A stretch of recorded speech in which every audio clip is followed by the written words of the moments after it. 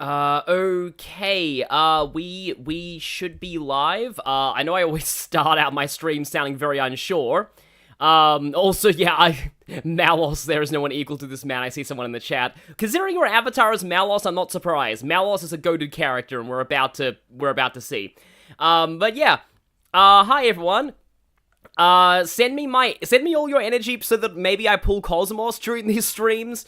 Yep, it's starting. Yep, people are saying we're live. Okay, good. Let's get right into it. So I actually have to use my Big Clinky 2 profile here. Also, all you Xenoblade fans here, look at who I have as my avatar for the Switch.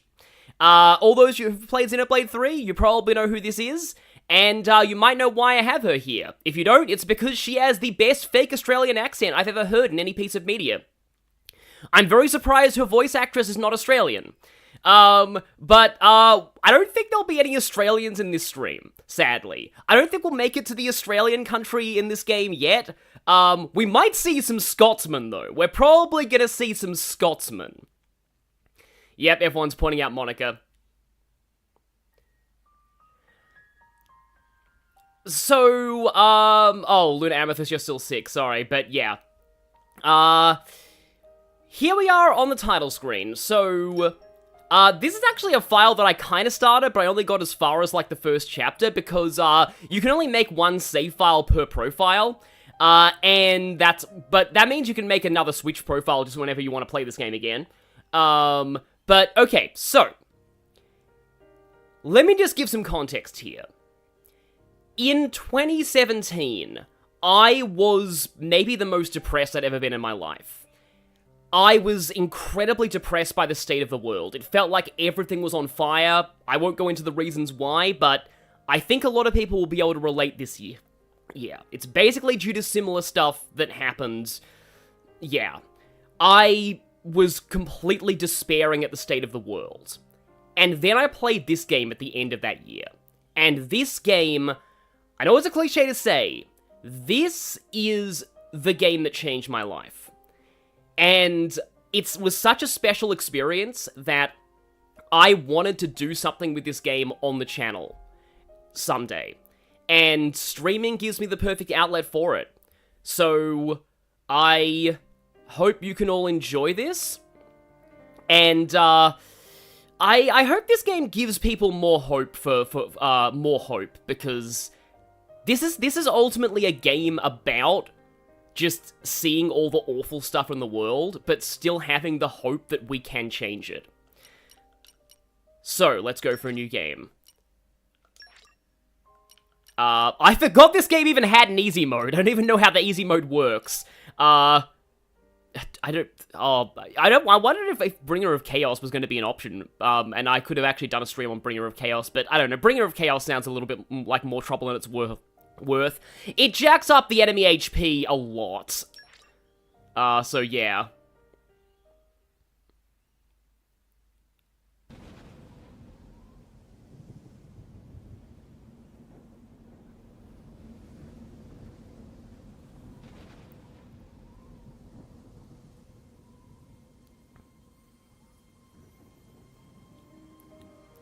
I should mention, this game is very cinematic, very story-heavy.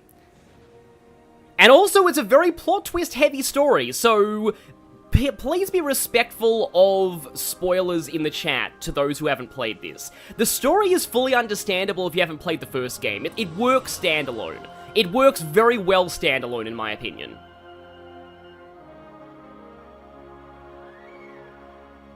Oh, nice to hear the love for this game, Cartoon Critic. This is a game that's very polarizing in the Xenoblade fanbase, or at least it used to be. I think opinions are more positive now.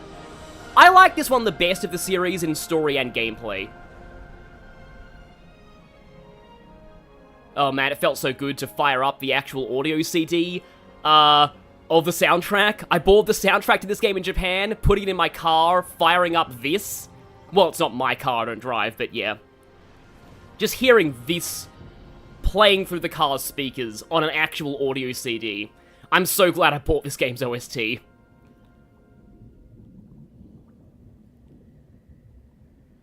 Oh yeah, debuff resist is different on different difficulties as well, yeah. It gets pretty crazy.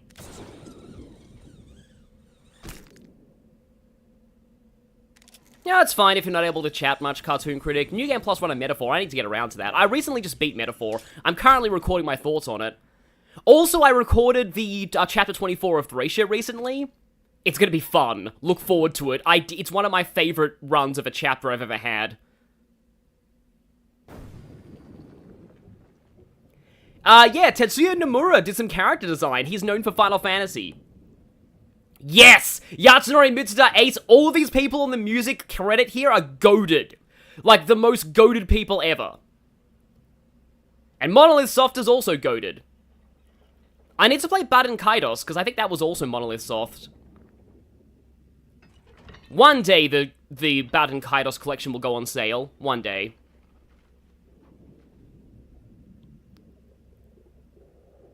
Hi, Destiny Divided. I recognize your avatar. Yeah, Tetsuya Nomura does a lot of Kingdom Hearts as well. You should be able to quite easily pick out the characters he designed the moment you see them. Thankfully, they don't have a bunch of zippers and belts. I'll talk about the voice acting once we get there. I just love the way that this, like, the world building works. Like, they lift these things up with these, like, flotation devices.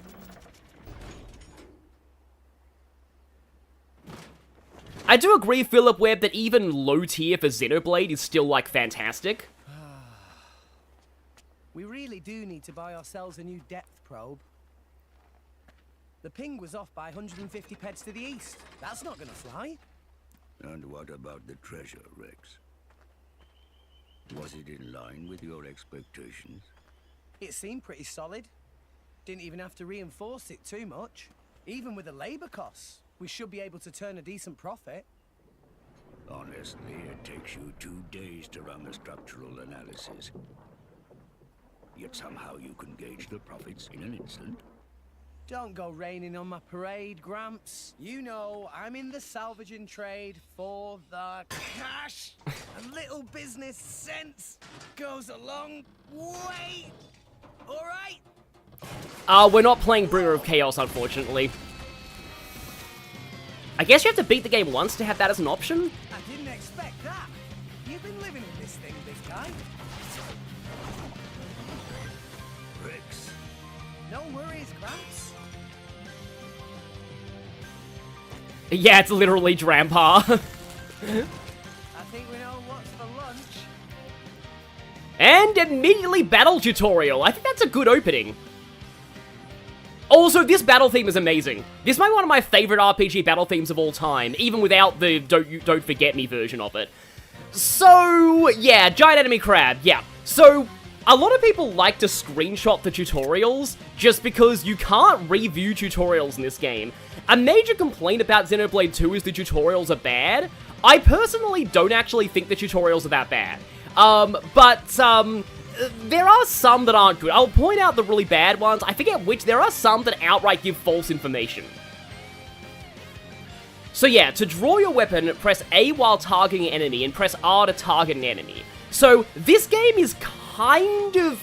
Okay, you'll see how the gameplay works once we get into it. You can also sheathe your weapon if you're not continuing to fight. So if you're fighting something that's above you, hold down R and press B to sheathe your weapon. I actually haven't played this in ages, so I might be messing up the controls.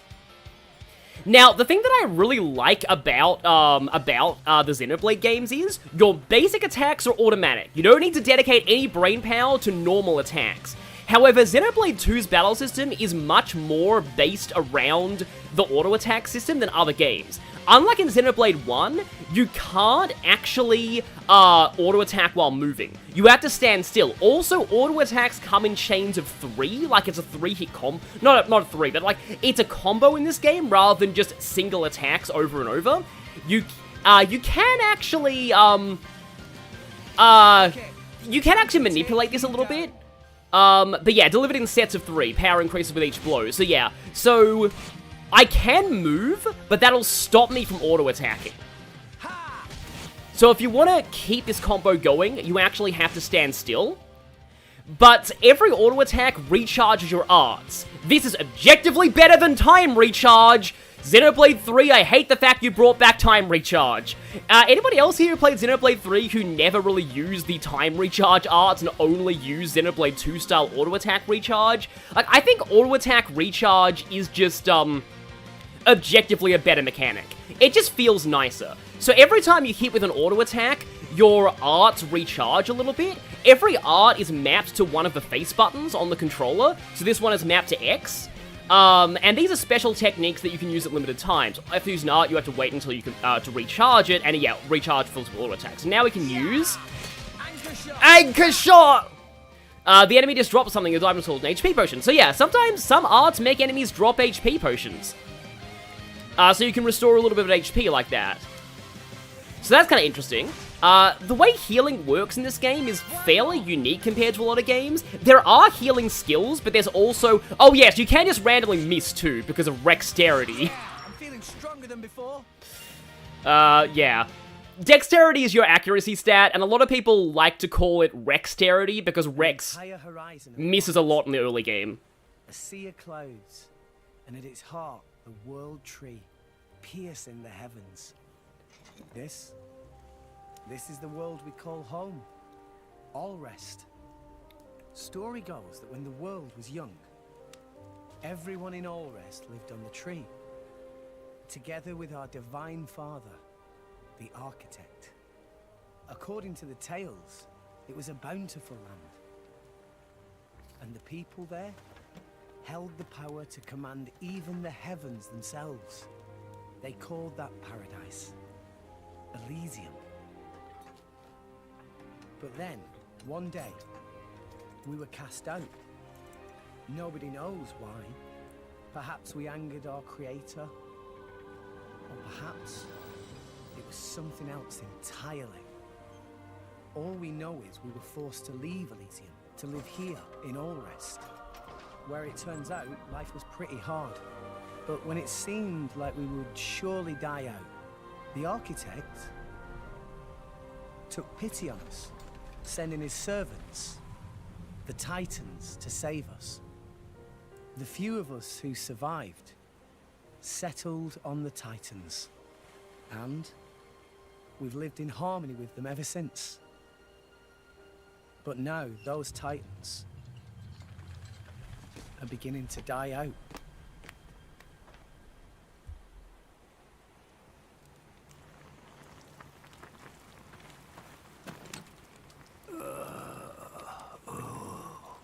The brazier does my weary old bones much good.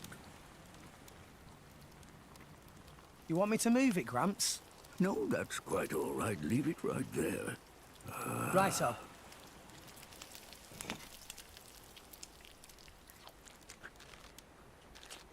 Yeah, the character designs are a lot more stylized than the first game, but personally, I like the stylized character designs, though I think 3's a good balance.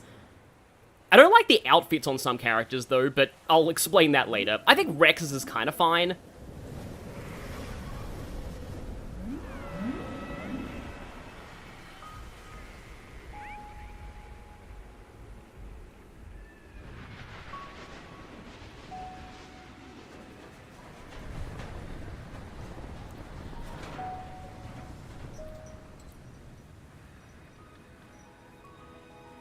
Not another one. Been happening a lot lately. More so than before. I wonder if anyone was living there. It seems not. And if there had been, they would have all left by now. Makes sense. Hey, Gramps. Do you think Fonset Village will be gone too one day? It would not be today or tomorrow, but one day, yes, it will fall. And you too? That's how it goes with us Titans. There's no way around it. Eventually, there'll be nowhere left to live. Sadly. So, you Titans were born up there. Is that right? So they say. For what it's worth. Mind you, I was born here on All Rest. As for my ancestors, who could say where they were born? Can it really exist? This Elysium? And the Creator? Who said to live there? A land of plenty atop the world tree. If such a place did exist, perhaps we could all live in peace, with no need for fighting. Sure would be great. For everyone. Even folks in Fonset. If the Divine Architect can see us now, I wonder what he thinks.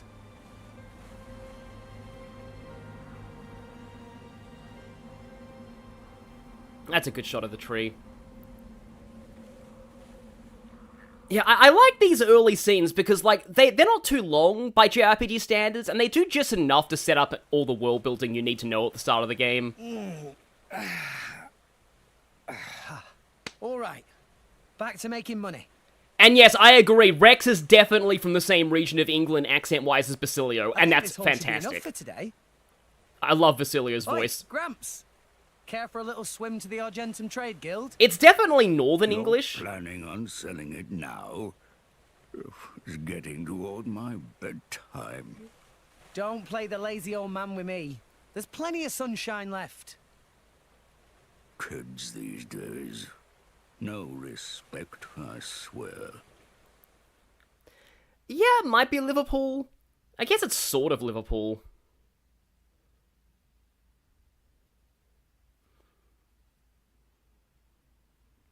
It's also kind of interesting how they bring up Fonset in that scene, and there's no context on what it means, but you'll find out, eventually. Well, the loading screen's always this long. I guess it's the first time we're going to Argentum.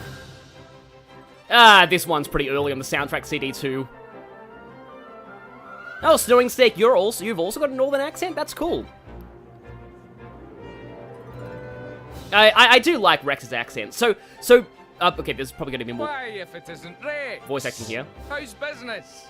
Going all right, else I wouldn't be here. Fair point.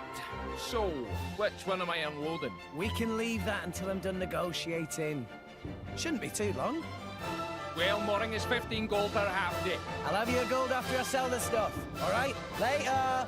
Hey, hold on! You know I can't do credit! Does it every time. Chugga's ruined that line for me forever.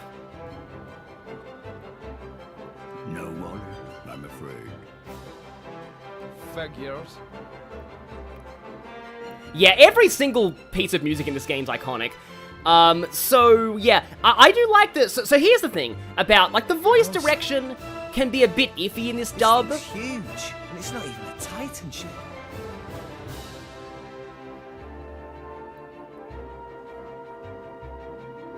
Credits will do fine, yeah. Yeah, I think Argentum is Latin for silver.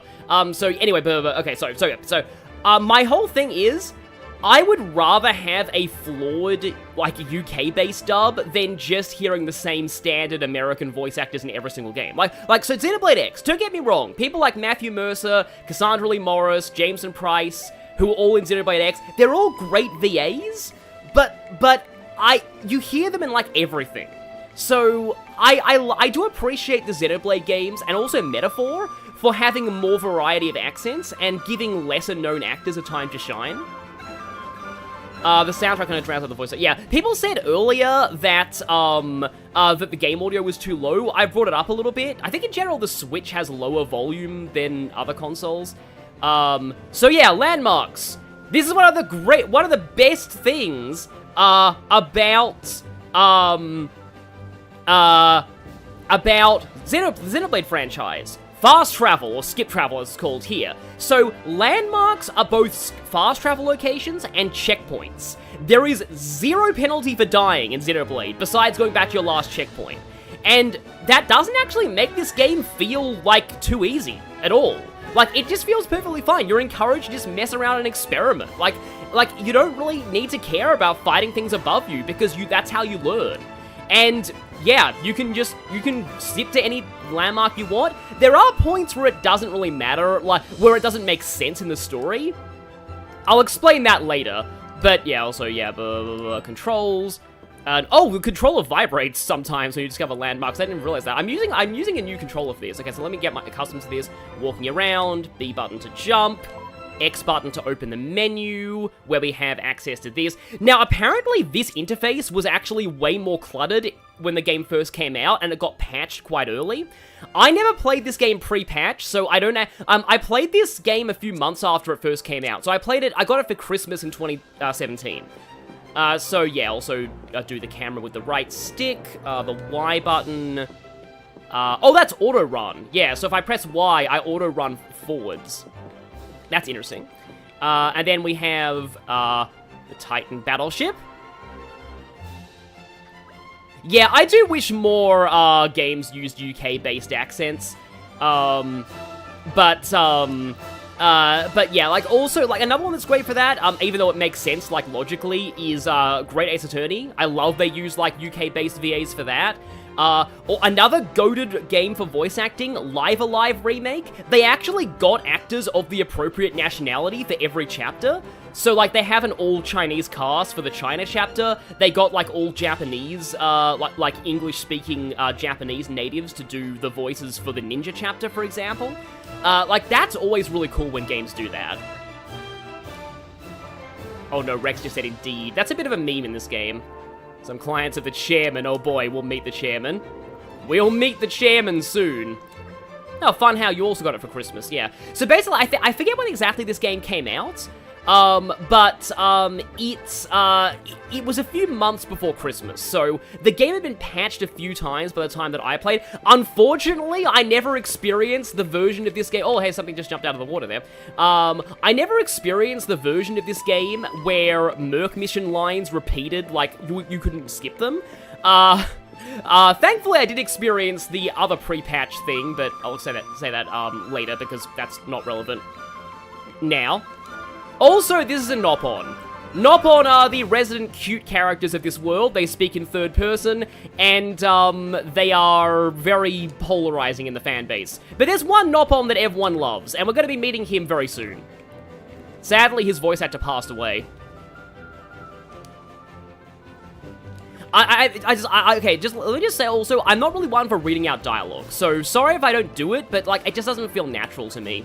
But one thing that I do love about this game as well, is that, NPCs who have something new to say have a star in their dialogue window. So you know, and, like, other games have done that since, like, Persona 5, but, like, oh, and then this came out after Persona 5, but you get the idea. So yeah, now that he's got that, I know that I've already heard everything he has to say. So yeah, always check, also the NPCs you can talk to show up on the map. I also like that these areas are populated, but that only some of them can be talked to. Interrupted by tutorial. Yeah, I was actually just noticing that, the compass. The mark on the compass indicates the direction that Rex should be headed in. The digits show the destination to the distance to your destination. And there's also, like, an altitude thing.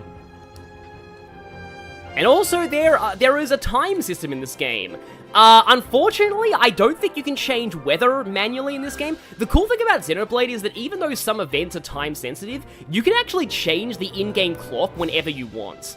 Which is amazing. But annoyingly, I don't think they let you change the weather until Xenoblade 3. And some enemies only show up in certain types of weather, which gets really awkward, I'll just say, what's that weather called? Aurora, I think it is? There's one particular unique monster that only shows up during a very specific kind of weather, and it's really annoying. Yeah, so objective, that's my objective right now. I can click in the left stick to make the map bigger, but I don't really see the point of that. Or make it disappear entirely, but I also don't see anything. So all of these places, also 12 Brother Sister Pond, this is important for a vague side quest later on. These are gonna be important eventually, but this one right here, Honeycomb Sweets, this is the best shop of all time. Remember the location of Honeycomb Sweets. You'll be visiting it a lot if you want to play this game well. So yeah, you there, Bonbon, you are best Nopon besides the other one. But however, sometimes it's fun to just ignore the objective in Xenoblade games and just explore around. These games are pretty, like, open in terms of exploration, and it's pretty cool. Oh, they only let you change the weather in Future Redeemed? Oh, that sucks. So yeah, we learn a little bit about the salvager business here, which is what Rex is in. Like, the thing that I think is pretty cool about this game is that, like, about Rex as a character, I feel, is that a lot of people think he's just a dumb, naive shonen protagonist, but even at this point, we know he's self-employed pretty successfully. He runs his own business. And yeah, and he actually has a decent amount of savvy. Like, he can tell the price of something just by picking it up. Now, also, yeah, if you explore around, you might notice there's some enemies here we can fight. We can actually do this before even pursuing the story objective. Time to take you down! I love Rex's dialogue so much. Now, combat might look a little boring now, but it does get more interesting eventually. This is just the basic of basics. You don't even need to do this stuff regardless. Also, one cool thing about Xenoblade, your health refills outside of combat. So, you don't really need to worry about, like, topping yourself up with healing. Anytime you aren't in combat, you will get gradually healed, back up to full.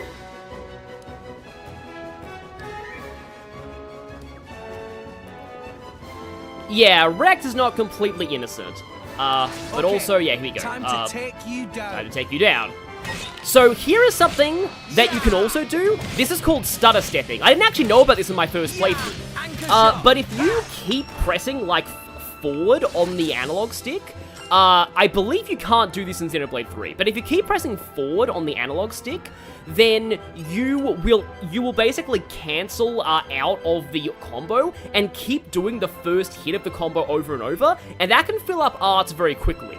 Like I said though, a lot of people think that the combat in this game is really monotonous, and really long if you don't stutter step. I went through my entire first playthrough without ever knowing about stutter stepping, and I was fine. So, don't feel too worried if you don't do it, because I actually don't think it's that necessary. I'll explain much later on. Oh yeah, this guy's basically giving you a tutorial on how to run away from enemies. If you get away from enemies until they stop chasing you. Also, where's the run button? Is there? I don't even think. Is there a run button in this game? I forget if there's a run button in this game. I'm used to metaphor. Oh, by the way, if you fall in here, don't worry. You actually can swim in the clouds, and when you swim around, you'll find a ramp that can get you back up onto the shore.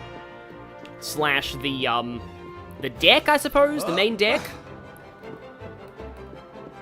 I think in some of the Xenoblade games also, I don't know why that landmark didn't register until now. But yeah, you can click in the stick to run. I think that's in Xenoblade 3 or X, or... I'm getting my Xenoblades mixed up. So this guy is going to be important later, but we know now that Rex is providing for his village. Yeah, we didn't get to hear Rex's death scream. Some of the characters in these games have amazing lines for falling, like, off cliffs. Like, death, there's so many really good death by falling lines in this game. So yeah, salvaging is also a minigame, but I think they'll explain it in the story. 360 people die every year from salvaging. Almost the same number as Nopon, who die from eat poison mushroom. Yeah. What dangerous career, salvaging or poison mushroom making? Yeah. There's one character who just says, "Not again!" It's amazing. Time to take you yeah, down. I like fighting a couple of these guys, just here. Rexterity. Yep. Every time Rex misses, don't take a drink because you'll die. But yeah, you get the idea. Yeah, that one purple thing, I think that's important later. Also, enemies drop, like, stuff and money when they die. Money is generally not too hard to come by. Okay, I believe this door here is an important thing later on. In fact, from what I remember, there's something down here that I can discover now, but I won't be able to do anything with this until way later on. Yeah, here you go, warehouse back door. Nope, this requires super strength level 2 and Nopon wisdom level 4. What the heck is that? Well, we'll find out later, but I like showing that door now. But yeah, it's nice to get little teasers of things that you can do in the world later on after you unlock more abilities and stuff. I've always liked that about world design. That's why I don't really like Breath of the Wild very much. Because, like, in Breath of the Wild, you're given all of your main abilities at the very start, and then you can basically just go anywhere. I like big worlds where the further you get in the game and the more abilities you have, the more of the world is open to you. Like, to me, that's more fun than when you can just go everywhere from the beginning.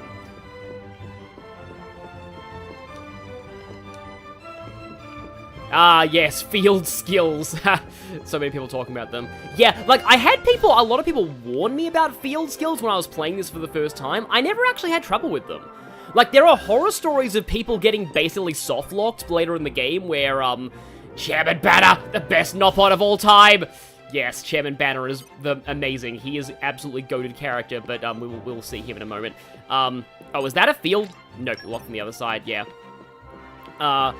But yeah, I just, so many things that people, like, had trouble with in this game never actually bothered me, and I really don't know why. Like, I grasped the battle system very quickly, and a lot of people online said the battle system in this game was, like, a nightmare for them to learn. So, yeah, this city is all about the economy and building a thriving city. It's also named after greed of the 7 deadly sins. And I'll explain more about that later. Also, again, you are instructed to go here in the story anyway, but I kind of like discovering the locations on my own. This is just sort of how I play. It's always fun to just be like, oh hey, I already know what that location, because I've already been there. So driver use weapon received from Blade to bash up enemies slicey. Also, sometimes driver return weapon to Blade. When that happens, Blade can unleash powerful attack and flatten enemy. Really love when Blade and Driver do it. Blade left very tired after doing this though, so Driver have to pick up slack and wave weapon bishy bashy at enemy. And also your boyfriend taught you that. So that right there is basically an explanation of like how this game's battle system really works, but we won't unlock that for a little bit longer. Also, there's an inn here. I believe you get a tutorial in the inn later, but for now I want to show this. All mine. Nope, you are not all Rexes. You need focus and Nopon wisdom for that. I also like how a lot of this is tailored to the lore. Like, you need Nopon wisdom for stuff in the trade guild because the Nopon run this place. And also, in Xenoblade, you can just jump down from a lot of high places. You will take fall damage, though. But if you die, don't worry, you'll just go back to an earlier landmark. So sometimes just jumping off high places is fun. Yeah, Nopon dialogue's hilarious. Oh, talking to everyone with a dialogue balloon does in fact increase affinity with the Titan you're on? Yeah, no, that actually is, that's a good thing to know. Affinity doesn't really matter all that much right now, but I think it gets you more quests from the places later.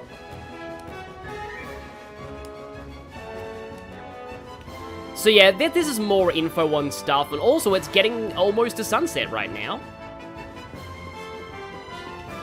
And now let's actually progress the story. I have not played Xenosaga. I've heard that Saga can have iffy gameplay at times. Life, Mayor. There's still more than I give to non-friend. If you bring military supplies, then you get good price. Ceasefire between Moor Ardain and Uriah not keep for too much longer, methinks. So weaponry is hot item. Well, what friend think? I'll make it worth your while. I told you before. I stay away from that sort of thing. Oh, it's shame. Reg's good salvager. Could be good way to earn pretty penny. Waste of talent, if you ask me. Anywho, where were we? I'll take your offer. 200 now, and you know what to do with the rest. Okie doodles. Sending monies to Coroner Fonset village, is right? Yeah. Is a beautiful thing. Sending money home at such young age. I touched. Wish my own dum-dum little pond did same. It's because Gramps doesn't charge rent. Hey! All right, I'm counting on you. Roger. Pleasure doing business. I love Rex's delivery there.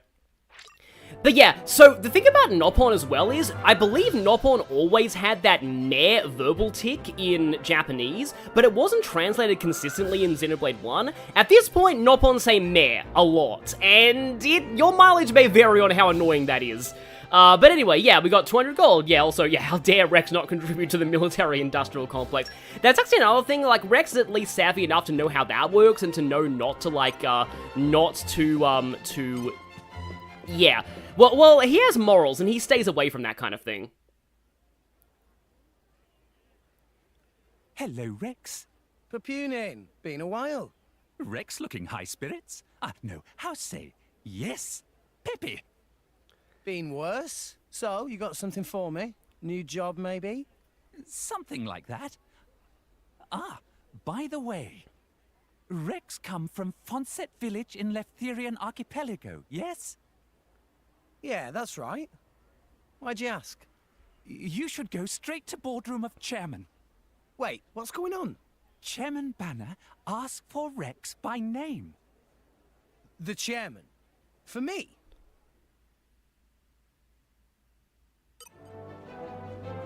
Hi there, Papunin. Yeah, I love how some of the Nopons sound posh as well. Like, not all of them have things. How are you doing, Papunin?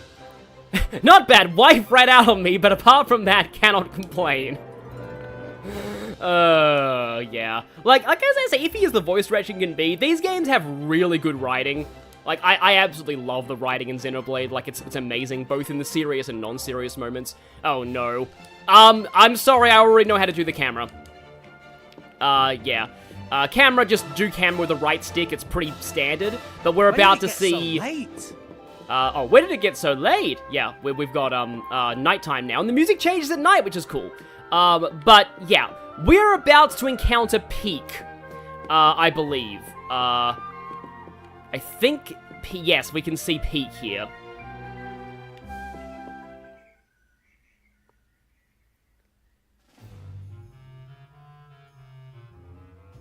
Thank you for accepting summons. I, Bana, chairman of Argentum Trade Guild.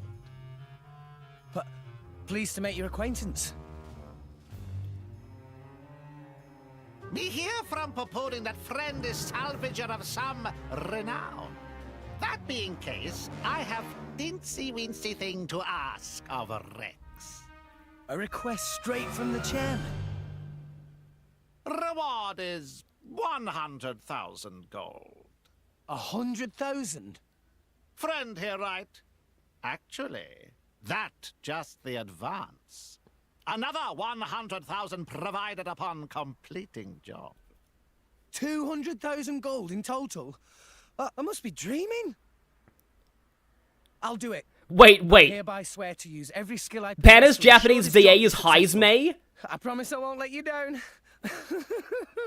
That is amazing. You agree without even hearing details of job? Oh, right. What kind of job is it? You really have skills for this? Of course, I'll be fine. Nah, if you say. Here, crew will explain the task. Bring them in. Sir? I feel so bad for that voice actress, she only gets to say sir.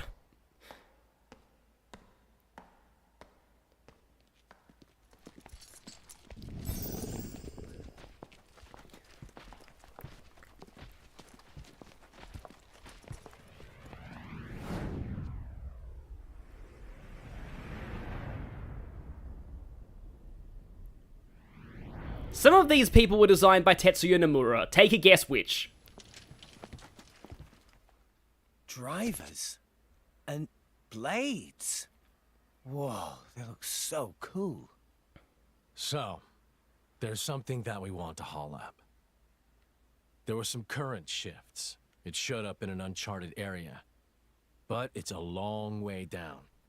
Nice. I like a good challenge. Oh, wait. Bana offered to assemble a team of veterans for this. Oh. Sorry, I lost audio for a second. Hang on.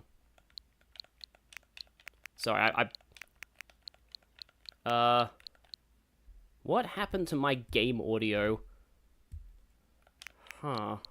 Okay, sorry about this. But yeah, it's nice to see all those people, something happened with my computer and I lost the audio, but... Okay, I still get audio, like I can still see...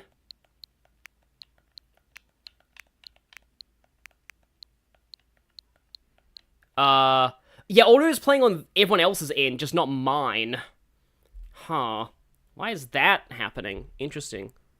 Okay, it must be something to do with my, headphones, then? Everyone else can still hear it. I can't, which is, I hope this doesn't kill my setup somehow if I unplug my headphones and put them back in.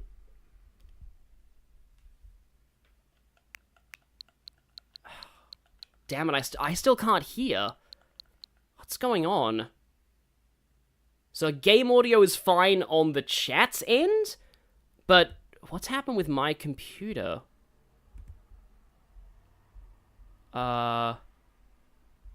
Headphones. Okay. Oh.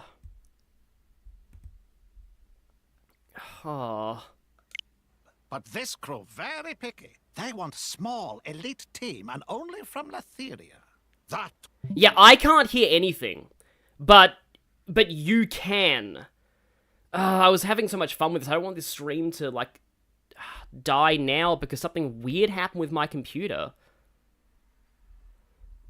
No, it's not. It's not because I turned down the volume on my headset. Like, my computer did a swirly thing. Like, as if something happened or changed or got loaded. And...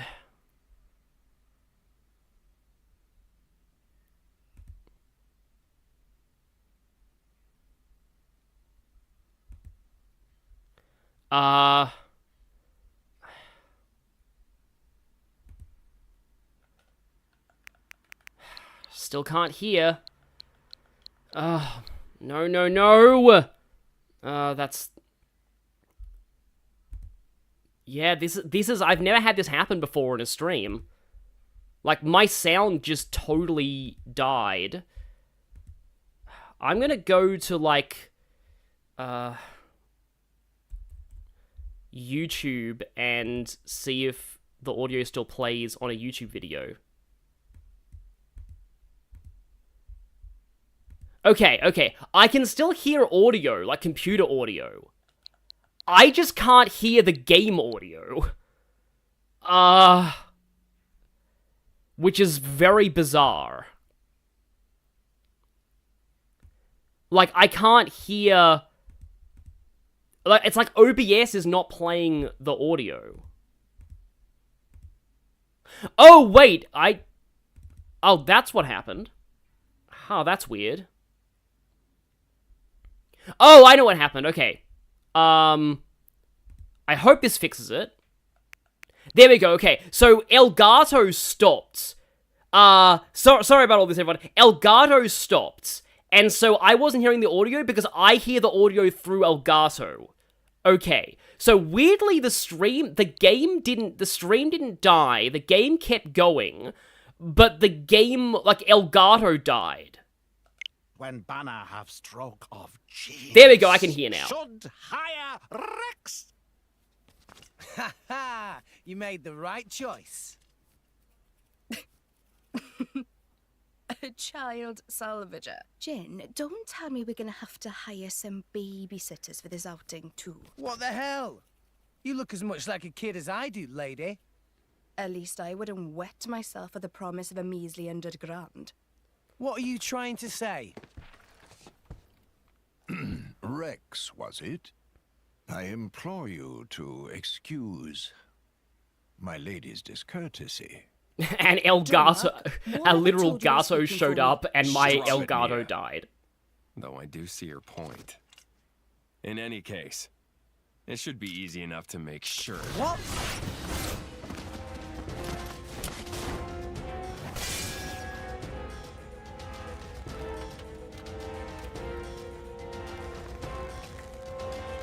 Ah!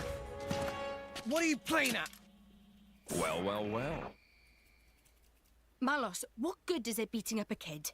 You said it yourself, didn't you? What if the kid's not up to it? I said nothing of the sort.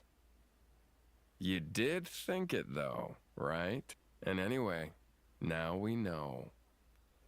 You'll do right enough. though you don't look like a driver. Where'd you learn those arts? Gramps showed me a thing or two, even when I was little. That was his idea of playtime. Well, you've got some skill, I'll give you that. Guts, too. Kid, you better work hard.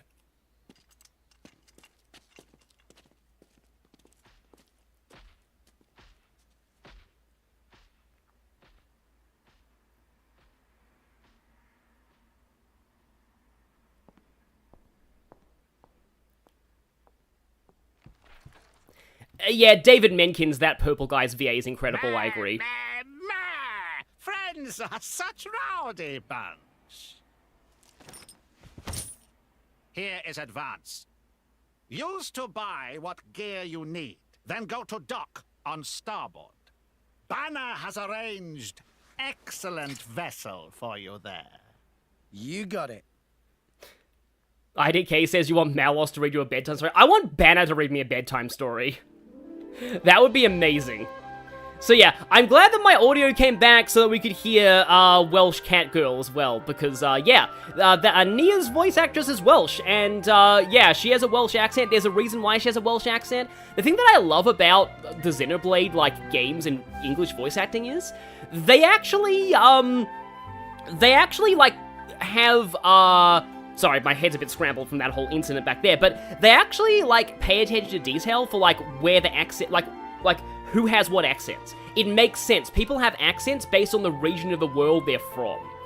And yeah, we got the advance payment of 100,000 when we got paid, just 200 for our, regular work. This is not suspicious at all. No way at all. So yeah, in my, when I first played this game, I actually had just gotten into, Dungeons & Dragons, and I joked that if this was a D&D campaign, then the DM put the whole Bana thing job. It was meant to be a expose the corrupt merchant subplot. They didn't actually expect Rex to take the deal, and then when Rex's player was like, yep, I'm in, the DM was like, oh crap. I didn't expect him to actually take it. What do I do now? And then the whole campaign went off the rails before it even began. That's my headcanon for how, Xenoblade 2's story happened. It's like, that was so obviously a scam! Why did you take it?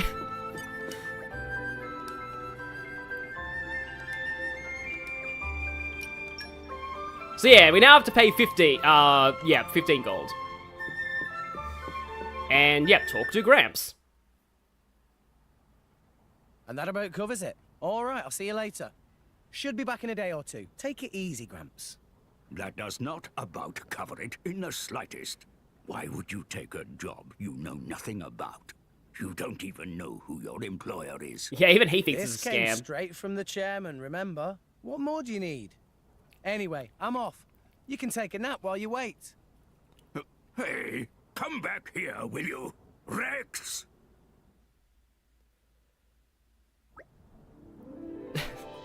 Some Asian, you did that to a D&D campaign once. It was supposed to be a pirate revenge plot. Then you told the DM, can I make my current player the villain? Yeah, that would be really cool doing that, but I do feel that requires a lot of consent from the other players, because it could come off really badly if you suddenly make your character have a villain reveal in the middle of a campaign. Okay, so we need to go to accessories, and we have a main story quest. Yeah, I don't think the first game had quest fanfares this big. Yeah, Gramps is genre savvy. Yeah, regular quests and part of the main story. Only to complete main story quest to advance the main story. Pink exclamation mark, blah, blah. So one thing that is really awesome about Xenoblade 2 is compared to 1. There are no timed quests in this game. None of the side quests expire. Also, they have a massive amount of quality over quantity in terms of this game's side quests. Xenoblade 1 has 50 quests in every area that are all kill 20 enemies, get 20 drops from 20 enemies. And they're just all kind of lame. Here, there aren't a lot of side quests, but every side quest has its own actual story. So, yeah, I appreciate this. Quality over quantity. And yeah, there are people who might have side quests, so for that, let's open this up. And we've got the double exclamation mark there, and okay, nobody's got the side quest. I know there's a side quest that does open up in here pretty early. I forget exactly when. I think it is before you leave for the job, though. I know there's a hide-and-seek quest that happens. Oh yeah, we're meant to buy accessories first. I'm thinking too far ahead in the story. Yeah, 100% Xenoblade 1 is a madman's venture, exactly. Yeah, like, I do think Xenoblade got better about side quests in every game in the series. Like Xenoblade's gameplay... Oh, I mean, actually, I think 2's gameplay, I think, is a bit better than 3's, but, like, I think the gameplay does improve with every game, and quality of life improves a lot, too. So we're meant to buy the Abyss Vest here, I think. Oh, something that's actually kind of interesting about the ways... I'll explain it when we actually equip this. I took a big job for the chairman. I got 100,000 gold in advance. That's not suspicious at all. Totally not a scam. Also, armor counts as an accessory in this game. So now we have to send some to Mom, just like in Pokemon Gold and Silver. You finally got that Abyss. Yeah, I actually love this. Like, the game actually makes your first purchase something that Rex, in character, has wanted for a while. I love that. That's just such a great case of, like, gameplay story integration.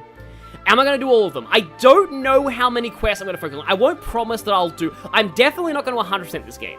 I think I'm going to be focusing more on the main story and exploring than on quests in these streams, because otherwise I would be streaming for like all year and more on this one game. But I will do some quests, yeah. But yeah, so right here, that's the map. Again, it's been a while since I played this. Which one is the... I think it's, yeah, it's that one. Here we go. Characters, skip travel, quest log. Oh, expansion pass. Should I even do that? I know that there's a thing you can get there that's actually quite good, but I'm gonna go to characters here first. Also, I love the art on the screen. So it says Rex is a fighter. Don't pay much attention to that yet. It doesn't really matter a whole lot. See, enhance arts. Do I even have the ability to... Oh, I actually do have WP right now. So you can upgrade your arts to have, like, better damage and stuff, but I'll explain that later. Affinity chart is also pretty cool. We have skill points, and we can use these to open things up here. I'll explain that later. But accessories, here we go. So I have 2 slots here. I can equip this. So one thing to know about Xenoblade is that there is no defense stat. It's just HP. So... that kind of makes things a little bit easy to digest. If you want a tank, you just have HP. There is a block percentage stat, but that's the closest thing to a defense stat there is. So I think, I'm a Pikmin fan. There's kind of a class system in this game. It doesn't really matter all that much, though. I'll explain that when we get there. But yeah, in terms of stats here, driver stats, from what I remember, don't actually matter all that much. Except for dexterity and agility, because that affects your accuracy and your evasion. Luck matters for something later on in this game, literally a gacha system that's actually influenced by your luck stat. Don't worry though, there's no microtransactions. And then, yeah, nothing there. This only matters for, again, gacha. But yeah, I actually forget what strength does and ether do, because most of your damage actually works off of your blade, but that's not introduced for a while, for a little bit longer. But the main thing to remember here is that again, there is no defense stat. It is just HP.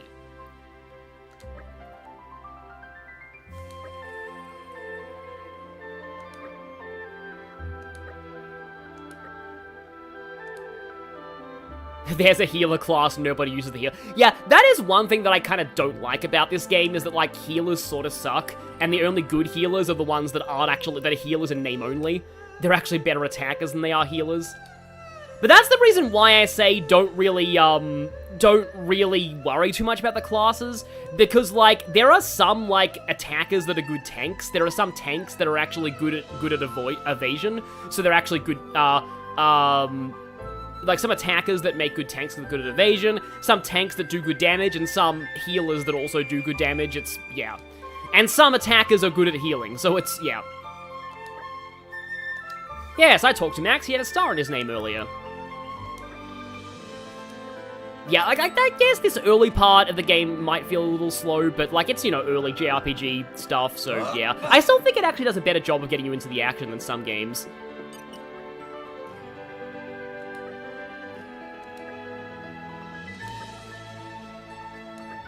I forget if I'm actually allowed to buy stuff yet, though, like, from other shops.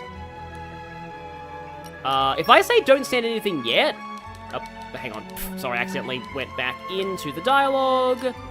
I want to check something. Yeah, it took until 3 for Monolith to actually make healers relevant. I think it's because you get guaranteed healing outside of battle. Yeah, I can't buy from Honeycomb Sweets yet. Rip, I have to give money to my family first. Before I can buy cake. And jelly.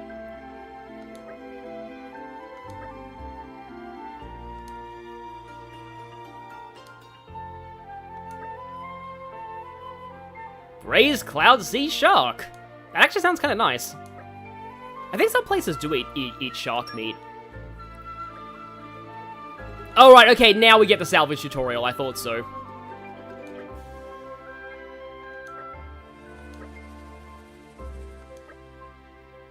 I forget why, lore-wise, you need cylinders to salvage. I think it's like your air or something?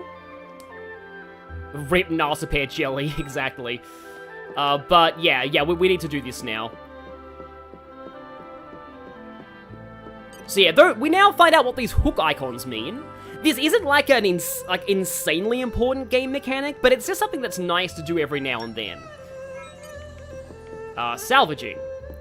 And I am gonna horribly fail at this, aren't I? Because this is a quick time event. It looks pretty funny if you fail, though.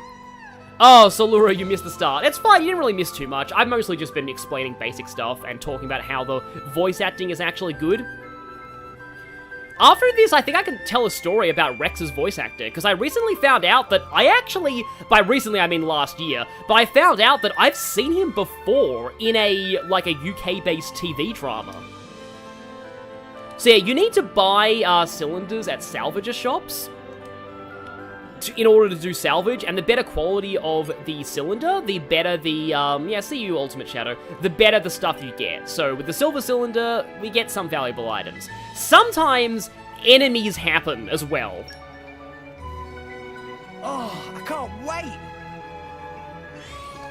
Oh. Onwards! Okay, that was 2 out of 3. If you fail all 3 of them, he just trips over. I'm back. Miss me?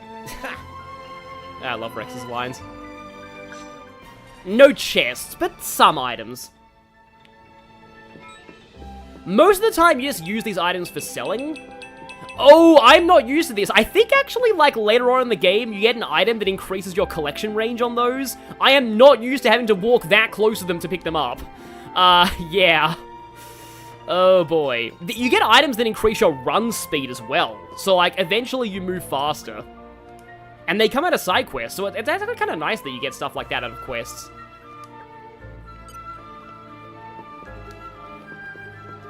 Yeah, the cylinders hold more air and you stay underwater more, yeah. That was alright.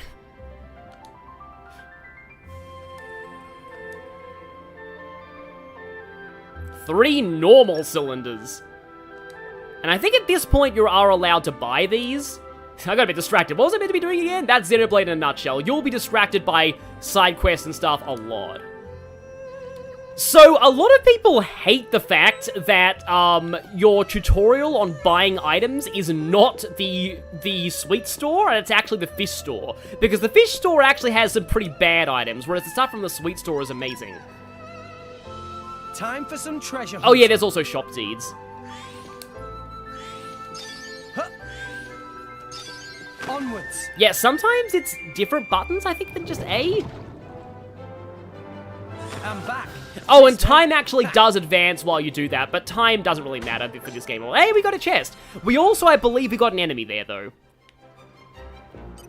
Yeah, sometimes salvaging will bring up enemies, take you down. And it's better now where it's just crabbles, but later on in the game, sometimes you might end up fishing up a giant enemy squid. Anchor shot. Ha! Also, something that I just did there, if you look at the, if you were to look there at the, like, what appeared when I did the attack, I used an art in the middle of using, another attack, and that was a cancel. You can cancel, like, attacks into other attacks, and those, canceling does actually, get you some good benefits. I forget exactly what the benefit of canceling is, but, like, I think it gives you better recharge on things. I can't wait! Oh, that one was fast. I'll do, I probably will do Tiger. Not all of Tiger. And yeah, the people run away from, like, if you start fighting an enemy, which is pretty cool. But yeah, sometimes you find a giant enemy squid, or a squood. Breath of the Wild. I'm finally gonna go to Rito Village. Oh, what's that? Gets distracted forever. Yeah.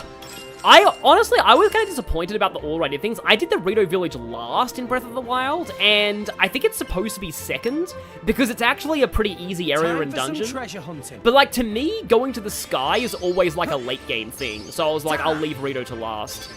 Alright! And there we go, we got all three of them that time. Canceling boosts damage based on which hit of the combo you cancel. Man. Okay, yeah, that's it, yeah. They'll come up with a load of guff again. Wait, did I actually get bad results even though I did all three of the quick time events successfully? That's okay. No! We lost the upper hand! Oh yeah, sometimes that happens. If Rex says that, it means that the enemy saw you first. That usually doesn't matter, but like there are some abilities, like some characters have skills that make I'm feeling stronger than before. you like get better bonuses if you sorry, it's hard to do like explaining gameplay live. If you start a battle with initiative, and if you don't start a battle with initiative. Oh, Rex actually got a new art too. So now I want to fight something else and show off this new art. Normal cylinder moment, yeah, exactly. Giant's Black Ring, though, that's actually kind of an interesting item name when you think about it. Oh, I can't buy more cylinders yet, which probably means I can't buy any stuff from here. But yeah, salvaging RNG. But at least it got me an art. So is there a crab over here? There is a crab over here. The other cool thing is that enemies that are weaker than you will not usually automatically aggro. Okay. But yeah, I have Sword Bash. Sword Bash is not really that useful for me right now. It says back attack up. That means to do more damage when hitting from behind with Sword Bash. The problem with that is that because I only have Rex right now, everything is going to be aggroed to him, which means that actually getting to hit things from behind is kind of rare. Although, I might actually be able to ambush things with it, because, like, you can actually... I believe you might be able to open up, like, the menu before you actually get an enemy into combat, and then you can use, like, Sword Bash first. But anyway, you generally want, like, a tank to take the aggro, and then Rex uses Sword Bash from behind. Thing is, though, I don't think Rex is not, like, as big of a positioning arts guy as Shulk was in Xenoblade 1. Shulk in the first game was very much about positional arts, like side attacks and back attacks. You know, backslash is like Shulk's signature move. Rex is less about that. He's actually more about Anchor Shot. That's kind of Rex's thing. But Anchor Shot gets an upgrade later on that makes it do the thing that it actually is supposed to do. So right now, Anchor Shot is not even, like, at its true form. Yeah, this isn't even Anchor Shot's true form. You'll see later, but once we unlock the true potential of Anchor Shot, then that basically becomes Rex's thing. That and a couple of other things, but you'll see later.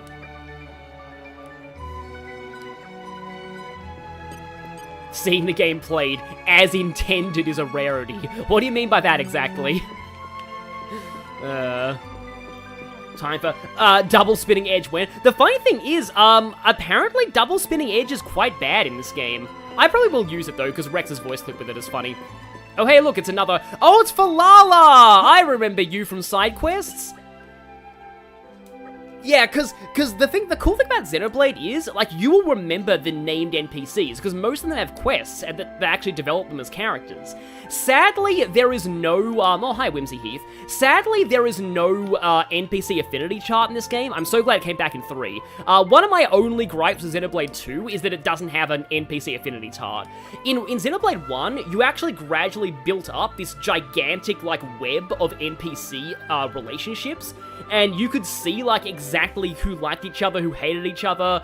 The relationships change as you did quests. It was so good. It made the world feel so alive. And my one gripe is that Xenoblade 2 doesn't have the affinity chart. Because Xenoblade 2 has some good NPCs that really could have used the affinity chart. So, these things right here. Minus 3% ether damage taken. Minus 4% ether damage taken. Minus 4% ether damage taken, plus 5% HP recovery, plus 8% party gauge. Okay, party gauge gain is good, but these other effects aren't the best. So yeah, Fishy Fishy is not a great shop to have as your shop tutorial. So I'm only going to buy, I think, one of those. I love the quest complete sound from Xenoblade 2. And one of the things that I love about Xenoblade Chronicles so freaking much, side quests give you experience. Every RPG should do this. Like, I love the fact that Xenoblade does this. It just, the best way to incentivize somebody to do anything in an RPG is to give you experience from it. And in Xenoblade, exploring gives you experience, and side quests give you experience. It is such a great system. Again, every RPG should do this. Like, Xenoblade has a lot of mechanics that just every RPG should do. So, now we get the in tutorial.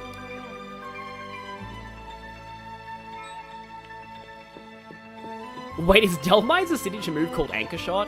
Oh yeah, yeah, you can see there, question mark, there's now a question mark on my map that displays. Yeah, we've just unlocked side quests. Perfect time to talk about this, actually. So, there's a couple of side quests here. I think I will try and do these. One issue, you can overlevel from it, and here's the other thing that Xenoblade 2 does that makes it goated. All of your side quest experience, I believe, goes into bonus experience, which is banked, and you can use it at any time you want it ends. So, not only do you get experience from quests, you can choose when you use it. So you never need to worry about getting overleveled from quests. You'll be exactly as over or under leveled as you want. That was something Xenoblade 1 didn't do. What's insane, actually, is that Xenoblade 1 Definitive Edition actually changed the side quest experience to work like it does in 2. So it goes into a bonus experience pool. But you can change that in the options to work like it did in the first game. Even then, I always felt that it was kind of hard to be overleveled in the first game. Like, to me. But yeah, it's not like Final Fantasy 15, where I got disgustingly overleveled from doing every single quest, and I was just, like, one-shotting everything in the endgame.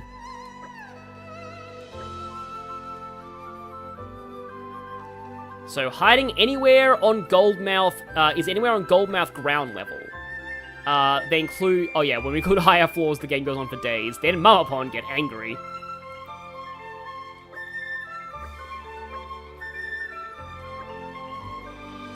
I think I've actually heard other people say that having, like, hide and seek as a first optional quest is just such a good game design because it forces you to engage with exploring.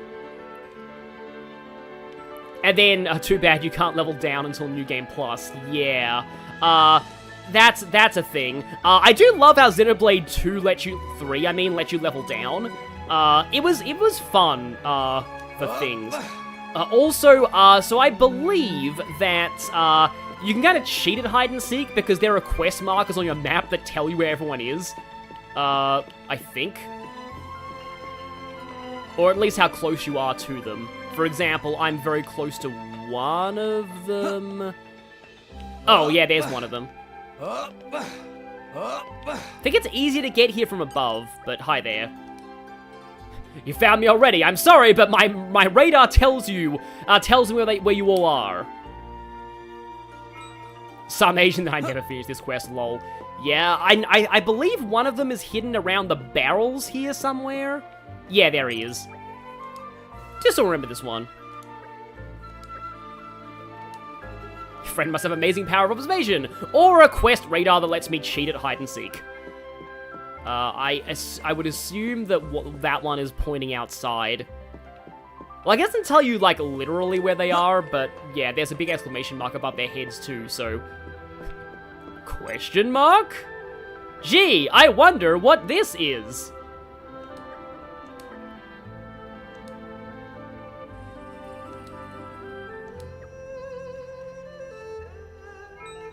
And yep, that quest is pretty much finished now. But I believe you can... Oh, I haven't even done fast travel yet. I probably should. Is there a better fast travel location for... I can fast travel to the inn, I guess. Please don't take me into the main story, though. Again, don't worry. Like I said earlier... oh, it's taking me into a tutorial. Like I said earlier, you don't need to worry about quests expiring. There are no timed quests in this game ever.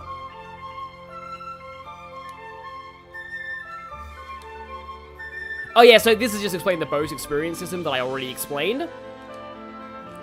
So yeah, when you go to an inn, you can use bonus experience, which you get from quests. So I guess they do kind of expect that you do a few side quests here, just to show how the bonus experience system works. But I still think it is really cool.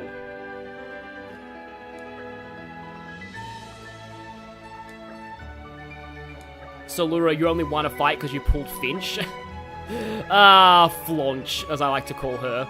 It's just because, like, in her quest, there's an NPC who ends up calling her Flaunch, and that name stuck with me, so now I call her Flaunch.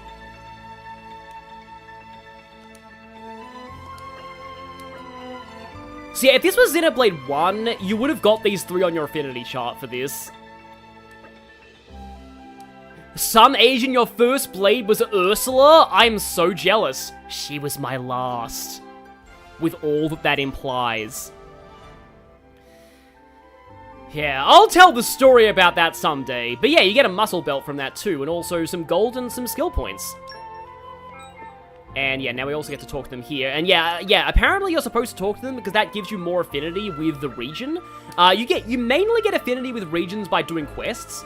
The affinity, I think it affects items the shops sell. And other things. Oh, there we go. Yeah, we just got it. Development level 1. We got affinity. We actually did increase our... We just showed that talking to people with stars increases the affinity with the region. Friends heard of Twinkle Juice. Talulu love Twinkle Juice.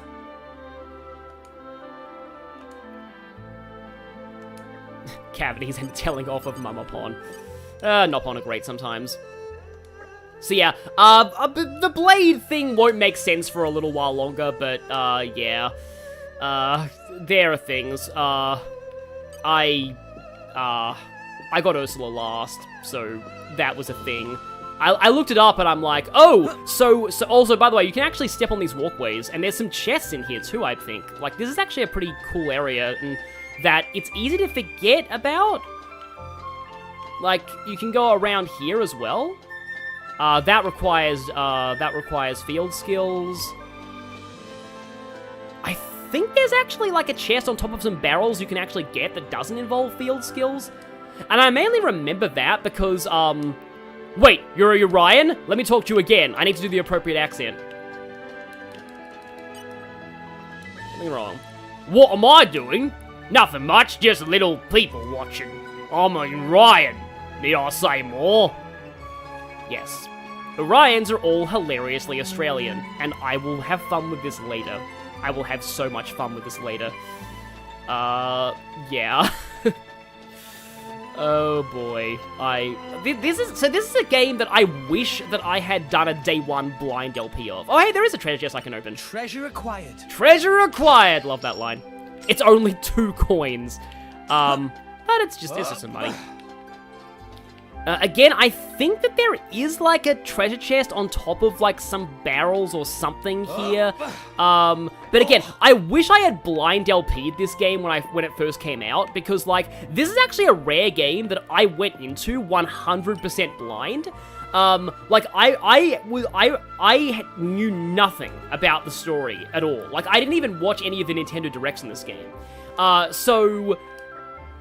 So yeah, like, when I got to Uriah and heard the Australian accents, I just broke, like, completely.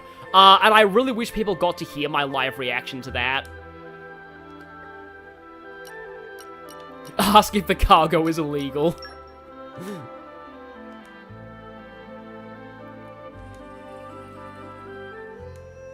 Trent's Crabbles. Are they evil teachers from Wildmount?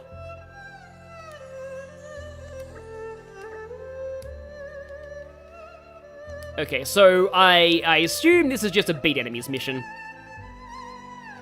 I actually completely forgot about this one.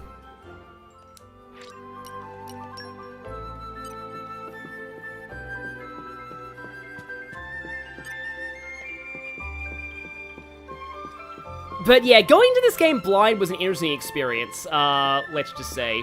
It was, oh, it's on the Crabbles on the other side, I think. Also, I think we actually should be allowed to buy stuff right now. But I will, no, actually, maybe I could? Also, right here, this is actually where you sell stuff, oh, wait, no, I know where to find Max. Are we? I don't think we're allowed to do that. That's where I think that's actually where you sell stuff that you get from salvaging. And I can't do that yet, okay. It's not gonna let me actually show what those items you buy from shops do, because I don't have any good ones right now. You're meant to, like, use them as, like, a time-based thing. Like, like, you put them in your pouch, and they give you, like, a limited time effect. So in this case, it is... Also, there's Sword Bash. That's all, right? That's all. Oh, no, there's more of them. Like, yeah, that's all. Nope. More of them. You'll also hear Rex say, ow, a lot. And yeah, that circle graphic there, that shows that you got a successful cancel. Did I do that? So also now, you can cancel into Sword Bash. You always want to be canceling. Canceling is like way more lenient than like most fighting games. Oh, there's a crust tip here. Yeah. It's kind of cool. It shows you sort of the basics of battle, I suppose. You're pretty much not likely to die. Oftentimes, also, I think in Xenoblade, the level difference between you and the enemy impacts how high the enemy's evasion is. So, if you keep missing stuff, it is often because you are under-leveled.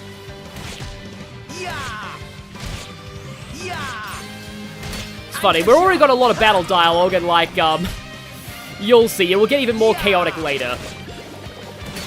This is it's a pro and con of Xenoblade, depending on your inclination, but I personally like the battle banter. There's a lot of it.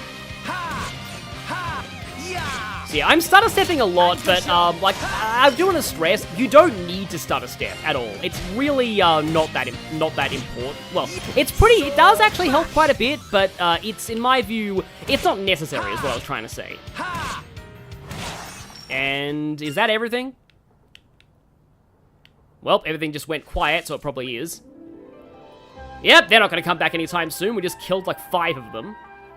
Oh, hi, Talfurus. Yeah, but things have been kind of good for me. I'm really just in the basic tutorial area right now, but that's Xenoblade for you. You get distracted by stuff a lot. Oh boy, yeah, Xenoblade 1 bonus bosses. So the funny thing about the way that Xenoblade handles super bosses is, they are higher than your level cap. So the super boss in Xenoblade 1 is level 120 when your maximum level is 99, so you'll always have to deal with the bad accuracy penalty for being underleveled. So that's why you fight it at night and have night vision goggles, which increases accuracy at night. Huh, Garfront mercenaries, huh? Yes, I wonder if that will be important later in the game. Essentially, this guy has said he now wants to hire Australians for all. He thought that I did such a good job there that he now wants to or is that a she? I think that might be a she. That she wants to hire Australians for every job in the future. So okay, I have some more accessories that I can equip now. Camo shell, increase HP restored to self, not using potions. Okay, that's bad, because Rex can't restore HP to himself. Muscle bone increases strength by 20, let's just do that, yeah. In general, with accessories, anything that reduces enemy break resist, that's what you want. Anything to do with break, topple, launch, or smash is really good, but we won't actually encounter that mechanic for a while. Also, I can just fast travel to the inn, I probably should do that, but, you know, walking around in Xenoblade is fun. In fairness, this game's strongest super boss has several one-hit KO attacks. Okay then, yeah, there is an instant death effect in this game. It's pretty rare, but it exists. Yeah, so a short rest, I believe, does not advance time. But here I can use bonus experience to level myself up. I think I'll only go for one level, though. Yeah, I'm feeling stronger than before. I love when RPG characters have dialogue for leveling up, but I'm biased because Junpei. Oh yeah, crit rate. Crit rate's also really important. For certain blades, it depends on, like, your build, but, like, for Rex's main blade, you want as much crit rate as possible. Rex likes to crit things. That's actually Rex's thing. I said before that, like, Shulk's thing is positional arts, and Rex's thing is kind of anchor shot, but Rex's other thing is crit rate. Rex likes to crit things a lot. I will definitely be explaining that later. Okay, now shops are available. Okay, yeah. Hub of commerce. But basically the only thing worthwhile here is the pouch, yeah. Is the sweet shop.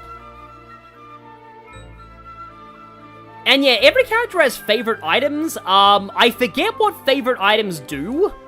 Where's Cosmos? Not for a while, mate. Not for a while. I don't say mate often, but yeah. Again, I think it's something to do with affinity. I forget exactly what favorite items do.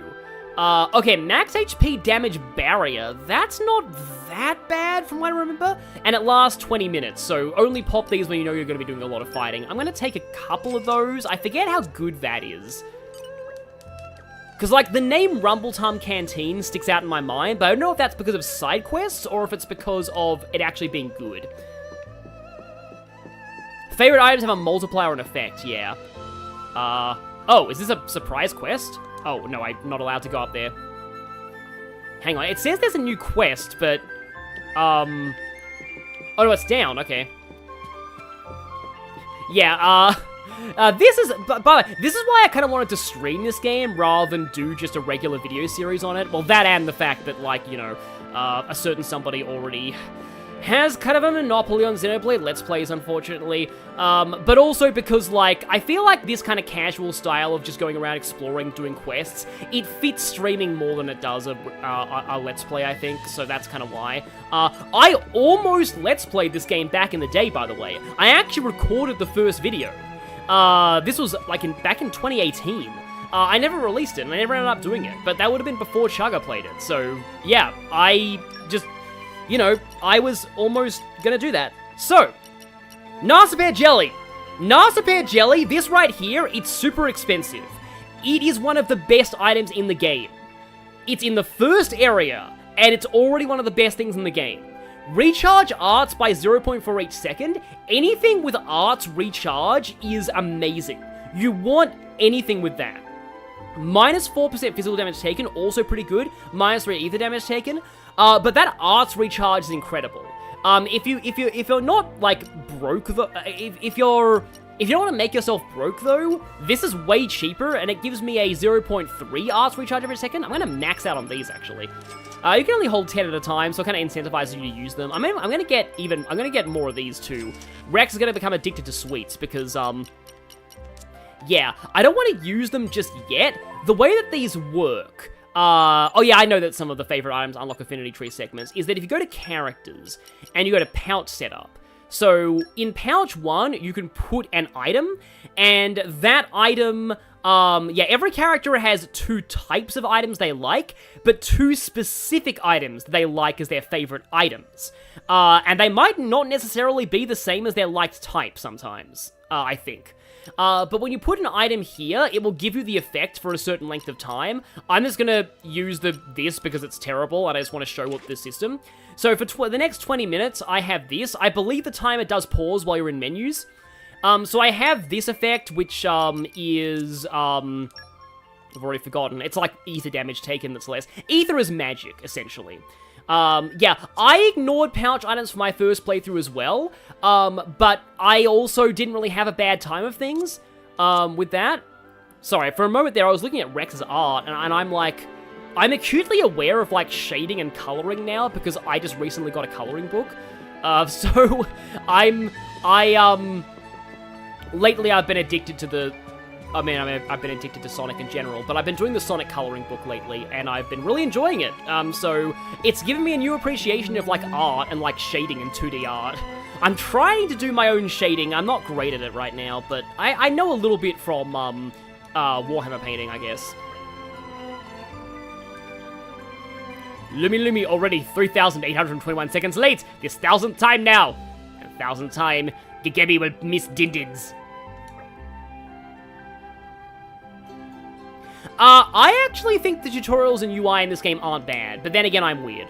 I'm the weird person who grasped everything in this game, except pouch items, I guess, immediately. Okay, find Lumi and tell to relieve watch. Watching salvaging, okay.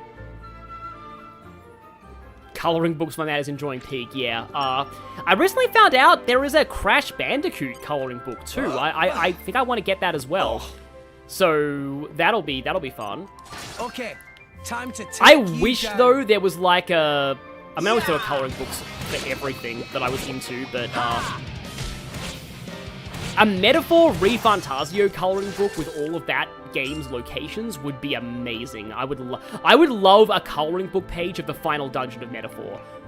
No spoilers, but the final dungeon of Metaphor looks like really, really good. Oh, hi, Crusted. Okay, time to take you down. Oh yeah, that's the thing. I think later on in the game, you unlock abilities that let you start the battle with arts already recharged. That is also really amazing when you get those. Like, it's so cool to have arts already ready to go at the beginning. Seeing Infinite in that coloring book makes it, it's a new day, everyone! I love that line! I'm so happy that my brother-in-law, I got my brother-in-law into Xenoblade. We played the start of it, like, together, and in just one single session, he was already quoting "It's a new day, everyone," and, like, most of Rex's lines. Mission accomplished, is all I'll say. Oh, Worldens with You coloring book would be really cool. Yeah, yeah, too. Yeah, but if you guys think that my Sonic Brain Rot is bad because of the coloring book, I recently got the Sonic cookbook, and I cooked the first thing from it a few nights ago. Poached chicken from a Knuckles recipe, and it was really good. So I'm finally getting out of my, unseasoned chicken phase. Oh, okay. Cinnamon roll from Honeycomb Sweets. Didn't I buy one of those already? I think I bought one of those already. Yeah, that's what I love about this sometimes. It's like, oh hey, I already have that item. I can just give it to you. Sly Crabble. Yeah, another fight thing. I love how, like, so every because you can do quests with different party members, every character has completely generic lines. So, like, Rex saying, "I'd like to help if that's okay," that's just his generic quest line. These generic quest lines get really funny sometimes as well. Especially in the more darker quests. Mission accomplished is an understatement, yeah, thanks for that, but yeah, yeah. Yeah, you know, it always does kind of, it's always a little bit weird to me when, I was talking about so much stuff over that I actually completely lost track of, what I need to do next in that quest. Every quest has its own, like, photo here. Oh, I need to get the keepsake necklace.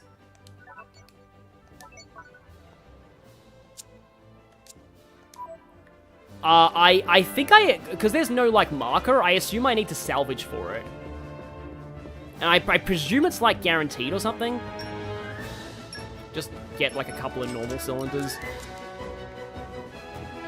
Oh, wow, your sister got you a replica Monado for Christmas. I don't really have any of that kind of merch because it's probably really expensive.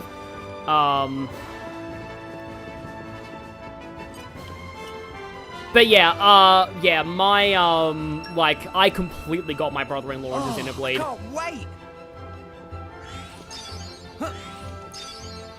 So it was just so great when I heard that he was already quoting, "It's a new day, everyone!" This looks like it'll be something. Yeah, there is a Pokemon cookbook. It's by the same person who did the Sonic one. And she also did a Halo, a Fallout, a Final Fantasy XIV cookbook. It automatically comes out, the Slycrabble. But she, basically, Anchor shot. she runs a blog called Pixelated Provisions, where she makes, like, food based on video games. She has some Yakuza recipes. She has, like, some, like, Rollin' With You recipes, which is amazing. She's got Animal Crossing, like from basically any game you can think of, there's recipes that she's got on her blog. And, she did the official Sonic cookbook along with Ian Flynn doing the flavor text. The flavor text on Shadow's recipes are amazing. Like, I guess from one of them, it's like for one of the burrito recipes that he has, maybe that's actually secretly a Shadow Loves Latinas reference as well, is realized. But it's something like, "These are great to eat on the go," and then Rouge is like, "Oh yeah, I remember when you made a bunch of these and we had them on a mission," and Shadow's just like, "I didn't make them for you." Yeah, so the blog is Pixelated Provisions, I think it's called. Oh, I just lost all the salvaging items. That's fine. And now we have the pendant.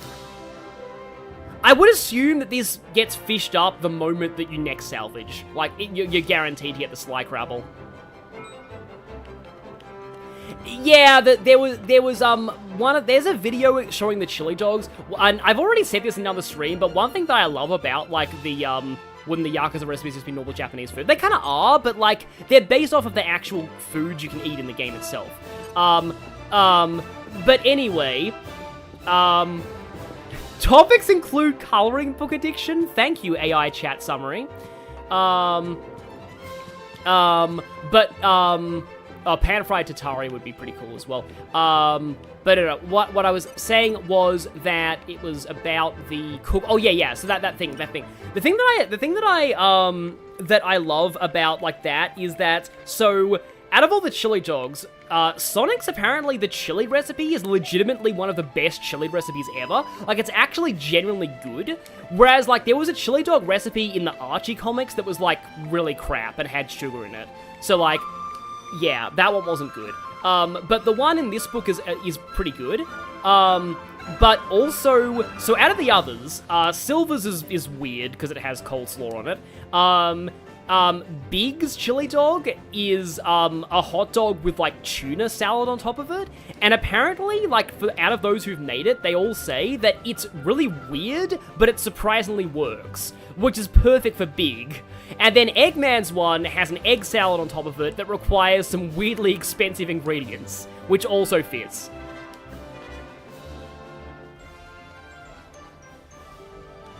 Oh, there's a Kirby cafe. I'm assuming that's in Japan. Leather gloves and wolf shoes. Also got a lot of stuff from that.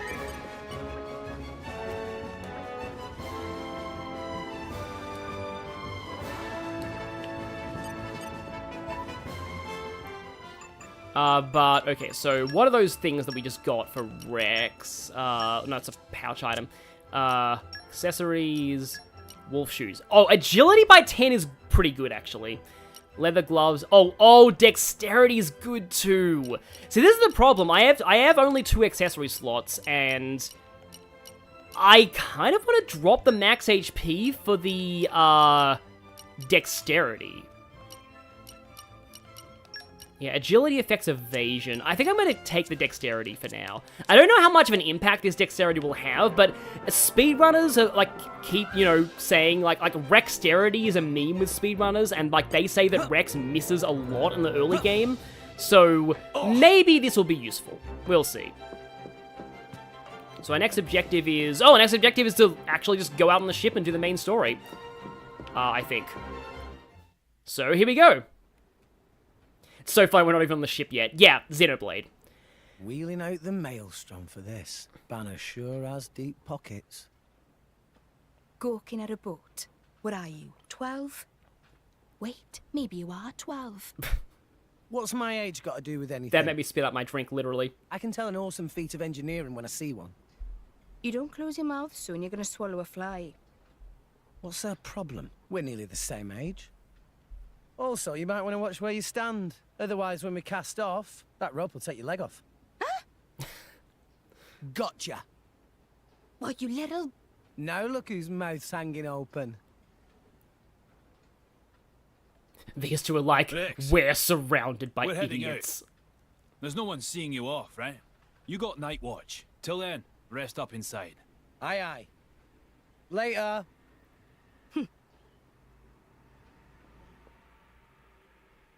We kept them waiting a week in game, lol. Oh, now we can actually sell things. Okay, then.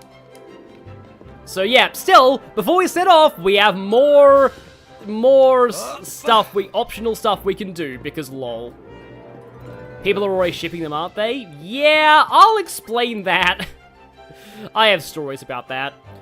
So you always sell items in sets. Oh wow, I can get 2,600 out of that? That's cool. Compassion booster. That boosts, like, gacha. And, oh, I can make a lot of those, I think. Here we go. I remember, like, later on, there's, like, a crafting thing that that you need to do a lot of, but I forget exactly what it's for.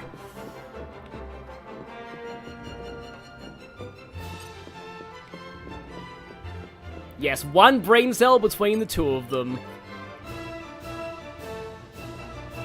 Shipping who? Rex and Nia, but I'll explain that soon. Are you ready? If you say yes, you will actually go to a very big sequence of story stuff in a dungeon, so make sure you've done everything you want to do in Argentum before that point.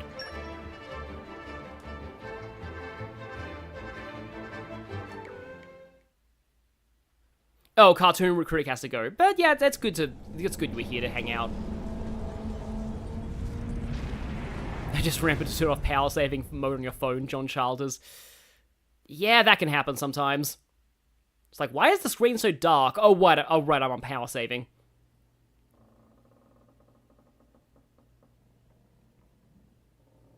Not a fan of that ship? Do you mean the Maelstrom or the like, romance term of shipping? Maybe both.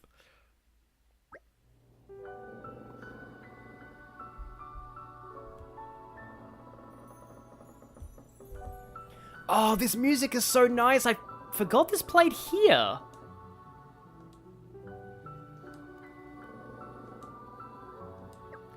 So yeah, we've got to talk to everyone sequence. Maelstrom Interior. Also Hyperputin. So this is Dromark. I believe Dromark is named after, like, a, hound from, like, Welsh mythology or something.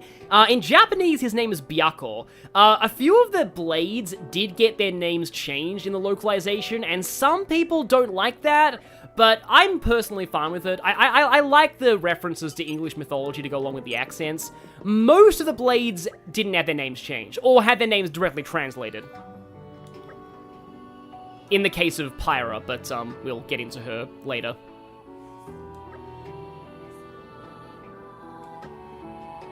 Yeah, I forgot this music played now.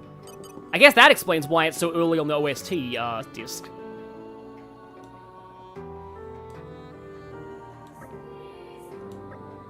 So yes, blah blah blah, talk to people, blah. What's this song even called? I mean, its name's probably a spoiler.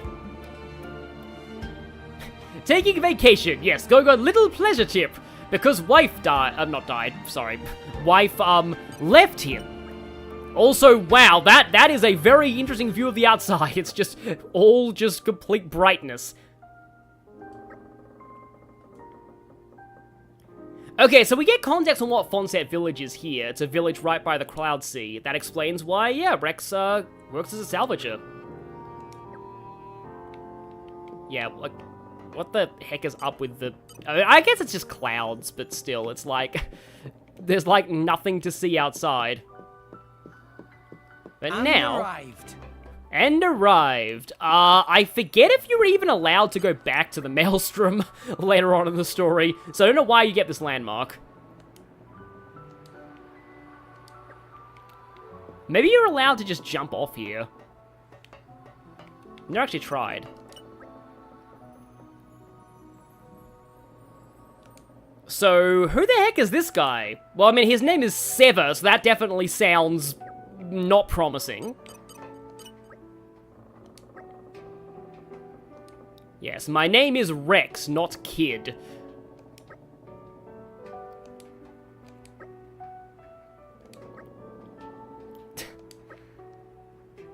Oh man, Rex literally says it. Maybe I was subconsciously remembering the dialogue.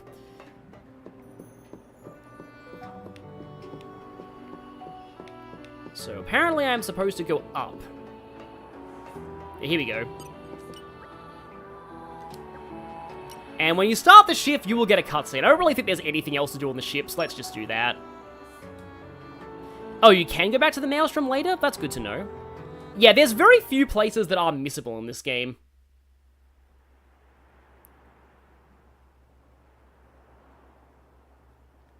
So if I remember right, this is a pretty good conversation.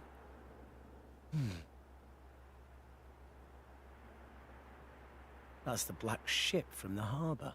Is it following us? It's way too cold up here. You? I'll have you know I've got a name. It's Nia. They've started boozing below decks. You should join them. Why aren't you there? It's not that I hate it. I just really don't need a headache right now. Huh.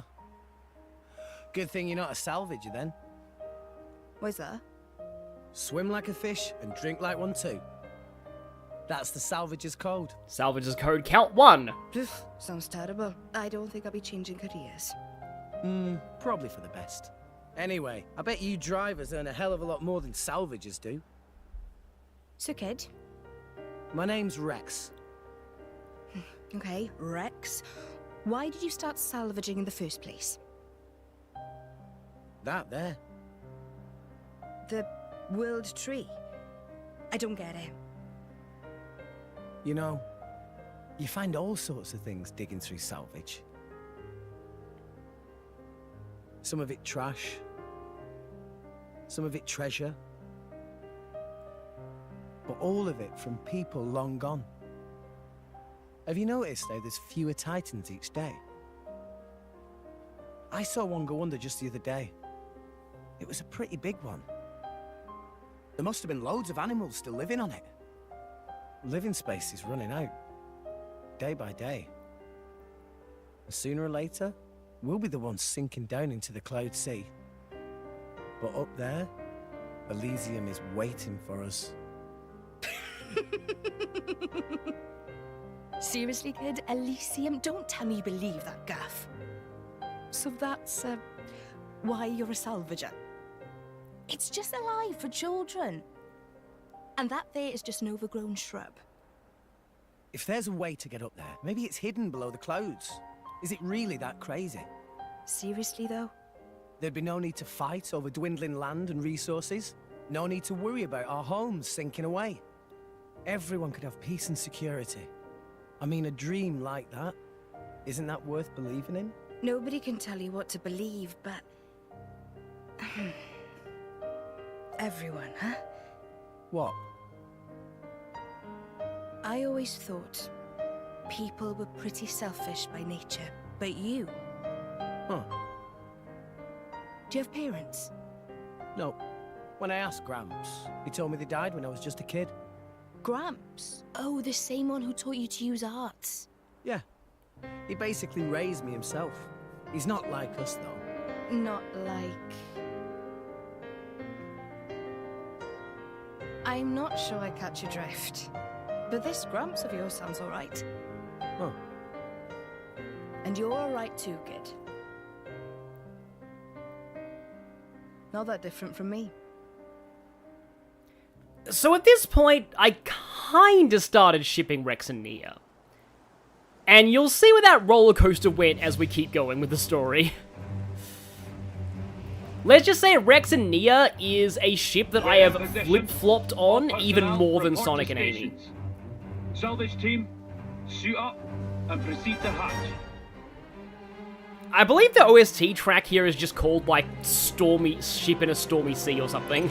It's pretty much exactly explains what's going on here.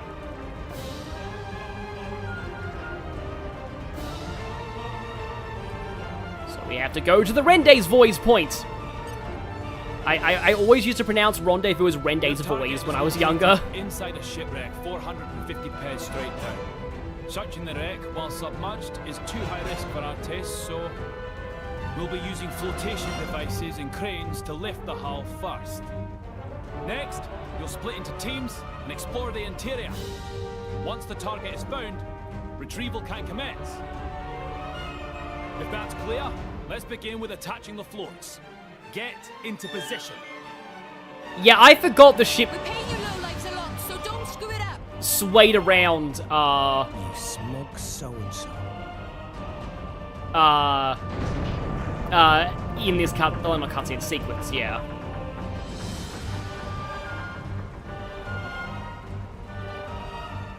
So a lot of ships in this world actually have titans pulling them. Like, they're called titan ships. Yes, Papunin is definitely not a spy. And submerge. Again, it's really cool to see, like, Rex actually doing his, like, job as part of the gameplay here.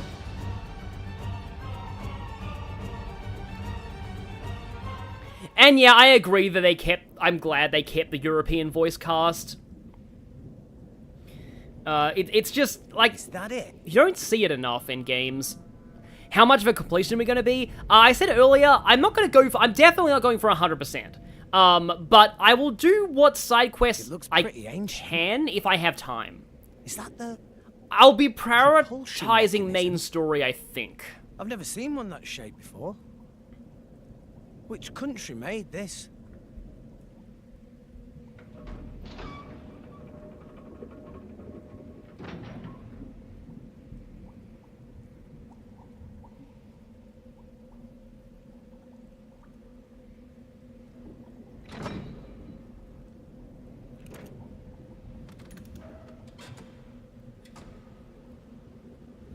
When saying this game is a nightmare, especially because of a certain blade. Yeah. So I didn't get to fully tell the story earlier, but, like, I got that blade, Ursula, last, and then I looked up her quest and found out that her quest, I am not kidding, takes a minimum of, like, this is really cool, by the way, takes a minimum of, like, 12 hours. And that's fully optimized. And I got her at the very end of the game, when I had nothing left to do. Literally nothing. I'd beaten every super boss, I'd gotten every other quest done, everything. Like, if I was to do Ursula's side quest, I would need to just sit there, just doing nothing but wait for Merc missions. For 12 to 16 hours. The appearance matches our reports, but it's what's inside that matters. Object is secure. Proceed to second phase.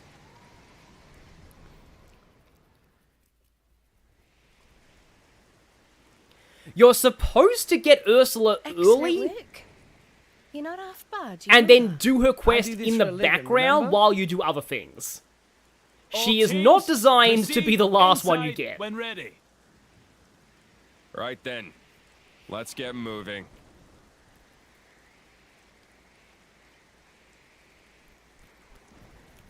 You with us. Me? You're gonna drag the kid along. Seriously? Guess he thinks you need all the help you can get. Oh, yeah.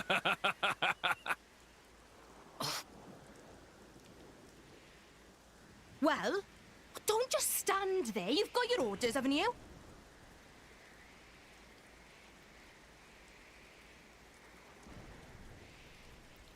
I still can't believe that Chugga actually did, Ursula's entire quest in one video. Oh, yeah, that was insane.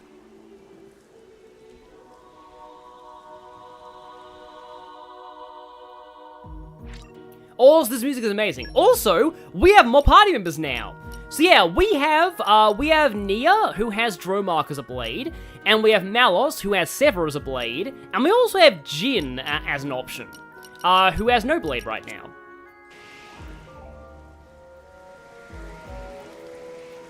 No matter how many friends you make, you will not be able to have more than 3 party members at a time.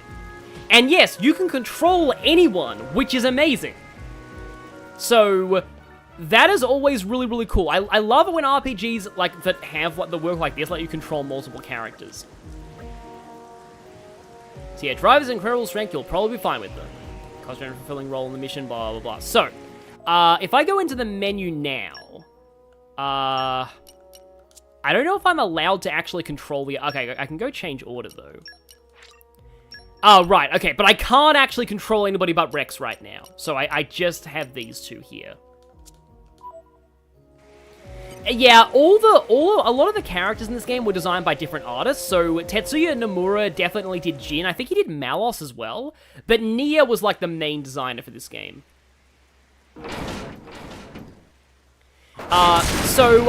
Skaith Wannabe in the chat there. Sorry if I pronounced your name wrong. Funny story about that. I'll explain this when I get to the end of the dungeon. So yeah, now it's time for actual blade combat. Which we're not really going to be seeing much of right now. But because these two are going to be keeping this thing occupied, I actually can use sword bash, and do more damage.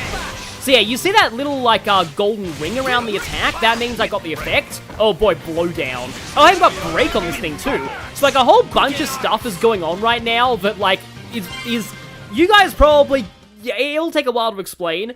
We're not really supposed to know about it yet. Like, this is just a, oh hey, look how cool drivers and blades are. So that's how drivers and blades fight? So ruthless. It's like they're monsters themselves. Nice. I'm sure glad these drivers are on our side. You too, Gourmont. No need to get hysterical. It was a walk in the park. Yeah, Yusuke Kozaki, the artist from Awakening and Fates, also did some of the characters. Let's move! Talk about self-important. Gramps always taught me to respect my elders. Elders.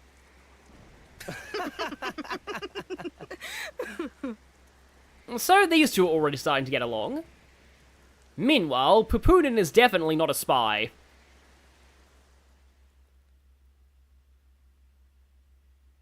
They make short work of monster.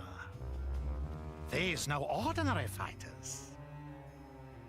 Big job in Moradane going well too. There's much money to be made from these people.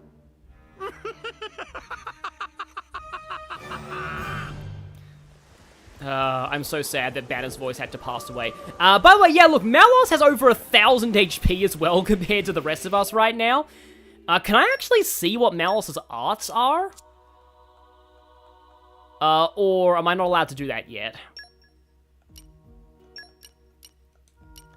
Because it would be kind of cool to see what Malos's arts are, but, like, it doesn't look like I can yet. Which is a shame. Do I have enough points to actually, like, upgrade stuff on? Okay, I have some skill points. Okay, muscle builder, no. Yeah, this one right here. So, this lets you use your like, X art at the start of a battle. So, like, you start with it fully charged. That's really good. And these aren't amazing. Yeah, generally speaking, you want anything that lets you do that. And also, can I even preview the next... Okay, I have to press L and R. Or sword to self. Here we go. Arts chain. Lets you use a driver art after cancelling a drive art. This is amazing. Like, letting you cancel arts into other arts. Every character has this, and you want to unlock this as soon as possible for every character. Oh, this is good too. Basically, anything involving cancelling is good. That's good too. Party gauge. Oh, critical hit for Rex, that's a decent ability, because Rex likes criticals. This is good. Anything that extends break and topple is amazing, so that's really good too. I don't know about that one. And Rapid Attack 3, yeah. Mostly it is just, yeah. Anything that increases break or topple, as well as anything that has to do with cancelling, is great. But it's kind of hard to explain what's going on in battles right now. Oh, the lure! This is really cool, actually. Yeah, if you target an enemy and then press down on the D-pad, you can lure enemies to you. Just so. By throwing rocks at them. And there's a different battle theme for inside of, like, dungeons, which is cool. Get a grip, you! You're late. Anchor shot! Let us make use of it. Why not? So yeah, battles go a bit faster with multiple characters in play. Now, when I was first playing this, I realized Sever, in my mind, sounded suspiciously like Mumkar, and that Found something. And that wasn't a good vibe. So I was just like, yeah, kind of worrying. Kind of worrying already.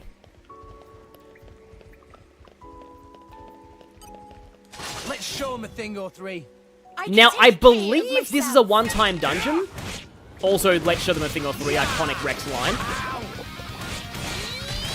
To the point where they even use it for a certain trailer. Like the moment, like they use let's show them a thing or three to, like, let you know that, like, a character is Rex. Like, that's how iconic to him it is. But yeah, I think all of these treasures, you only have one chance to get them, so you might want to get them while you still can, but it's really just money.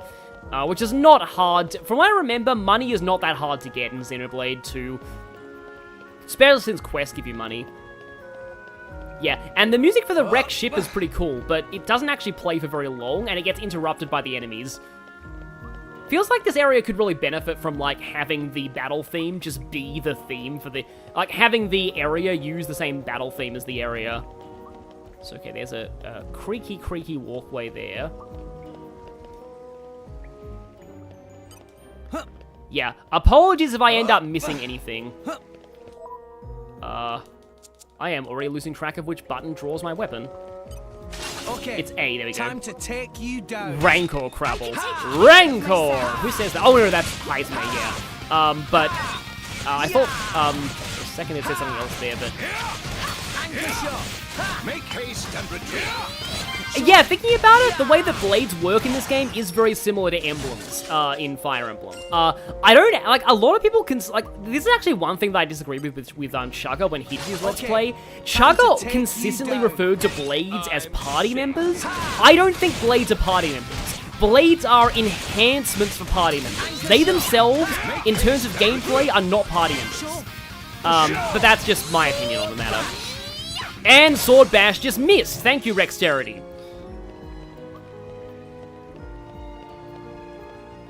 Is there something around here? I don't think so. Oh, there's a Medusa. Okay, time to take you down. Does that actually come from, like, a weird mispronunciation of Medusa? But yeah, also, okay, this isn't going to be explained until later, but whoever has that red circle with the arrow on them has the aggro. So at the start of this battle, Rex had the aggro, which is usually bad. Rex doesn't like having aggro. He's an attacker, not a tank. So, I mean, you can... Well, I'll explain later, but, everyone in this game is pretty flexible. But yeah, like, in my view, blades are sentient weapons rather than, like, actual party members. Also, that right there, I'm pretty sure that floor falls away if you step on it, so I want to fight this crustic now, before I go down there.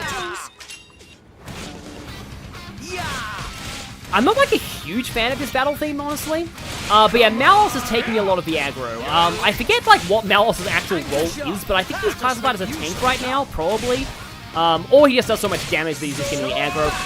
In my opinion, the aggro system in Xenoblade is fundamentally flawed, and it makes tanks actually bad, but I'll also need to level up, which is pretty cool. But I will explain that later. But I do not like, I think that the aggro system needs an overhaul. The only game where aggro worked as intended in my mind is Xenoblade 1, and that was only because the two tanks in the party, Dunban and Ryan, happened to also be the best attackers. So they got aggro anyway, because, like, in short, the way aggro works, and the reason why I don't really like it that much, is that simply doing damage is worth way more aggro than anything else. Yeah, so somebody just did a blade special there, as you can see by the aqua in the corner there. Somebody else did a break. But we'll explain... Oh boy, Rex just learned the meme art! That is Next what I battle, it's time for one of his other meme voice clips to play. Anyway, yeah. Yeah. So that's my general thoughts on that. Like, I get why it's the way it is, but I feel like tanks should have had some kind of global multiplier on all their aggro, because, like, attackers are just better at getting aggro. The idea is you're meant to be a little show restraint with your attackers, and not like, for example, right there, Rex got the aggro because he did a lot of damage there. Like, simply doing damage is worth so much aggro that your attackers just steal the aggro off tanks constantly. But now here it is. Double spinning There's double spinning it. Oh, he doesn't say it. I would advise you to put more thought to your defense next time. I'll be fine. Offense is the best defense, right? And yeah, characters have random after battle lines. They're nowhere near as frequent as Xenoblade 3, though. I'm the girl with the goal. In fact, I believe I can actually go in here and see what double spinning edge actually does. Because unlike the others, I can actually look at Rex's arts. Also, you might notice here that he has broadsword, and there are a lot of other slots for different weapon types. Yeah. Double spinning edge, damage dealt from the side by 50%. That's all. Okay. Sword bash is double damage from the back, and anchor shot is HP potion. Now, in general, I like upgrading anchor shot because, like I said earlier, anchor shot gets way, way better later in the game. So, like, Anchor Shot is one of Rex's best things. You probably want to be upgrading Anchor Shot as much as possible. And now, I'm gonna... Okay, before I break the floor, though, I'm going to do a party switch, because I want to show off, the other guy. See how Jin fights. Okay. Yeah, like, the tank party members in this game are good, but generally not like... I mean, they're actually decent for, like, for their tanking. It was more Xenoblade 3 where tanks are bad, and that kind of sucks, because, like, Xenoblade 3 had some cool ideas. Like, like, as far as, like, design goes, what really sums up how they worked in Xenoblade 3 for the worse is the fact that, there's a skill in Xenoblade 3, Sword Bashist, again, I believe. There's a skill in Xenoblade 3 that is supposed to, it increases, art recharge time. Yeah, it increases art recharge time whenever non-tanks are being targeted. Now, the idea is it means that the tanks get their arts back faster so they can grab the aggro back again when they lose the aggro. But what it actually means is, if you have no tanks at all in your party, then you have that fast recharge on all the time. And so, an art that is meant, not an art, a skill, or a passive skill, that is meant to make tanks better, actually makes tanks worse, because it rewards you for not using them. Xenoblade 3 tanks in a nutshell. I think it's actually here that you're meant to drop down. Yeah, you're meant to fall on that. It might take a few tries. Because, like, the way that people tend to tank in the endgame in Xenoblade 3 is that you just use arts that give you invincibility frames. Like, that's how you tank in that game. And use iframe through all of the enemy stronger attacks. Another muscle belt. Okay, well, it would be good if we could actually equip that on people. But Rex is the only one we're allowed to equip things on right now. I believe there is something that happens if we go over here. Oh, hi there. That legitimately jump scared me. Like, I actually did get a little freaked out by that. I knew something happened, I just thought it was a scripted fight with a shark, not this. Could you... Okay, Jin has the aggro, that's why he's going, the enemy's going that way. So yeah, this right here mostly teaches you about how the aggro system works. Also, Nia's a healer. She just did her healing ability right there. It's kind of hard to tell that she's a healer right now, because the way healers work in Xenoblade is a little different to other RPGs. But Nia is a healer. And honestly, I don't think Nia's healing is as bad as people say it is. I'll explain this, though. I know I keep saying I'll explain things later, but she probably shouldn't say that because it's a bit of a spoiler, but oh well. And yep, empty moment. Empty moment. Oh boy, we all love to hear empty moment. Not. Yeah, the fact that Taunt is a debuff that can be resisted in Xenoblade 3 does kind of suck, I agree. Yeah. Okay. That's kind of sums things up. You're in the way. It's funny because, like, that class, what's it called again? Like, machine something? Like, that really cool robot class we get that's all about capitalizing on enemy debuffs. It just kind of sucks because, like, enemies just resist debuff resist. And they have a skill, sorry that I'm talking about Xenoblade 3 and Xenoblade 2, but, like, this class has a skill that reduces enemy debuff resist. And it itself is a debuff that can be resisted. Do you see the problem with that? Machine Assassin, that's the name, yeah. No, Rex got the aggro, but I still managed to get the sword bash in. Die. Like, what's Jin's voice actor's name, by the way? Because he does a really good job. Jin's pretty great. It's also weird because, and this is so bizarre, the start of this battle theme always makes me think of the lyrics near far in our motor car from Chitty Chitty Bang Bang. And I think the only reason why is because my sister often did a lot of, like, choir. She was in a lot of big choir recitals, and Chitty Chitty Bang Bang was one of the songs they did. So that must be why I hear that in my head. Oh, hey, Nia got a new art. Oh, Malos got a new art. That's cool. I need to put Malos back in the party then. Sorry, Jin, but Malos got something new. Yeah, I remember the Machine Assassin Pie member being pretty hilarious in chain attacks because she could get to like 999 chain eventually, and that was always fun. No, we lost the upper hand. Jin is John Schwab. I have never heard of his name, which means he probably hasn't done much besides Jin. But like, Jin is a really, really good. Oh, anchor shot missed that time. That's the thing. Drooling. Oi, you don't get to boss me about. Yeah, I love the party banter. I mean, I knew I was gonna love it in Xenoblade 1 when I heard Shulk and Fiora sitting in a tree.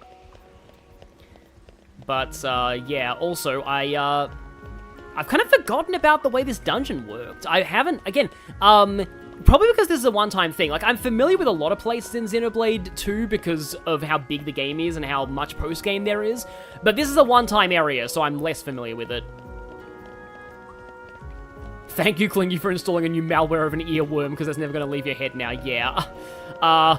It's not the only thing that I have that in my head for. Like, also, for example, it's just like in Advance Wars, like with Andy's theme, I always heard that as bam, now get up off of that thing, because that song was playing a lot at that era, in that era of like the early 2000s when I was playing Advance Wars.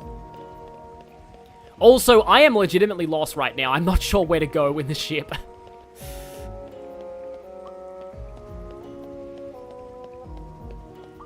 Oh, he's in Queen's Gambit and Cyberpunk's. That's cool, yeah. I do know that Shulk's VA is in one of the LEGO Star Wars games, which is hilarious. You remember the boat only for... Oh, yeah, no, that would explain why... Oh, yeah, by the way, Rex's item expired. In fact, you know what? Now's a good time. Now that's expired, I'm going to give Rex an actually good pouch item. Let's go Sparkle Sugar. 20 minutes of guaranteed arts recharge per second. Really, really nice effect. Yeah.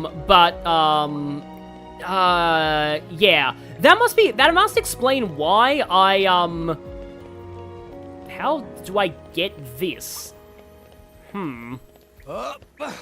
Interesting. Okay, then. Because I can't, like, attack things in the field, huh? Unless that's another thing you're meant to drop into from above or something? But yeah, you skip this whole place in speedruns, I think, with a glitch. That must be why I don't remember much of it.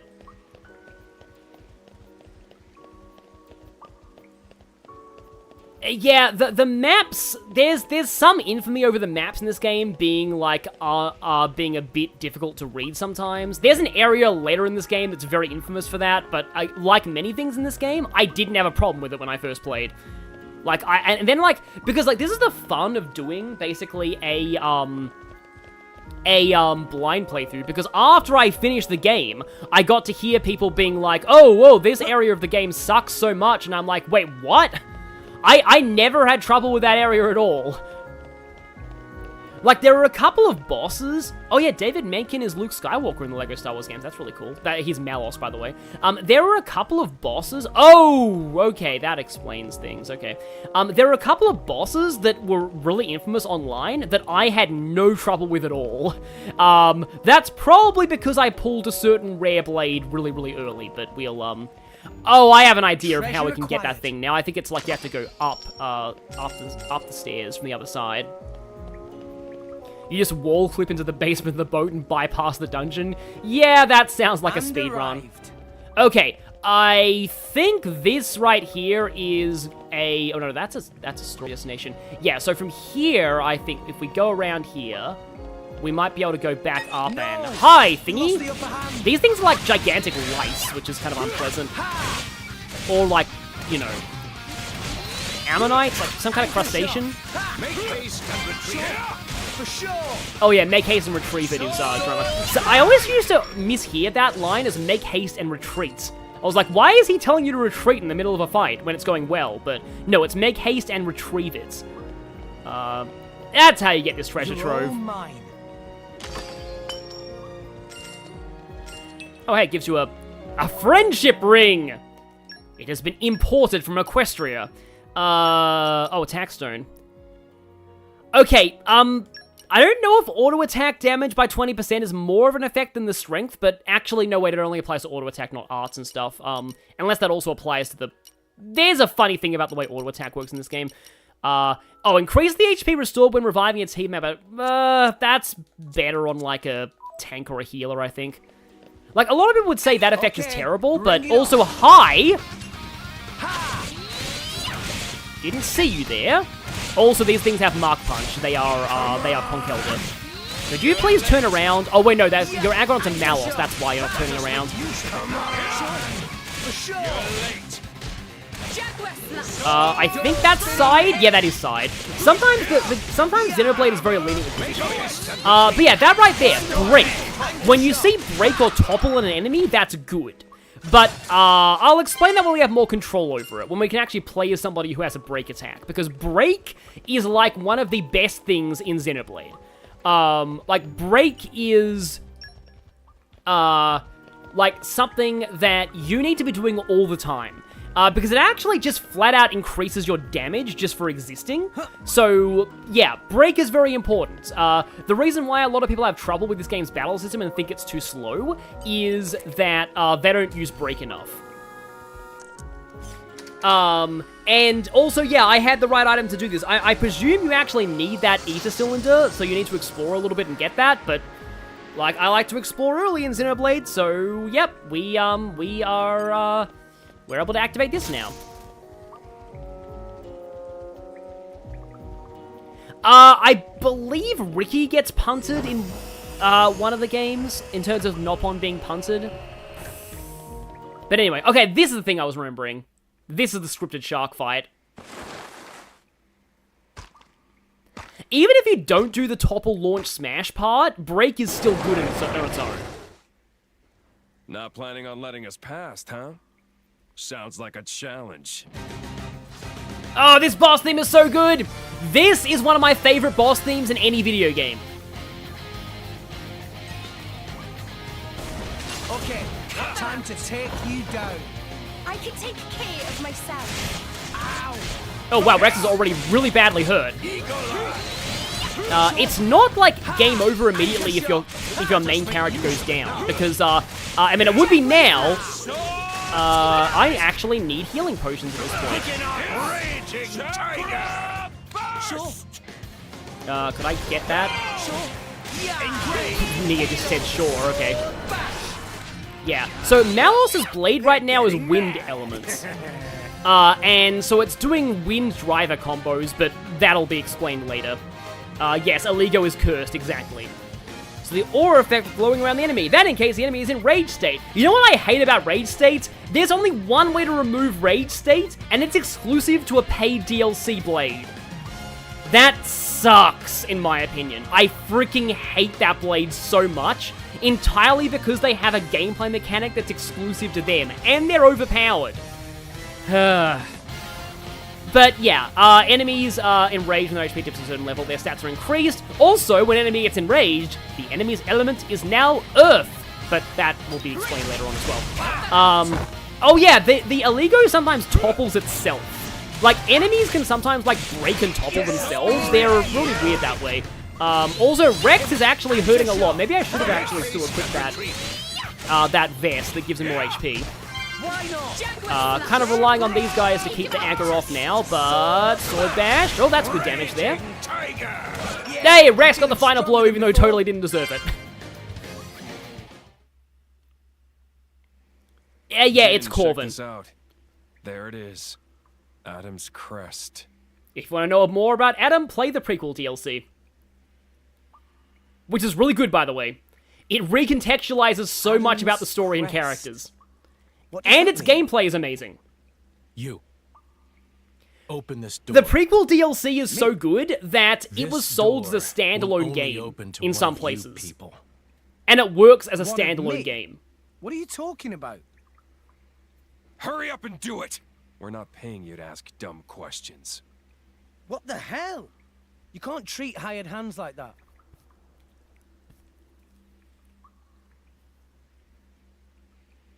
Now, how do we open this thing? I don't want to use the DLC blades. I might stream Torna if there's demand for it, though. Oh, hey. I was originally going to start by streaming Torna, but Torna spoils a bunch of things in the main story before you're supposed to know about them. So that was a release toggle.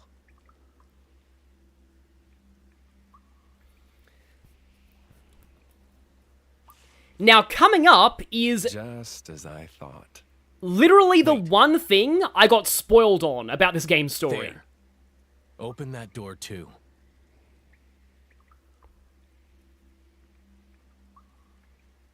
Like, I feel like you can totally play the prequel DLC before the main story. There's just a few concepts that it takes for granted that in the main story are kind of twists.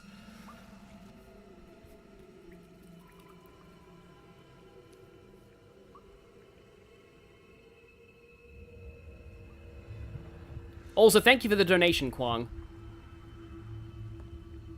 What is that thing? And this has been ruined for me forever thanks to Chugga's Twitter. It's a girl. So there's the first weird character design. But her actual personality is peak, though. So, yeah. It's just a shame about the design.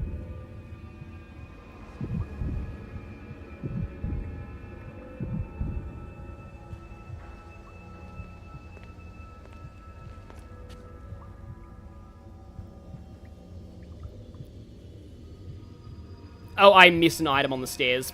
Yeah, look. The items here are not the best anyway. No mistaking it. That's the Aegis. The Aegis? Xenoblade 1 had a character with plot-relevant breast shots as well, which is Hey, Rat! Don't even think about touching that! Huh?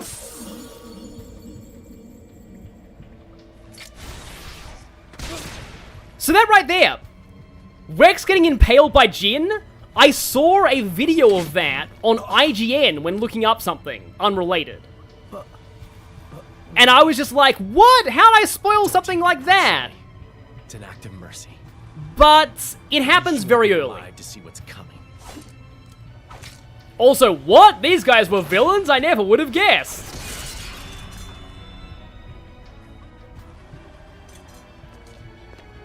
But yeah, I was so relieved to find out that that happened this early. Because that was the one thing I got spoiled on. What a waste of time. Jin! Why did you kill him? Why? What did Rex ever do to you? Jin! Let's ship out the Aegis. Nia, call the Monoceros.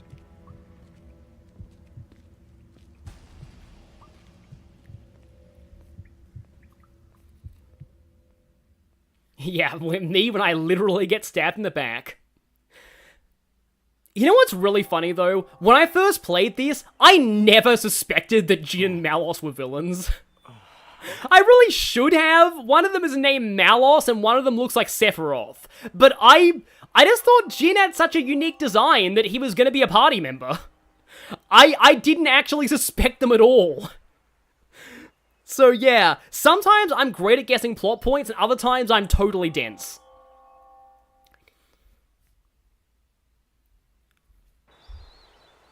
Now, I believe that if you could data mine the game, you can actually see what this place is called, like, internally.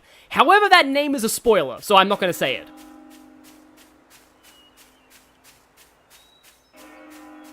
Oh, hey, Lenny. Glad you can make it right when the plot actually starts for real.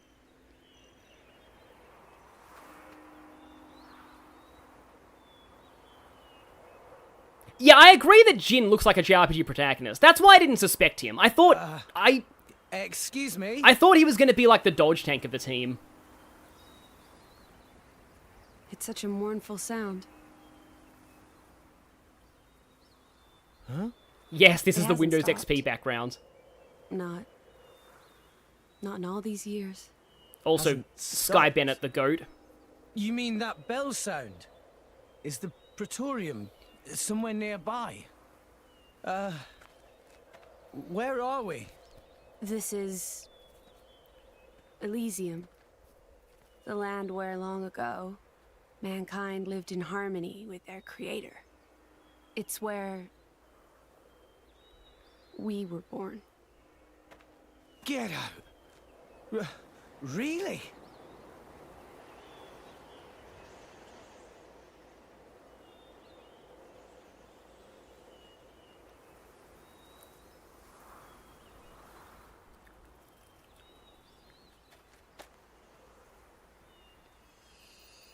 Is that a core crystal? You're a blade. My name is Pyra. What? Oh, right. Mine is... I know you. You're Rex, right? How did you know my name? Just now, when we came into contact. Just now? Sorry. I can't seem to remember how I got here. You were killed. Stabbed through the heart by Jin. Jin? Through the...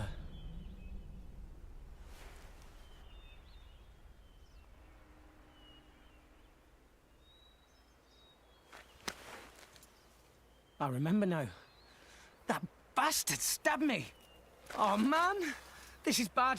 Everyone in the guild is in danger. No, wait. I can't do anything if I'm dead. Titan's fucked. If I wasn't dead, I'd kick that guy's ass. I love that line. Rex, I have a request. Can you take me to Elysium? Elysium? But isn't that here? This world is merely a memory. An ancient, half-forgotten memory of what once was. The real Elysium lies in your world. Atop the world tree that rises from the heart of all rest. Memory? So it's like an illusion. But there's no way. I'm dead, remember? How can I help if I'm not breathing? Okay, hang on a second. Okay, I guess it's not a spoiler to say what the data mining reveals the name of that location is, because they say it's not real. It's called Dreamworld Elysium. I will give you half of my life force. That way, you can be revived. As my driver. As the driver of the Aegis. The driver? Of the Aegis? What the... What will you do, Rex? Oh, by the way, that symbol, Is this place really your home? is from Xenosaga. It is. And it really exists? Rex, I know what you're thinking, and you are correct. By coming to this place, you can save the world. Save it from the slow demise that is its fate. We wouldn't have to live in fear. Then there's only one choice. I'm in. Let's go to Elysium. I'll take you there myself. Thank you, Rex. Now place your hand on my chest. Trust me, it's less awkward than it sounds. Are you sure?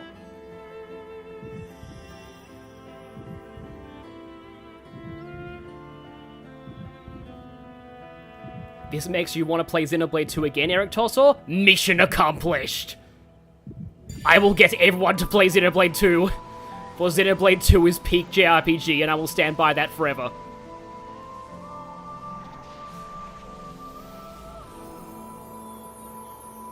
Yeah, very poor choice of words, Pyra, exactly. It's like Takahashi for some reason likes characters with weird crystals in their chest being a plot point. Like, that happened in Xenoblade 1 as well. So like the camera would just often focus on his character's chest because it was a plot point. Oh yeah, that little hooky thing on his wrist, that's where Anchor Shot comes from. And now I live! Kind of.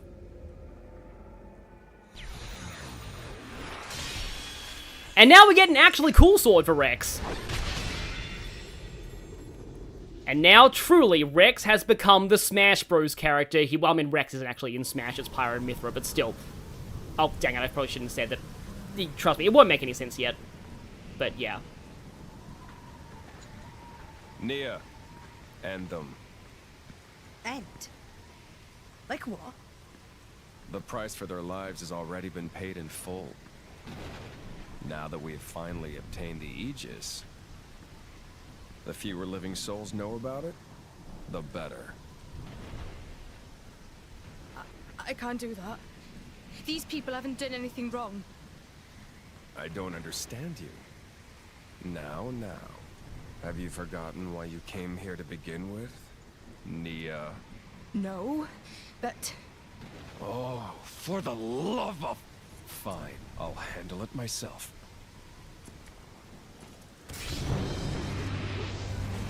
Be a shame if your coffin happened to catch on fire right now.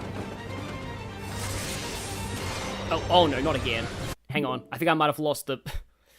Sorry, Yep, my audio went again, but I can fix it.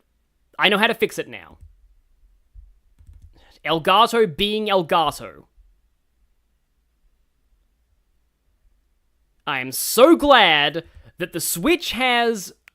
It's back, good. Has a home button, so I don't have to lose, like, cutscenes if that happens. I'm also glad that Elgato dying doesn't kill my streams anymore. I mean, I don't want to say that out loud, but yeah. And now her crystal... Oh. And that one scream made everyone hate Rex's voice acting forever. Rex? I think it's good besides the early screams. You and that sword can't be! It's kind of low to stab a man in the back. You bloody psychopath! Already Pyra, Rex is an amazing here, character. Cover me! Got it. Jin, leave him to me. I don't think Rex's VA is used to doing battle screams as well. For yourself. This is as far as it goes. Yeah! Aegis, over here!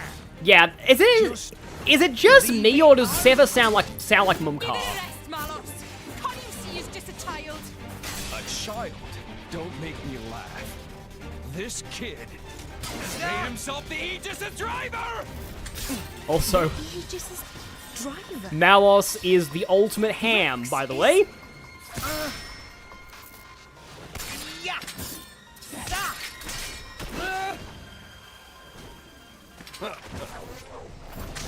You're done. I'm sorry, but you need a Scottish accent to say you're done. And you don't have one. Oh, my internet just went a little slow there. Thanks, Pyra. You're welcome. Now, And I'm don't... dropping frames. Hang on.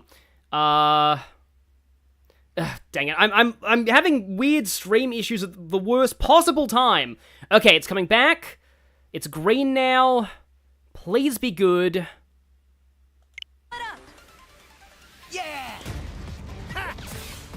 Yeah, literally all of Malos's voice lines are peak, exactly.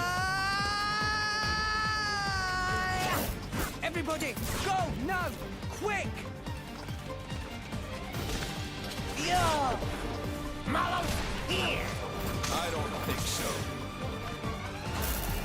So a lot of this, like, fighting style, like drivers and blades, swapping weapons, is stuff you do in gameplay as well.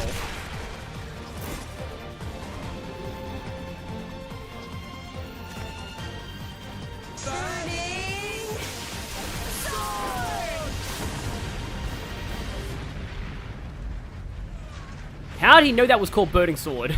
I guess she transmitted the attack name into his mind. You rat.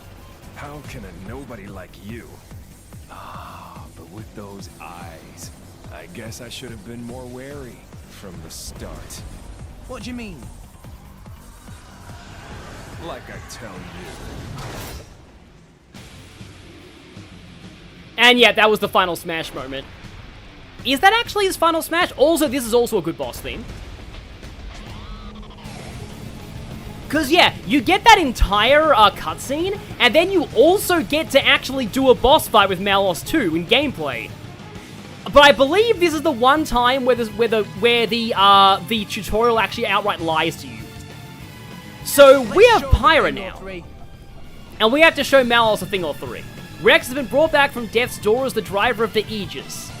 So you might need a quick primer on how a driver fights. The first thing you need to know is affinity. The bond, so that blue thing, trail connecting Rex and Pyra. That represents the affinity that exists between them. When affinity glows golden, it's a sign the minds and driver blade are in harmony. Movement speed will go up and recharging arts will speed up. I believe affinity works like you do well, you get crits and stuff, you get more affinity, but if you miss on stuff, your affinity goes down. Also, if you're close to the driver, I think affinity goes up.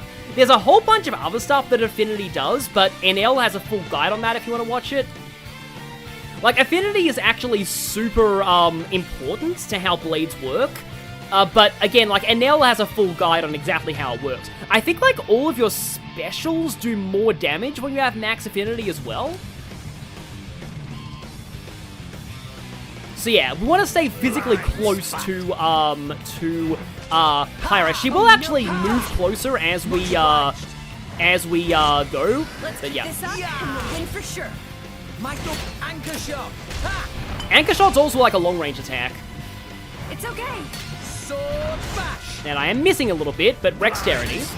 Spinning edge. And now we've unlocked a driver special. So yeah, we've got a level 1 special here because Pyra's fire element, we have heat. Oh, affinity is only crits in 1, not 2. Okay, that makes sense. It's sort of like rebranded tension, I guess. Yeah. Yeah. Sorry, I'm just looking at affinity raises damage, crits a lot of effects the game keeps getting because in general, affinity is good. Basically, that's all you need to know. Affinity is good. Like, if you get the gold line between the driver and blade, you're good. So specials are among the most powerful attacks in a driver's arsenal, fire outclassing ordinary arts. Specials are charged up by attack, so essentially these are supers. So you only charge these by art. So like the chain goes, auto attacks charge your arts charge your specials.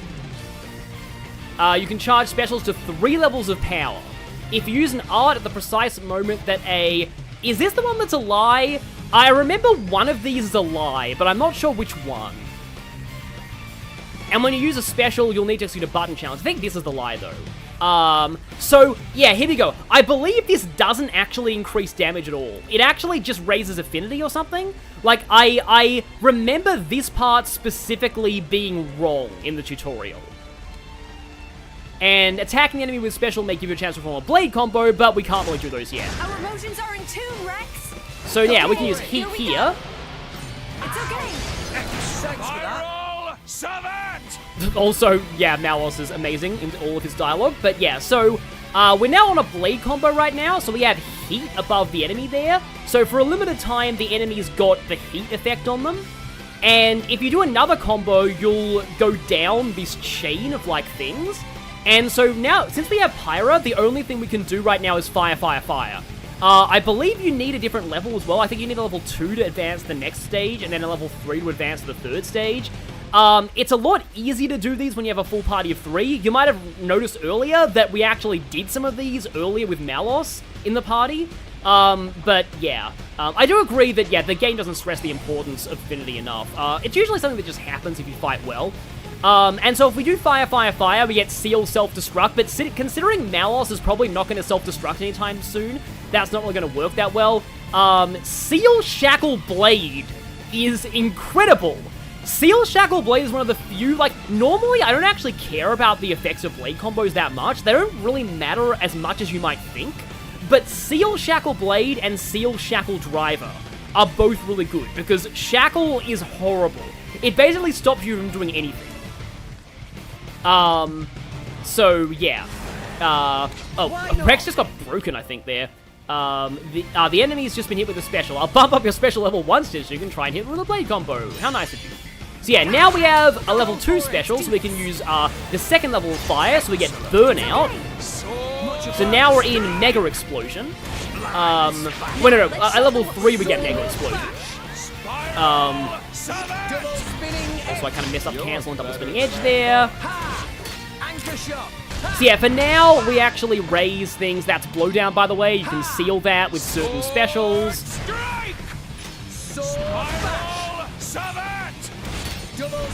Edge, I'm at level 2. I think it's going to run out before we get a chance to use level 3. So I'm just going to do level 2 again. Prominence Revolt, that's what it's called. Pyra's level 2. Which I think she has in Smash, if I'm remembering right. I could be wrong about that. But it sounds to me like she has Prominence Revolt in Smash. I'll just do a regular heat here. Because I'm probably not going to build up to level 3. And he's down. There we go.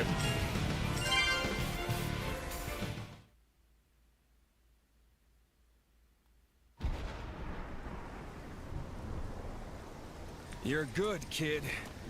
It's no simple feat to control the Aegis like that. I'll make you eat those words! Rex just cut off his voice line with a scream there.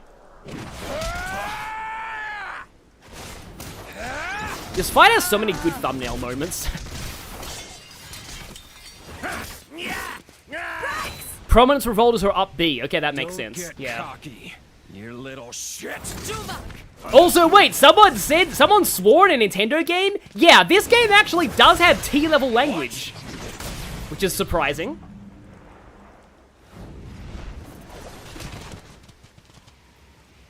And yay, Nia's on our side now! Get out of the way, Nia! Have you gone mad? Get out of the way, Amy! This is my mission! Nia, Silva. I don't think you quite comprehend your position. I get it, but... You're starting to piss me off! Nia, you don't like murder and that pisses me off! Oh, this song! So this song is called Counterattack, and it's one of my favorite songs of all time. And not just in video games. Hot take, I like this a bajillion times more than Engage the Enemy from Xenoblade 1. I barely even remember Engage the Enemy from Xenoblade 1. This, though, is peak OST. You're pretty sharp for someone who's only just woken up. Pyra! Takes me back to 500 years ago. Play the prequel if you want to literally see that. I'm guessing your goal is Elysium. That is our dream! Then I have no choice but to stop you. Yeah, Weight of Life is also amazing.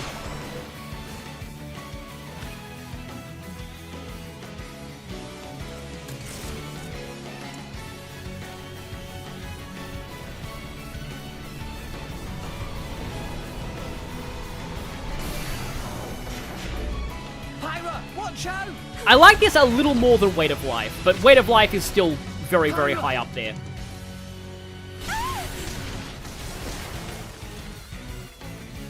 And here's where I wish Pyra had more clothing, because it can be hard to take these moments seriously sometimes. Stop this! Yeah, where is Jin while this is happening?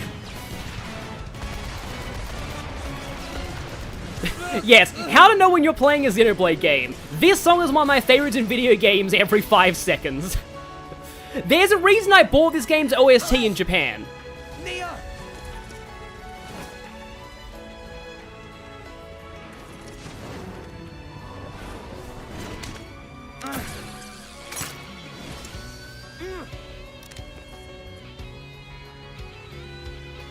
You're a tough one, kid. But there's only one way this can end. Yeah, the Smash redesigns are way better, and I wish that... and I wish Pyra's got patched in. What's that? Grabs to the rescue! Gramps! He actually does have a name, though. We just haven't heard it yet. It's our house / parents. Jin, still you persist. Ah, so they know each other, huh? And is that Malos? I wonder if that will be... Oh, there we go. There's the name, Azurda. Yeah. Again, I wonder if that will be explained in the prequel DLC.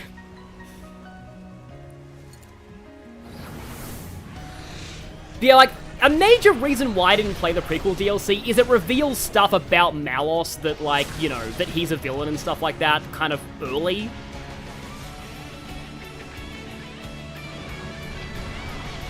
Rex, get on.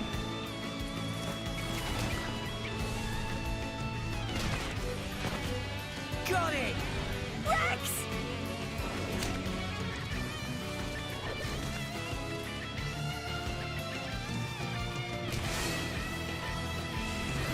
We'll go in. Hold on tight. Stop them! Open fire!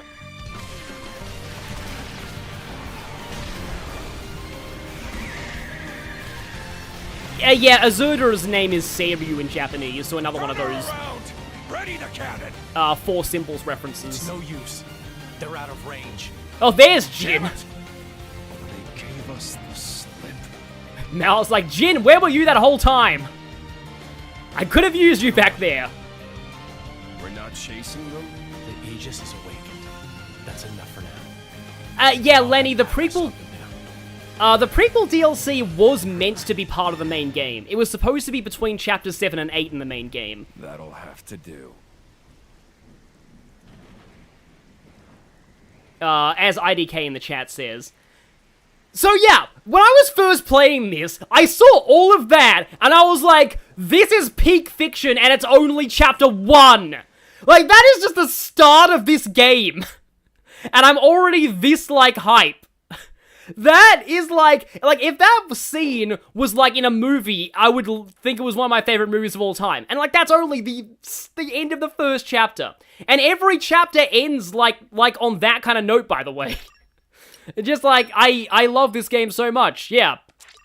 I'm gonna go on. I don't think that, I don't think we'll be finishing Chapter 2 this stream. It's taken me longer than I expected to finish Chapter 1, but then again, Xenoblade. But, like, holy crap. Like, this is just that was just Chapter 1. And so, Pupunin Moment. wisely ran away for dear life. Wise? Who wise now? You useless idiot! Why can Pupunin not even die properly? What if they ask Bana to repay money? Huh? Die?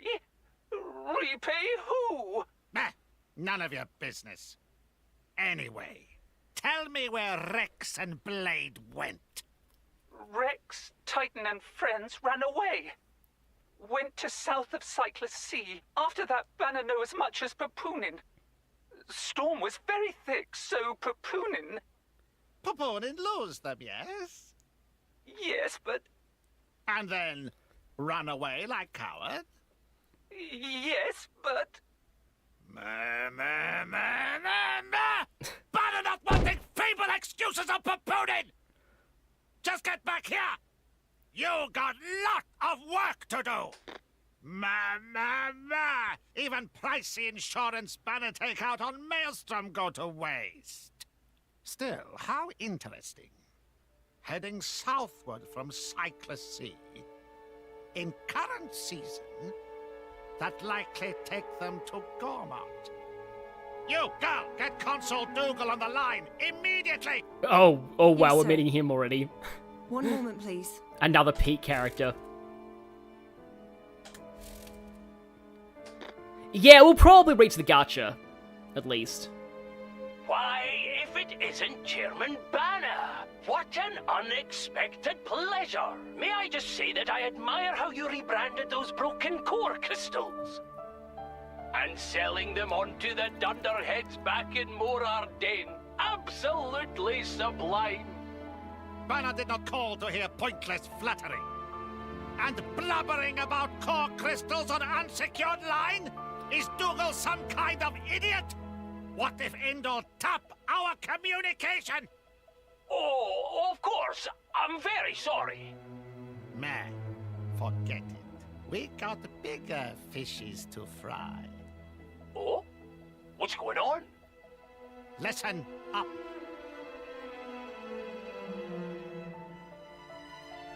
Yeah, Dougal is definitely a highlight of the early game.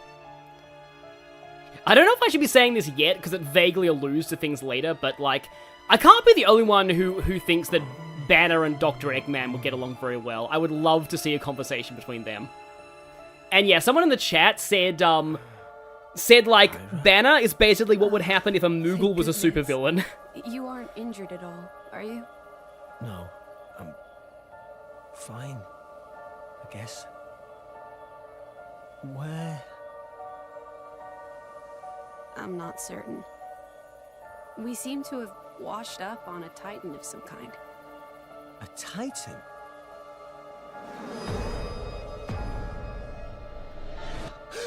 Where's Gramps and Nia?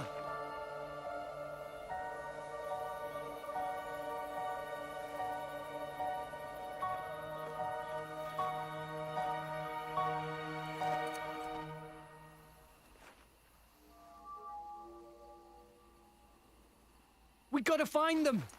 They can't be far. Okay. Whimsy Heath, I love Xenoblade 3 as well.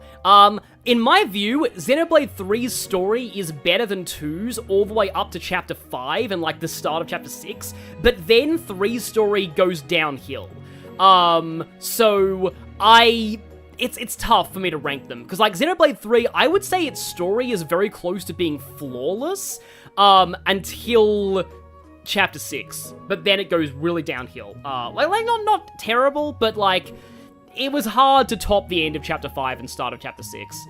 It's also funny the tutorial's like, I know you're itching to search for those two, but it's tutorial time first. Oh, I've already done that. Yeah, so weapon points. I've already upgraded one of my arts, and, yeah, higher damage. The main thing about upgrading arts is you get faster recharge on them, and that's, like, the thing you really want. And SP is skill points. Yeah, I already explained which skills to actually focus on, and, oh yeah, basic ones. Okay, here we go. HP, driver's health. Weeping Blade. You've seen me around other streams, but didn't know I was a content creator until recently. I've done quite a bit. Mostly Fire Emblem and Persona, like Atlas stuff, but I'm playing Xenoblade 2 now because it's one of my favorite JRPGs. Like, my favorite JRPGs are, like, Pokemon Black and White, Persona 3, Fire Emblem, like Radiant Dawn or Engage, it kind of goes back and forth, but anything Fire Emblem, and then this. This was the one of my favorite JRPGs that I never actually did on my channel before, seriously, so I thought now is as good a time as any. Also, yeah, see you, Azach 3. Yeah, dexterity is accuracy, agility is evasion, makes it easy to resist enemy debuffs. So, this game doesn't actually explain the term reaction very well. I believe, if I'm remembering right, reaction means, break, topple, launch, smash. If I'm remembering right. So resisting those is really good. Now, here's something really silly about this game that I want to show off right now. If I go to fast travel, so we are stranded on another Titan with no means of leaving, right? Well, actually, we can fast travel back to Argentum whenever we want to. This is a bit of an immersion break. I just wanted to show that it's possible, just because it's silly. Let's rest a spell. So, shall we? Yep, we're just back in Argentum. No explanation for how we got back here, but we just are. In fact, I believe are we even allowed to just walk right up to Bana and say hi? As little sense as that makes. I mean, I can restock my stuff here right now. Like, this is one of those things that, like, I wanted to show off if I ever Let's Played this game. Oh, I could buy Nasa Pear Jelly. I'll only get one, though. Yeah, hey, guys, I didn't die in that terrible scam job.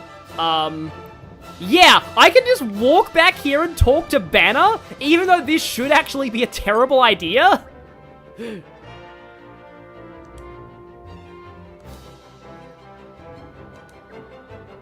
And that's all he says, okay. But yeah, it's really silly, but you can do it. It makes no sense. It's very gameplay story segregation, but now let's just get back to seriousness. Yeah, there are some times when it actually does. Oh, reaction means knockback and blowdown. Okay, right. Okay, that makes sense. So, anyway, sorry about that. But yeah, it's funny. I like doing that whenever I play this game, just because it's like, I think I discovered that my first playthrough as well. Oh, here you go. Forgot to tell you something really important. How to develop your Blade's capabilities. Okay, this is all kind of complicated. And yep, we didn't even get the extra money. Yeah. So, 3 ways to develop a Blade. Weapon modification, equipping Ox Cores, and the Affinity Chart. Weapon modification, yeah, a Blade's weapon is tied to them. So yeah, so basically Blades are sentient weapons. But you can equip a core chip to change the weapon's properties. And I believe there's a core chip shop back in Argentum. Affinity Chart. Sadly, the Affinity Chart, and no, I agree, Naval Warfare. Rex's problem, voice acting-wise, is that his worst line deliveries happens early. It's just like, yeah. The Affinity Chart, I hate the fact that it is not NPCs in this game. And, yeah, Affinity Chart, and then Ox Cores are essentially accessories for Blades. That's all you really need to know. So, yeah, let me just go over this a little bit. So, if I go into...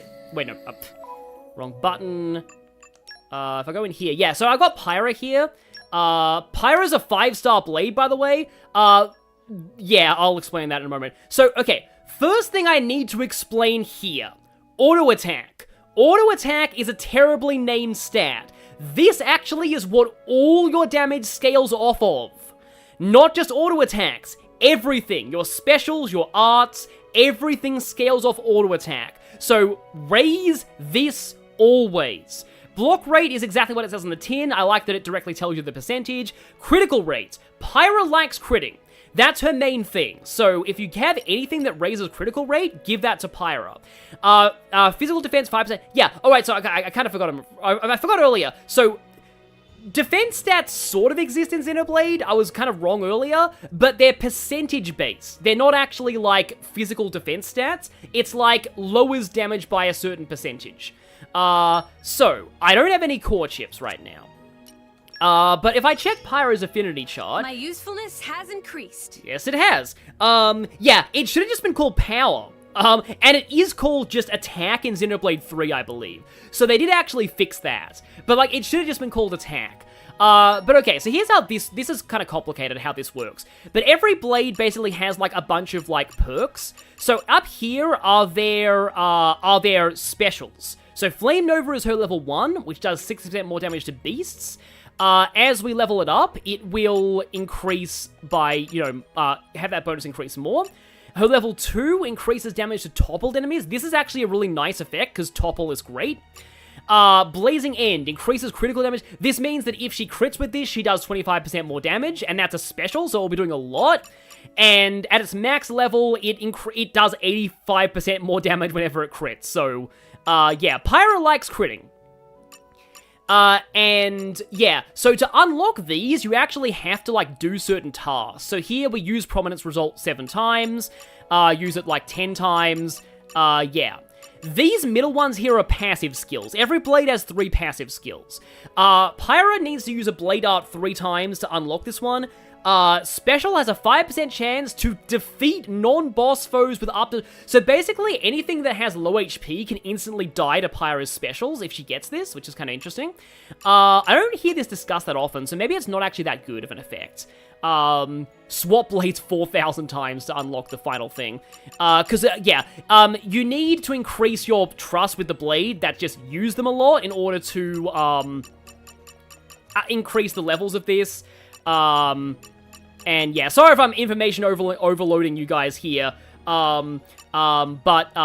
Resplendence increases blade combo damage by 24%. So what a blade combo is like the, like fire, or like doing multiple specials in a row. So, yeah, she can, do a lot of damage with these combos. Yeah, increases critical damage. Again, Pyra likes critting. Now here are the field skills. These let you unlock certain areas while exploring. Generally speaking, they're optional, but they can be nice to have on your side. Some of these are better than others. So Pyra has Fire Mastery, Focus. Focus is a very rare thing to have. Not a lot of blades have this, and Pyra is one of the few guaranteed blades you get that does have focus. So leveling up Pyra's focus is actually really, really useful. Because, again, not a lot of things have focus, and focus is used for a lot more than you'd think. And then finally we have cooking. Cooking is... I've actually totally forgotten what this even does. But it's something. It's used for side quests sometimes. Making food. Like, you can buy better food, usually. The cooking system in this game is not really the best. But, yeah. Again, apologies for the information overload. Something that was also, explained to me in the chat that I need to mention is that nothing unlocks until you actually go into the menu and open the affinity chart. So, say, for example, I did use 3 blade arts. It would not unlock immediately. I would need to actually go into this affinity chart to do this menu and see Purifying Flames. So, yeah. Yeah, cooking makes pouch items. Yeah, I remember not using Pyra's cooking that much. Also, wait, can I even... yeah, core chip.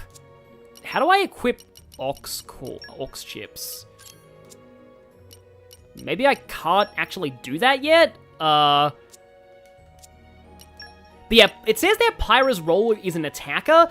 Don't worry about that much. Role doesn't really matter a whole ton, for things.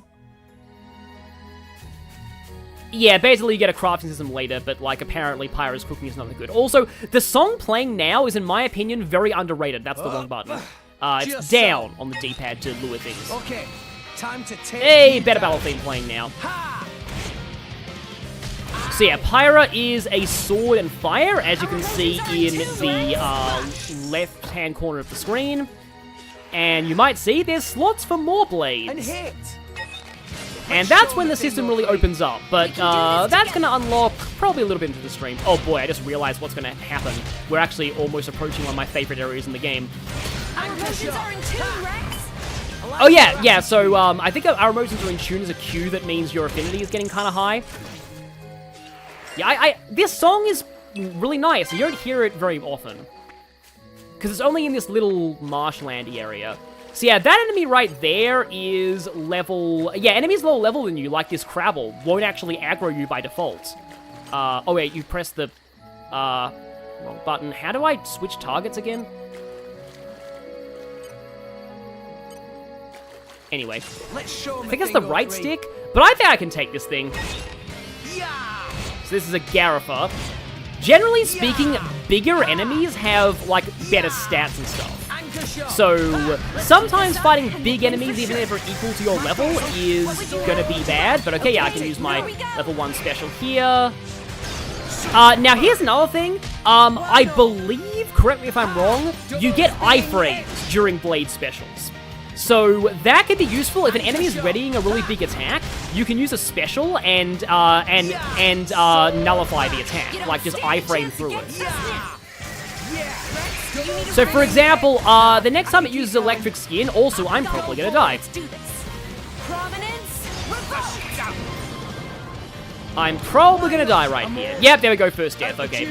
Well, I couldn't take him. It's fine, we'll get him yet. It's fine, we'll get him yet. So, like I said way earlier, oh, iframes are only for level 4. Good to know. Thank you, chat, for reminding me. But yeah, so like I said earlier, there's like no penalty whatsoever for dying. So you can feel free to just experiment with fighting enemies. If you die, that's fine. There's like no penalty. We can do this together.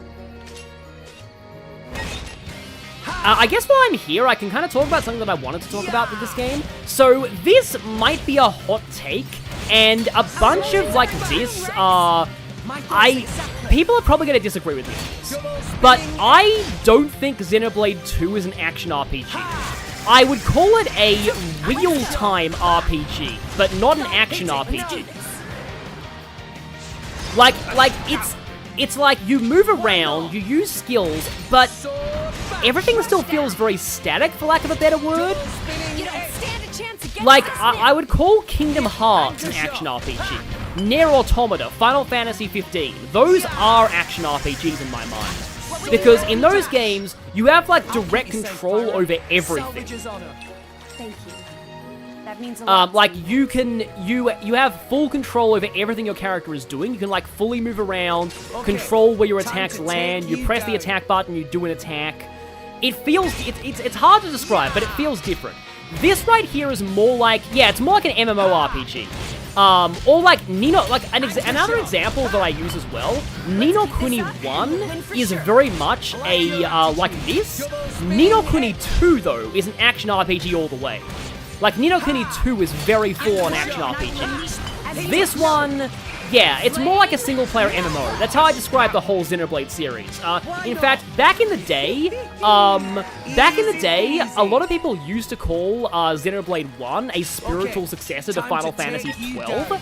And that's why I got into it. Like, I wanted to play it because I'm like, oh, I love Final Fantasy 12. Xenoblade 1 sounds similar. Let's play that.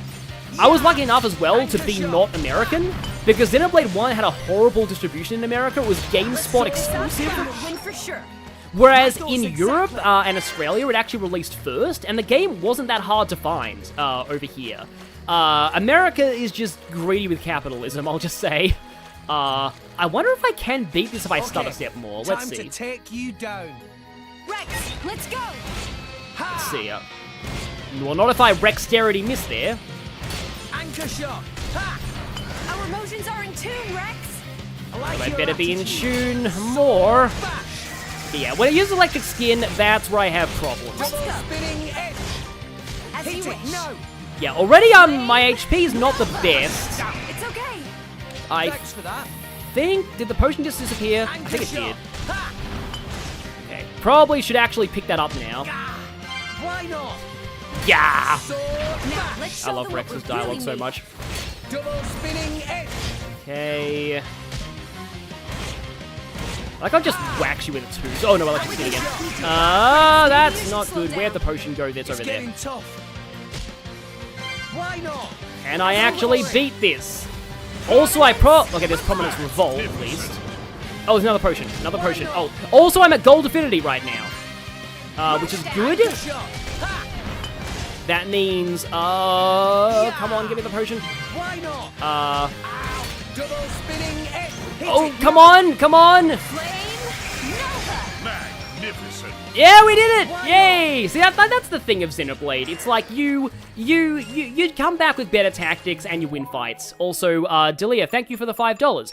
During this game has a critical... Yeah! Oh, yeah, I remember that. I only knew that via Enel. So, yeah, every weapon has a... Every weapon actually has, like, a sweet spot for distance between you and the enemy. And if you're in that sweet spot, you do more damage.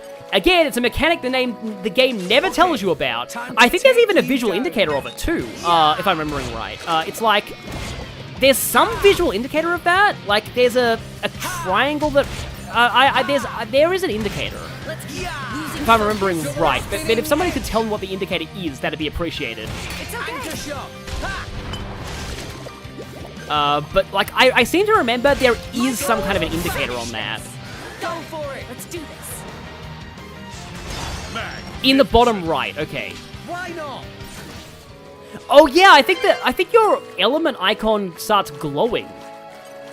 Or something. In the center, there's a small symbol in the center of the arts palette. Yeah, there we go.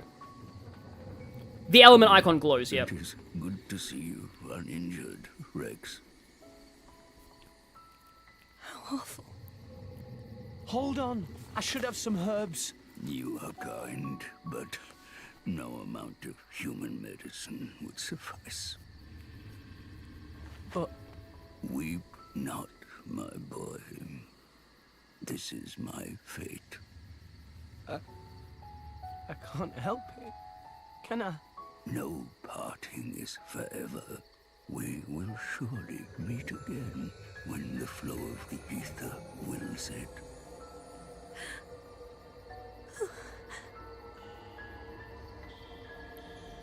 Yeah, why does... With you were the best I ever had. Until we meet again, Rex. Yep, sorry about talking over the tragic scene here, but yeah, why does the game not tell you about core chips, like tell you about core chips and aux cores when you don't have any, and it doesn't tell you about the sweet spot system? Also, no, the mentor's dead! Like, that's not a bad scream. He went the way of Squid. I told you not to cry, didn't I, Rex? Rex. Sometimes I can still hear his voice. Rex. Grams! Rex!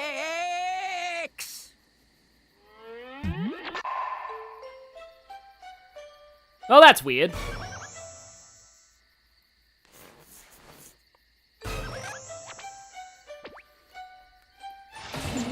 What? Grams? How is that? I am very small now, Rex. Use your eyes. Don't you recognize me?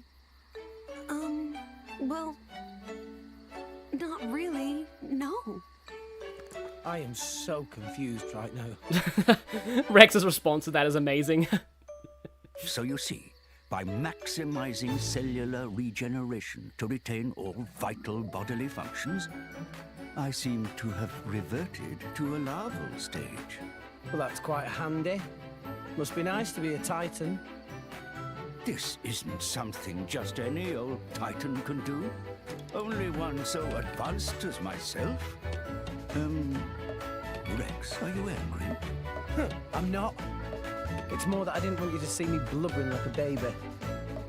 Oh, it's okay to be angry. So, when will you be back to your old self?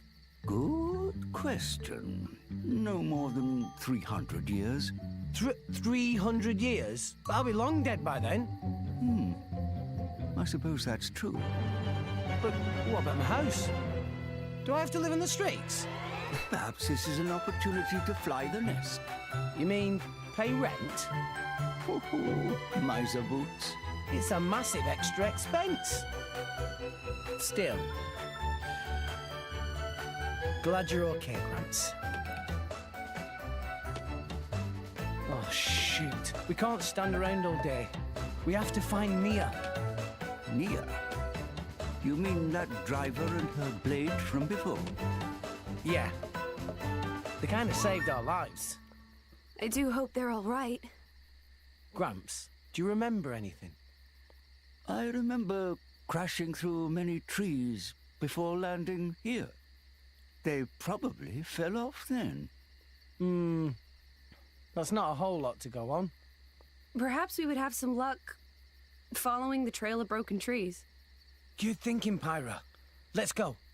So, yeah. By the way, Rex, is that a core crystal I see shining on your chest? Just what happened to you? I'll tell you later. Right now, we need to find Nia. Oh, now this makes a nice change. So yeah, Gramps turned into a marketable plushie. Now I can finally talk about something. So, when you've played the whole game and you're used to Gramps / Azurda being in his small form, it is so jarring going back to the start of the game and hearing like his full-grown voice. Like he does sound like intensely deeper in his full Titan form. And it's so jarring going back to that after you're used to his small form. Also, we're not fighting Bunnets until now. Bunnets are like an iconic Xenoblade enemy. They're bunnies, essentially. Which means they're already amazing. In fact, about bunnies making you go extinct, one of the bunnies is a super boss in Xenoblade 1. I think it's like level 108 or something like that. Like, it's over level 100, I think. And it's amazing. Is that Despotic Ursine? I think that is Despotic Ursine. I like your attitude. What would you have me do? Yes, Azurda is like, now I'm the one paying rent. Sometime, Pyra? I'll think about it next time, Azurda. People might look at you funny though, so watch out. Notice that Pyra calls him Azurda, but Rex doesn't really. Interesting. Pyra would have no way of knowing that name yet, would she? Again, another Playtorna moment. Also, collection points. Yeah, I think this is another point where the tutorial disagrees. Oh, Despotic Arsene, that's it, yeah. The bunny. But yeah, so I believe this is a lie. I think all field skills do is give you more collectible drops. So it kind of increases your odds of getting rare things. It doesn't actually give you things you wouldn't get elsewhere. You just get more drops out of them. Hi, Anonymous, yeah. What have we here? Sadly, we won't hear Flora Heals an Aching Soul for a little bit longer. Wait, Azurda is voiced by Shigeru Chiba in Japanese? I know that he's Kefka in Final Fantasy and also Discord in the Japanese dub of Friendship is Magic. Show him a thing or three. Rex. Oh, and he's also Buggy the Clown, I think? So why is he always typecast as evil jester type characters? Like I don't know, it's like, when I found out he was Buggy, I was like, wait, hang on. He's Kefka and also Buggy? That is some serious typecasting right there. And like, even Discord to an extent. Our emotions are in tune, I'll Rex. keep you safe, Pyra. Salvage's honor. Thank you. That means a lot to me, Rex. Ah, okay, here we go. Trailblazers Bridge, huh? Why do I get the feeling that name's about to become very literal? So yeah, field skills. This is our tutorial for that. I call upon the power of fire. So, with level 1 Fire Mastery, you can burn this tree. So sometimes you'll find things that you can burn to get past. And sometimes you'll need more combinations of field skills and stuff to go places. It's all mostly optional, but it's kind of cool. There actually are a few points in the story where, like, there are, like, two different side quests, but there's actually two different options. You can do things the hard way, or you can actually skip some of the steps if you have a certain field skill. It's pretty cool that way.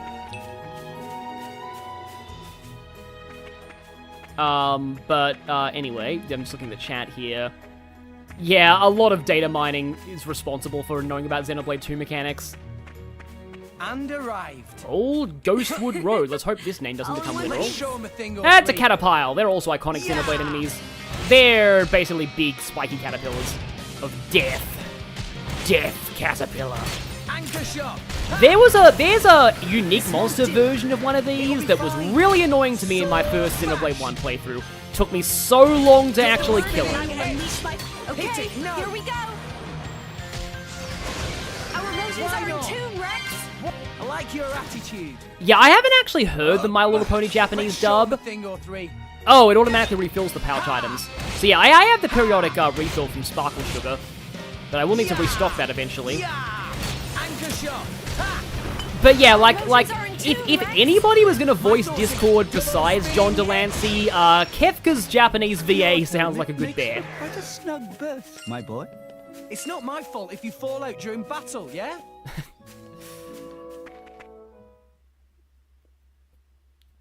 Yeah, there are some field skills that are required. It's usually not that bad, though.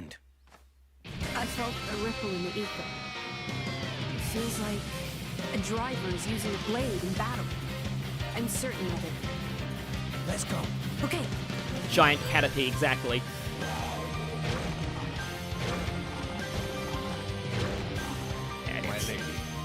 Giant enemy frog! I'm not just gonna abandon you, Joma. Elect Mastery is like the only mandatory field check you'd gacha for. We're here to help. At least a lot of the Elect Blades are pretty common. What are you doing here? My lady, now's our chance. Let's attack. Yeah, like I heard horror stories about people getting soft-locked in, like, Chapter 7 by, or is it 8? No, it's either Chapter 6 or 7. By, field skill checks, and I never had a problem with it. As long as you're pulling blades a lot, you won't have a problem with it. Anyway, Froggy. But anyway, before you help me out, let me explain a little bit about multiple drivers. Yeah. So yeah, enemies have weaknesses. I actually don't find weaknesses to be that important in this game.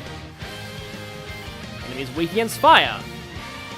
Oh yeah, so when somebody HP goes down to 0, they feel the power of Ding Dong. And then when that happens, another character can revive them. It costs 1 unit of party gauge to revive. This is just like Xenoblade 1, but you can also use the party gauge for something else that won't be unlocked until Chapter 3, so, and pretty late in Chapter 3 at that, so yeah. So if your lead goes down and you only have 1 level of party, and like you don't have a full party gauge, or like 1 tier of party gauge, then if the battle ends in a few seconds, you're fine, but if not, you go back to your last landmark.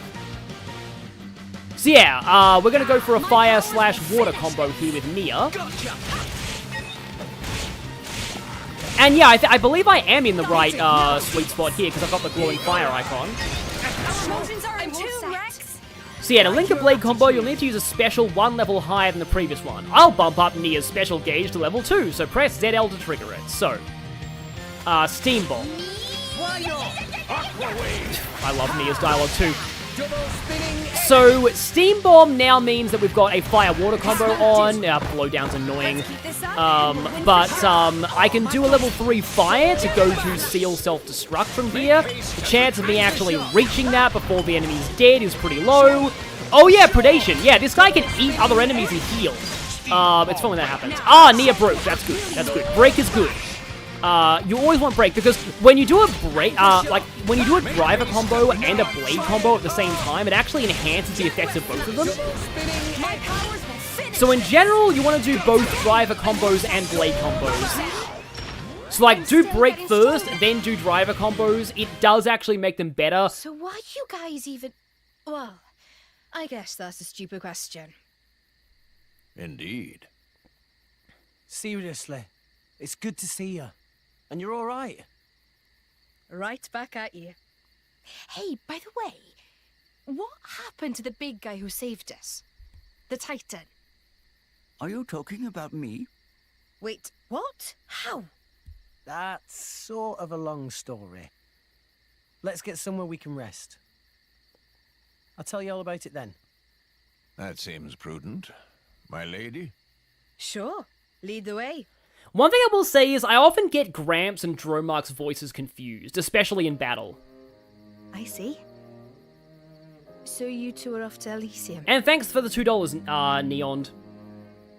Favorite dessert? Listen, plain cake or cinnamon donuts. I'm not a dessert guy.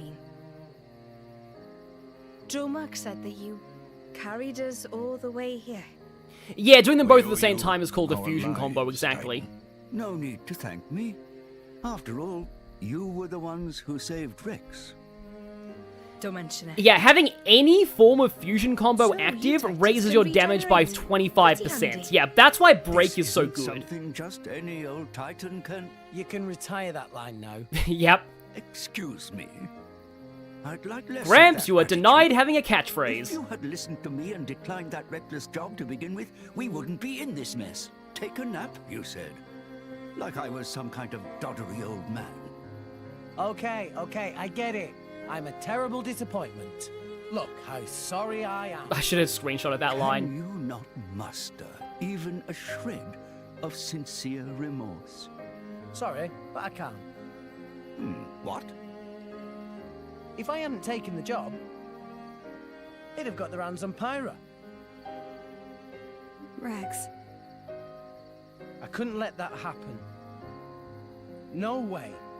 They can never take her.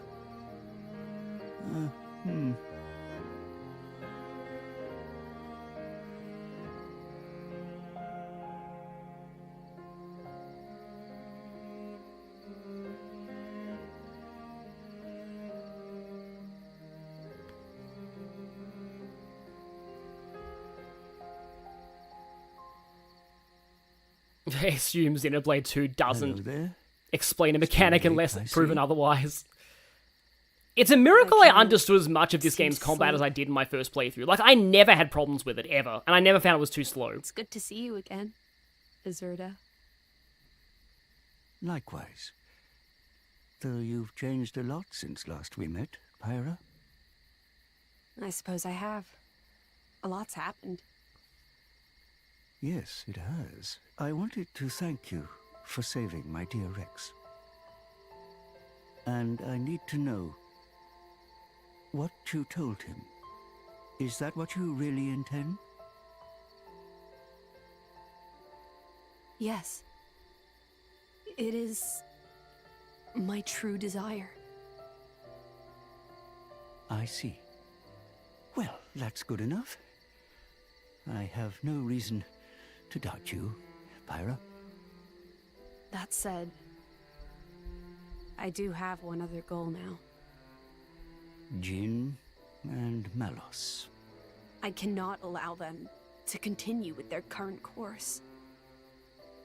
The fate of an Aegis never changes. Right. And you're going to get Rex mixed up in this? I'm not blaming you. No matter how hard you tried, that boy would find some way to get involved.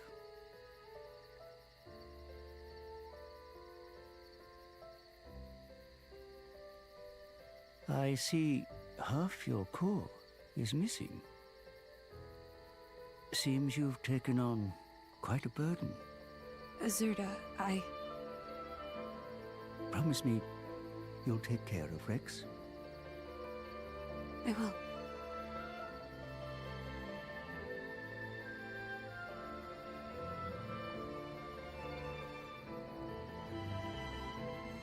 So, some Asian said earlier, oof, that line hits, if you know spoilers. That is, like, nearly every line in this game. One thing I love about Xenoblade is, like, there's so much foreshadowing, and there is so much that you'll catch on repeat Right then. playthroughs. We should probably try and find a town or something. Does anyone have any idea where we are? This is Gourmont, a province of the Ardanian Empire. You must have seen the Gourmont Titan before. Yeah. Only from a distance, though. We're somewhere around its belly. So, this is Gourmont, huh? Hang on a second. Nia, your ears. Are you Gourmoti? Well done, genius. Took you long enough. Gourmont is the land of my lady's birth. Wow. Well, that's reassuring. If we want to find a town, the first step is to get out of this forest. Keep heading up, and we'll hit the plains soon. The town's that way. Brilliant. Let's get going. Oh yes, the planes. Yeah, repeat playthroughs are just like I recommend doing Xenoblade repeat playthroughs because there's just so much you catch. For example, there's a bunch of stuff in that first sequence with the ship in particular that hits very different if you know spoilers. Like, there's so much in this game, and I plan on gushing about it when we get to that point, because it is just amazing. I want to check if we're allowed to play as Nia yet, because I like playing as Nia because she has a break attack, and I like to be in control of my break attacks. So yeah, Gourmont, everybody in Gourmont is a cat person and Welsh. Treasure acquired. So yeah, that's a thing to remember. Oh, we got a chip. So let me go and see what that does. I remember Fang chips being pretty good for early in the game. Yeah, so this turns into Sword of the Fox. Lowers block rate, better critical rate. Anything with a better critical rate is good for Pyra. And yeah, always use chips that give you more auto attack, usually.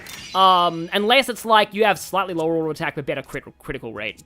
I feel like Pyra is more of an important recipient for core chips than Dromark is. Because Dromark's not really for fighting. Dromark's for healing and break. So, like, Dromark's really not for damage, basically. Speaking of which, though, I can go in here, I think, and... Yeah, here we go, I can actually see Nia. So, let's go to Nia right now, and she needs accessories, so she should get, because she's the healer, I'm gonna give her the Rigid Vest. And...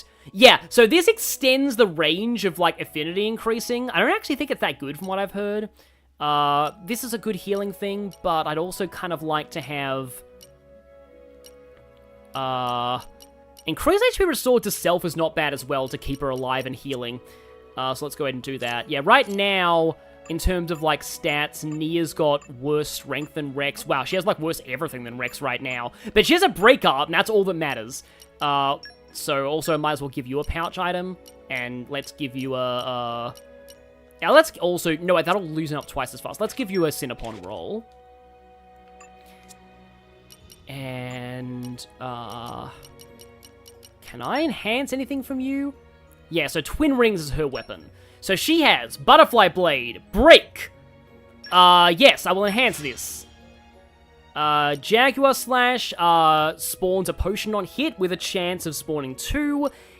Healing Halo, or no, I can't do Welsh accents though. Healing Halo, that's my closest impression of her saying that. Yeah, this heals you in an area. A lot of people say that Dromark is bad, and I dispute this. I think that Dromark is fine. Like, if you are a new player, you will need Dromark's healing. And because Dromark is the first guaranteed healer you have, and he has an AoE heal, I think Dromark is actually fine. I don't get all the Dromark slander in the community.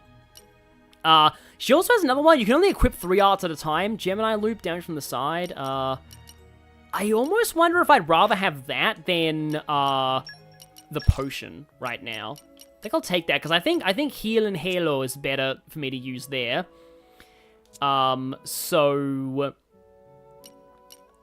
Yeah. And now, in terms of her affinity chart, we've got, okay, yeah, that's the same name as one of Rex's, same effect, different name as one of Rex's. Use that.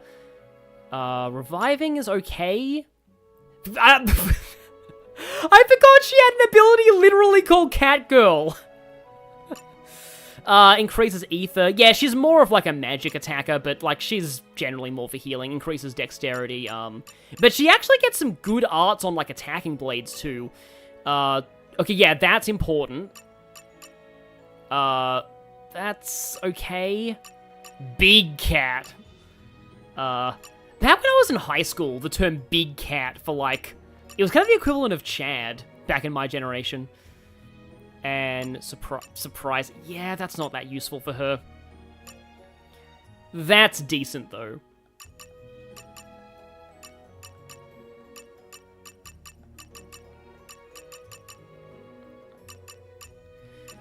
I should probably save up for that. And then Rex, I think I'm saving up for that too. So, yeah.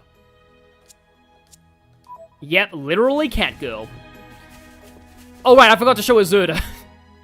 Oh, not Azurda, I mean Dromark. I get them confused all the time. So yeah, core chips, nothing. His role is healer. He has a 10% block rate. 35% ether defense, though, is kind of good. My power ever grows. So, yeah, most of Dromark's stuff doesn't actually matter. It's really just the fact that he has Healing Halo and a Break Art. The fact that he has a Break Art also, I think, makes Dromark not bad. But yeah, his first special absorbs critical damage HP. His second special heals the whole party based on the damage dealt. His third special can spawn potions. That one's probably the best of those.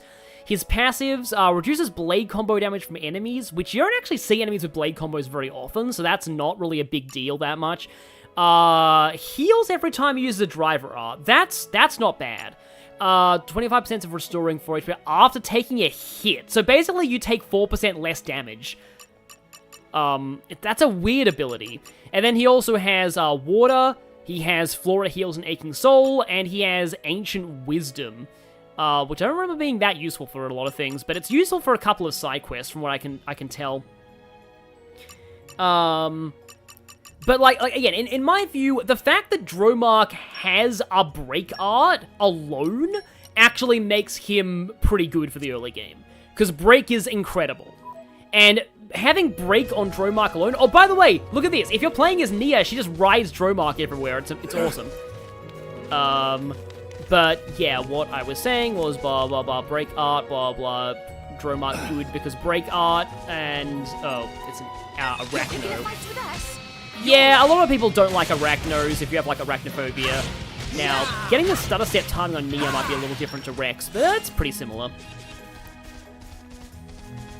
And yeah, he's fine as a healer. He's sort of staff bot, but just this isn't Thracia.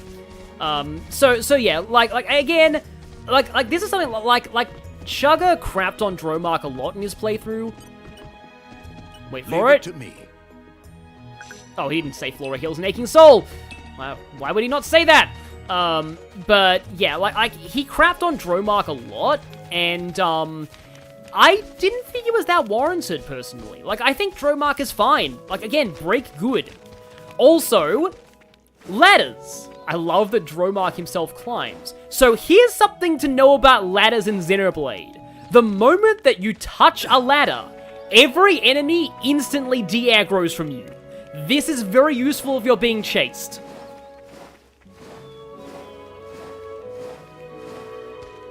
Like, there's another blade later where I think that is totally fair to dunk on them, but Dromark is fine for the early game, in my view.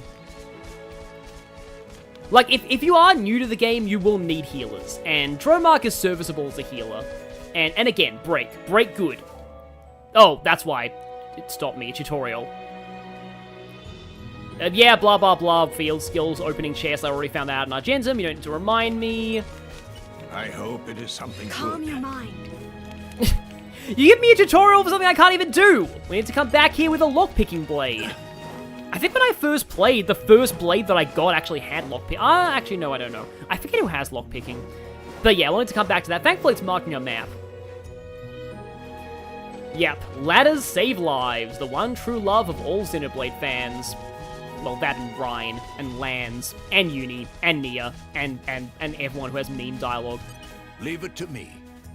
Flora heals an aching soul. There's the line!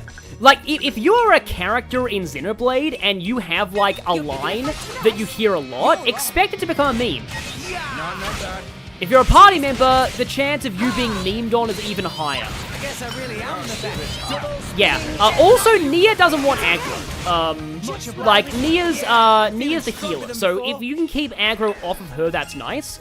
Also, it's a good idea to fight a lot of enemies, because enemies do drop accessories sometimes, and often, like, the accessories you get from enemies are significantly better than what you can buy in shops, so definitely go for enemy accessories.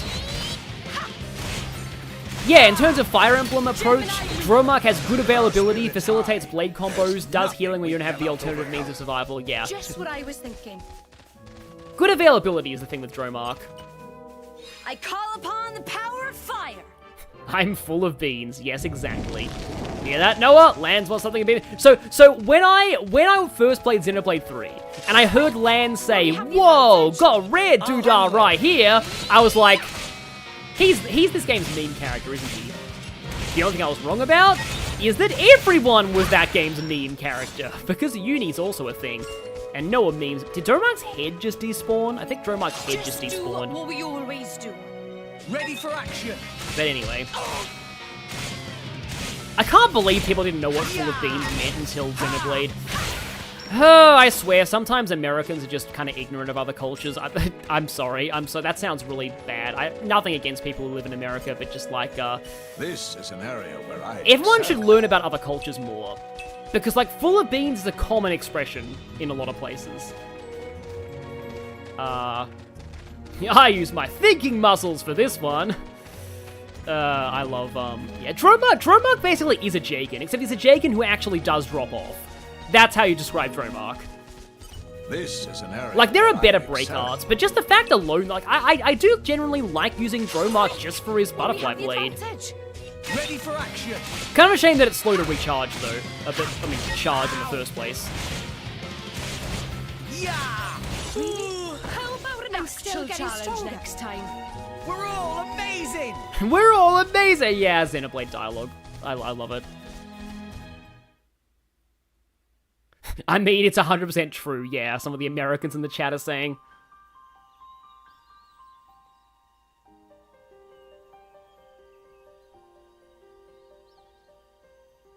Oh, right! I forgot Dromark is not the only, dual rings. I thought Dromark's weapon type was unique, but apparently it's not. Also, are we getting the song here? So, if fighting Pyro was when the story truly began, What a wonderful view. this is where the gameplay truly begins. This is... Yeah, this is great. Great, yeah. Especially after slumming it on Gramps' back for so long. It served you well enough. Dromark's the only rare twin rings. Biggest city in Gourmont. Yeah, because most of the story blades have a unique weapon type. The fact that Dromark's doesn't is kind of a shame. After that, I'm afraid you're on your own. Oh, on our own? Of course. I would have thought even you'd know why I can't be seen with you. Because you're supposed to be one of them. I haven't known them very long. But you know, they're still my crew. Even though they almost committed mass murder. Your crew? Even after they tried to kill you? That's as may be. But they're the closest thing I have to a family.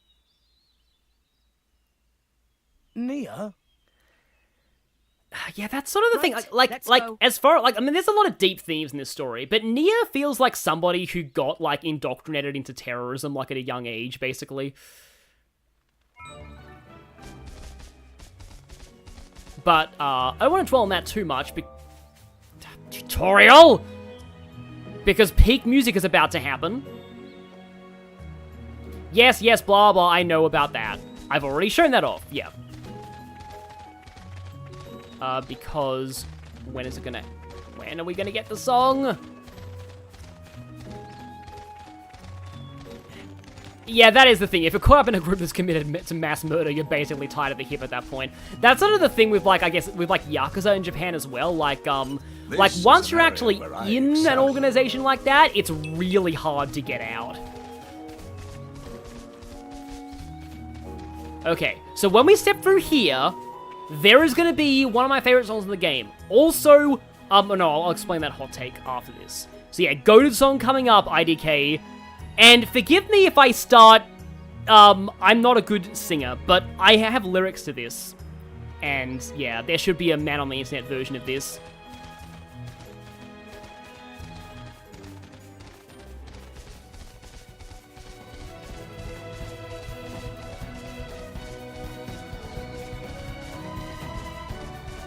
I'm gonna stay away from enemies and try and avoid, having something interrupted. Here we go, wait for it. We're on our way to save the world, even though we don't know how. I'm too embarrassed to do the rest of it. I need to write the full lyrics of this one day. I've got lyrics of this in my head. But, like, this song. So, hot take. And this is a really hot take in the Xenoblade fandom. I like this version a billion times better than the Torna version.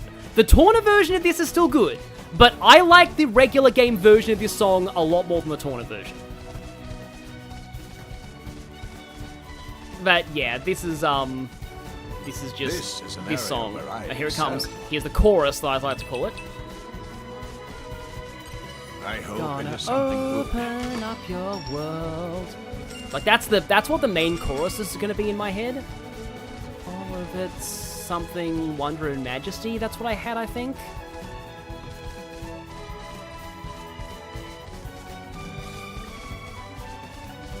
This is an area where I excel.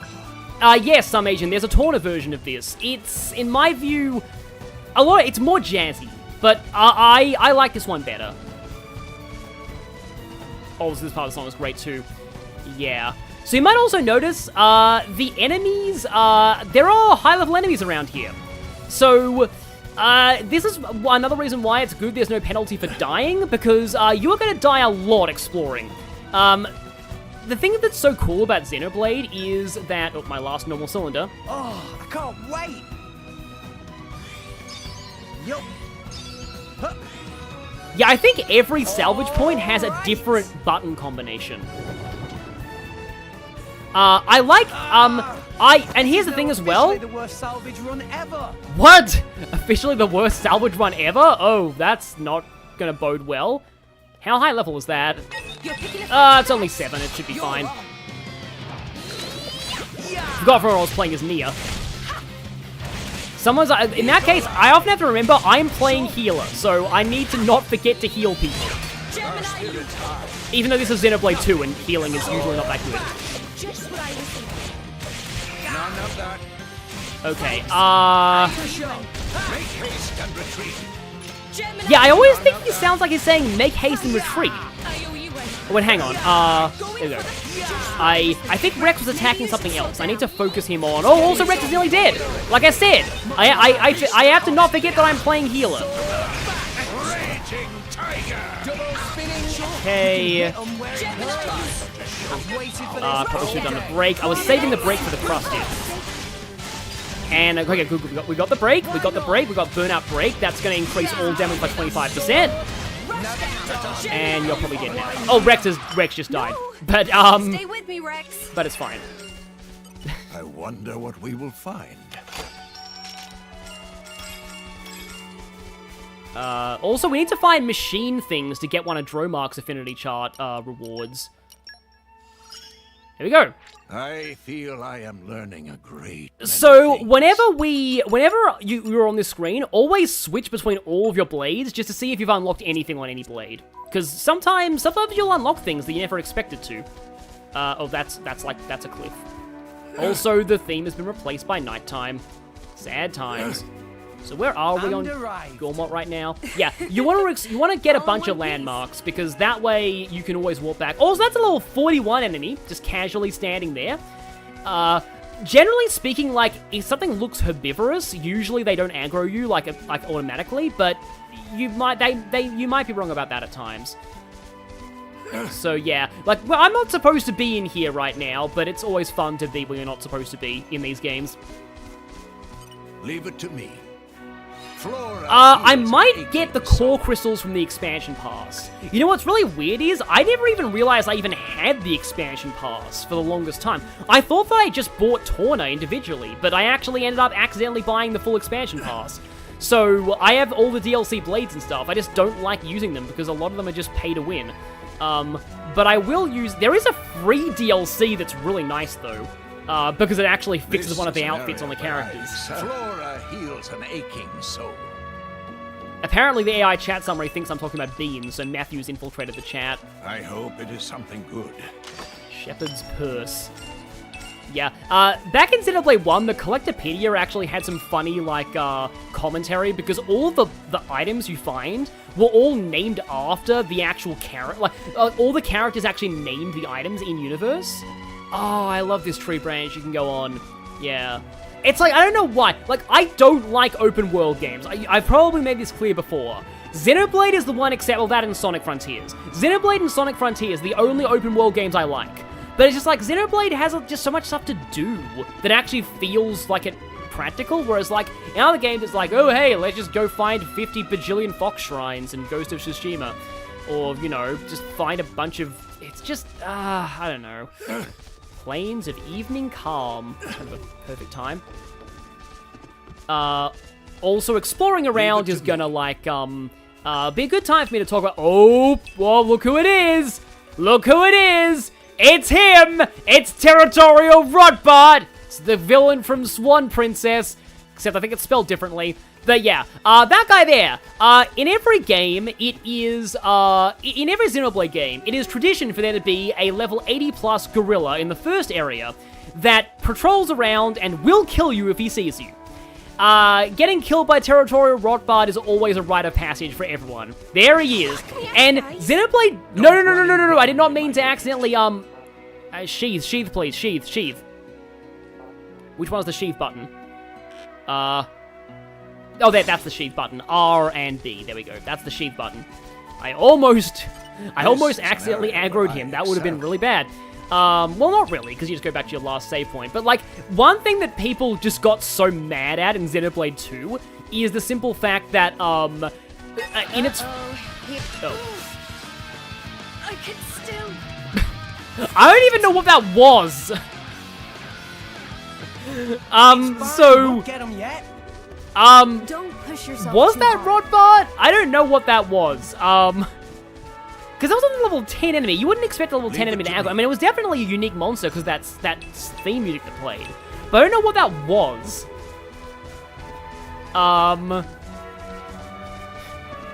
But yeah, the first big area of Xenoblade 3 did not have a Territorial Rotbart equivalent. It was just called Jingoistic Gigantus, and everyone was so angry. Also, surprise side quest. Snooze Wolf trying to eat me! It's funny when everyone has just generic side quest dialogue when people's lives are in danger. Yeah, so like those lines are completely generic. Yeah, that might have been Territorial Rotbart. Also, because quests don't expire, we can just leave this guy. They're on level 5. This should be nothing. And there's 5 of them. Generally speaking, even if enemies are low level, you fighting a lot of them at once can actually be difficult. Because, you know, more enemies means more things hitting you at once.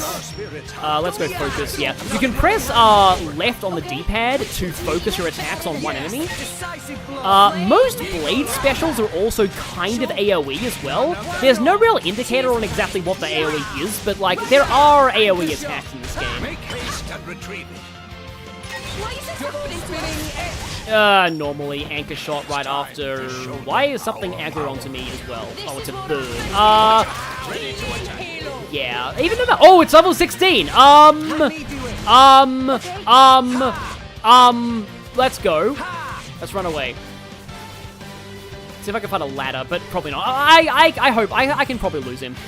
One of the other classic things of Xenoblade is that you will aggro an enemy you don't want to fight, you try and run away, and then like 50 other enemies will be aggro onto, and you have this like line of like 20 enemies all chasing you at once. It's great. It's always great. Balufo. No, let's not fight that. You're picking a fight with us. Oh, wait. You're wrong. Apparently something aggroed me. Oh, it's a vault. Okay, you're fine. Yeah, whenever you hear that ding sound, it means something aggroed onto you.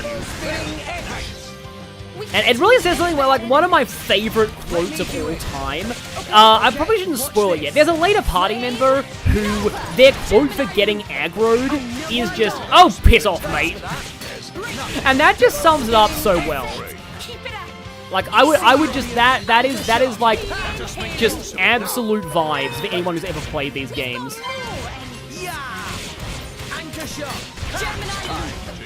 I only got speed bomb. Some steam bombs was too late for the fusion combo. Okay, something exploded. There's a vault somewhere. I don't know where it is, but okay, it's over there.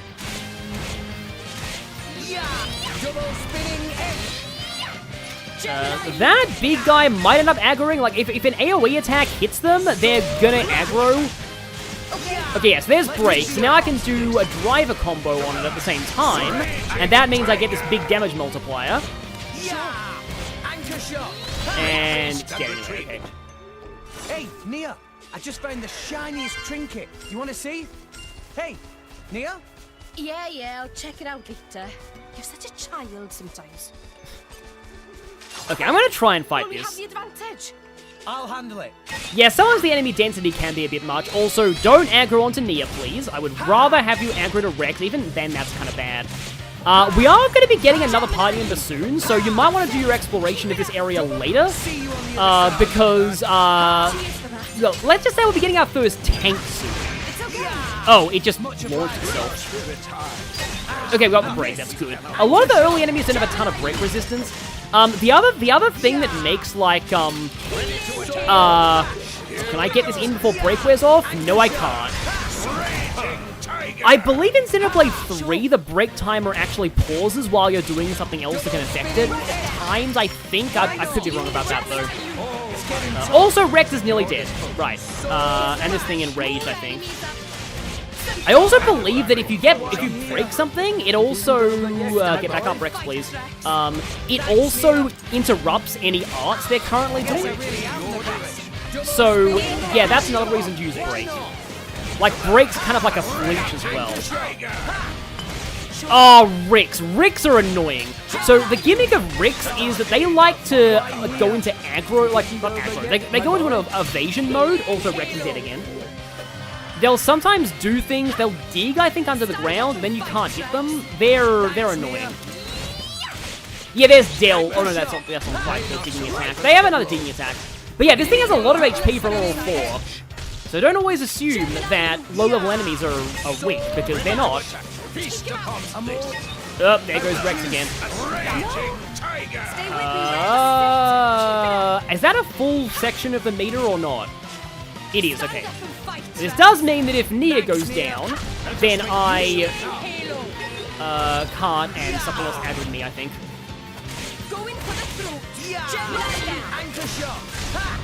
This thing has a lot of health for a level 4. It's gonna die soon, though. And there we go, right. And we use up the sparkle sugar. Okay, yeah, Pyra got a new affinity reward. Like, that's kind of the main... Like, you get a lot of experience just by playing the game normally. The main benefit of fighting enemies is to do that.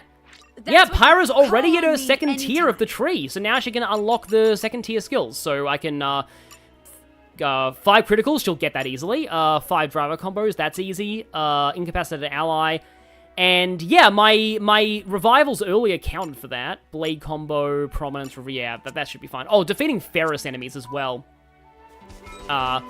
Defeating Ferrous enemies also is, there are a lot of Ferrous in here. Oh, Rex got Bravery level 1. So that goes up based on, like, the element blades that you increase your trust with. So, raising it with fire got him more bravery. Again, this entirely affects the gacha system, which I'm probably gonna have to talk about in this part, because we'll definitely get to it in this part.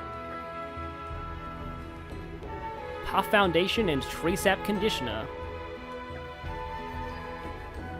Oh, yeah, even after you unlock your last row, Trust also increases your damage, which is something else the game doesn't tell you.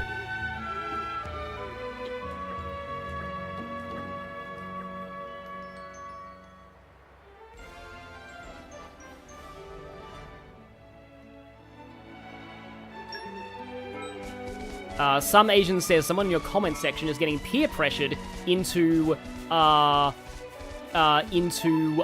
throwing hands with their friends, and you're very confused. Yeah, maybe don't like actually fight people. I grow ever stronger. And there we go. So Dromark's now on his next level. When did the stream start? I'm almost at 4 hours.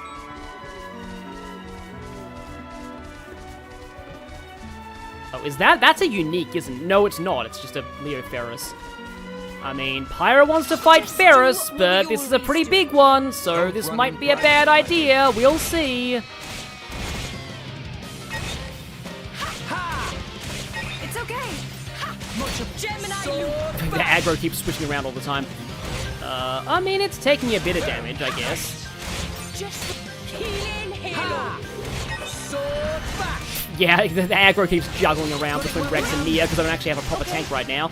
Let's start with E. Because, yeah, this one does more damage to Beast, I believe. Yeah, it does. Like, I normally don't care about the blade effects, but, I mean, if I have a chance to actually get the Beast effect, I might as well take it. Yep, Stunner Stepping actually does help a lot for healers, because it charges her healing halo faster. And, yep, we're on a fusion combo now, which is good. And also I can Steam Bomb to get an even better fusion combo going.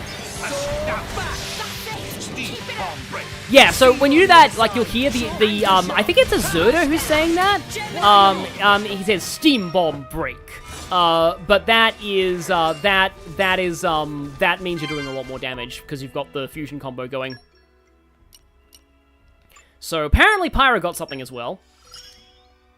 There is still much to Pyra got, yeah, because she just did 5 criticals. Yeah, Pyra crits a lot. Expect her to fulfill those critical conditions very easily. Now, oh, what level are you? Oh, 12. Yeah, that's a unique monster. I don't think I can fight you yet. Let's maybe hold off for now. 12 is a bit much for us, especially for a unique monster. Is there any, like, weaker unique monster I can try and fight?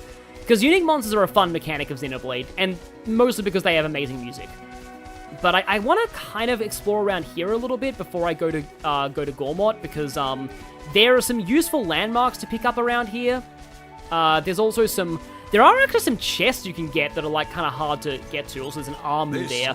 Armu's this world's equivalent of cows. They're basically cows meets dinosaurs. Yes, that right there is an Armu. And that's a Flammy, which are basically flamingos. This is an area where I remember them because Xenoblade 1, the first area, has an island of, like, level 70 Flammies. Also, the bane of every Xenoblade player's existence until 3, swimming.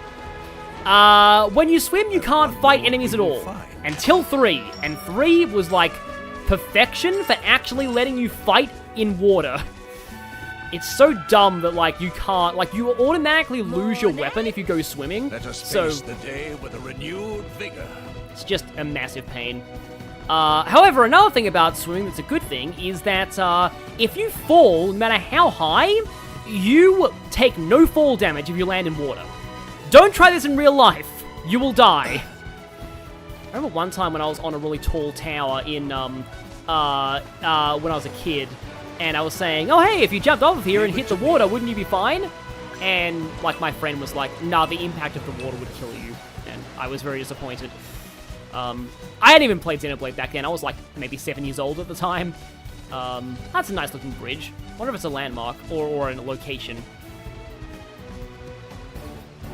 Doesn't look like it. There is a little shack here, though. I remember this being important later, I think. Oh, it's one of those bees' nests. Yeah, they summon more enemies if they get aggroed. Terminal velocity plus water equals broken legs and drowning. Yeah. Okay, that was a location. I know there's, like, an ivy climbing area around here. I remember this area very, very well, because this is where I found the core crystal that got me one of my favorite blades in my first playthrough. I specifically found this not core crystal. Oh, no, actually, I think it is a core crystal. It's, you know, the thing you use to summon blades. Also, I love how you can see the Titan moving here. Yeah, like, by the way, so like, okay, like, I'm sorry if I'm not really answering chat as much, like, now either, but, like, by the way, so, like, do any of you also think this? Like, this game looks and runs fantastically for a Switch game. Like, the art style is amazing. It's aged incredibly well, I feel, the graphical style here. And there's no loading screens for this entire area. This whole big plane, no loading screens. And no land. Like, this just runs so well. Like, how does Xenoblade do it? It's just so fantastic. I am just in awe of Monolith Soft sometimes. And I don't think they even have that many people, like, in their staff. Like, they're not a big company, from what I remember. Don't aggro me, Bunnet, please. The Bunnet looks like they're not aggroing. But yeah, To be honest, like, I'm glad that Nintendo fully bought out their shares, because, like, having these guys on first party for Nintendo, they deserve to be. Leave it to me. They're, like, in my view, some of the best Nintendo developers, Monolith Soft.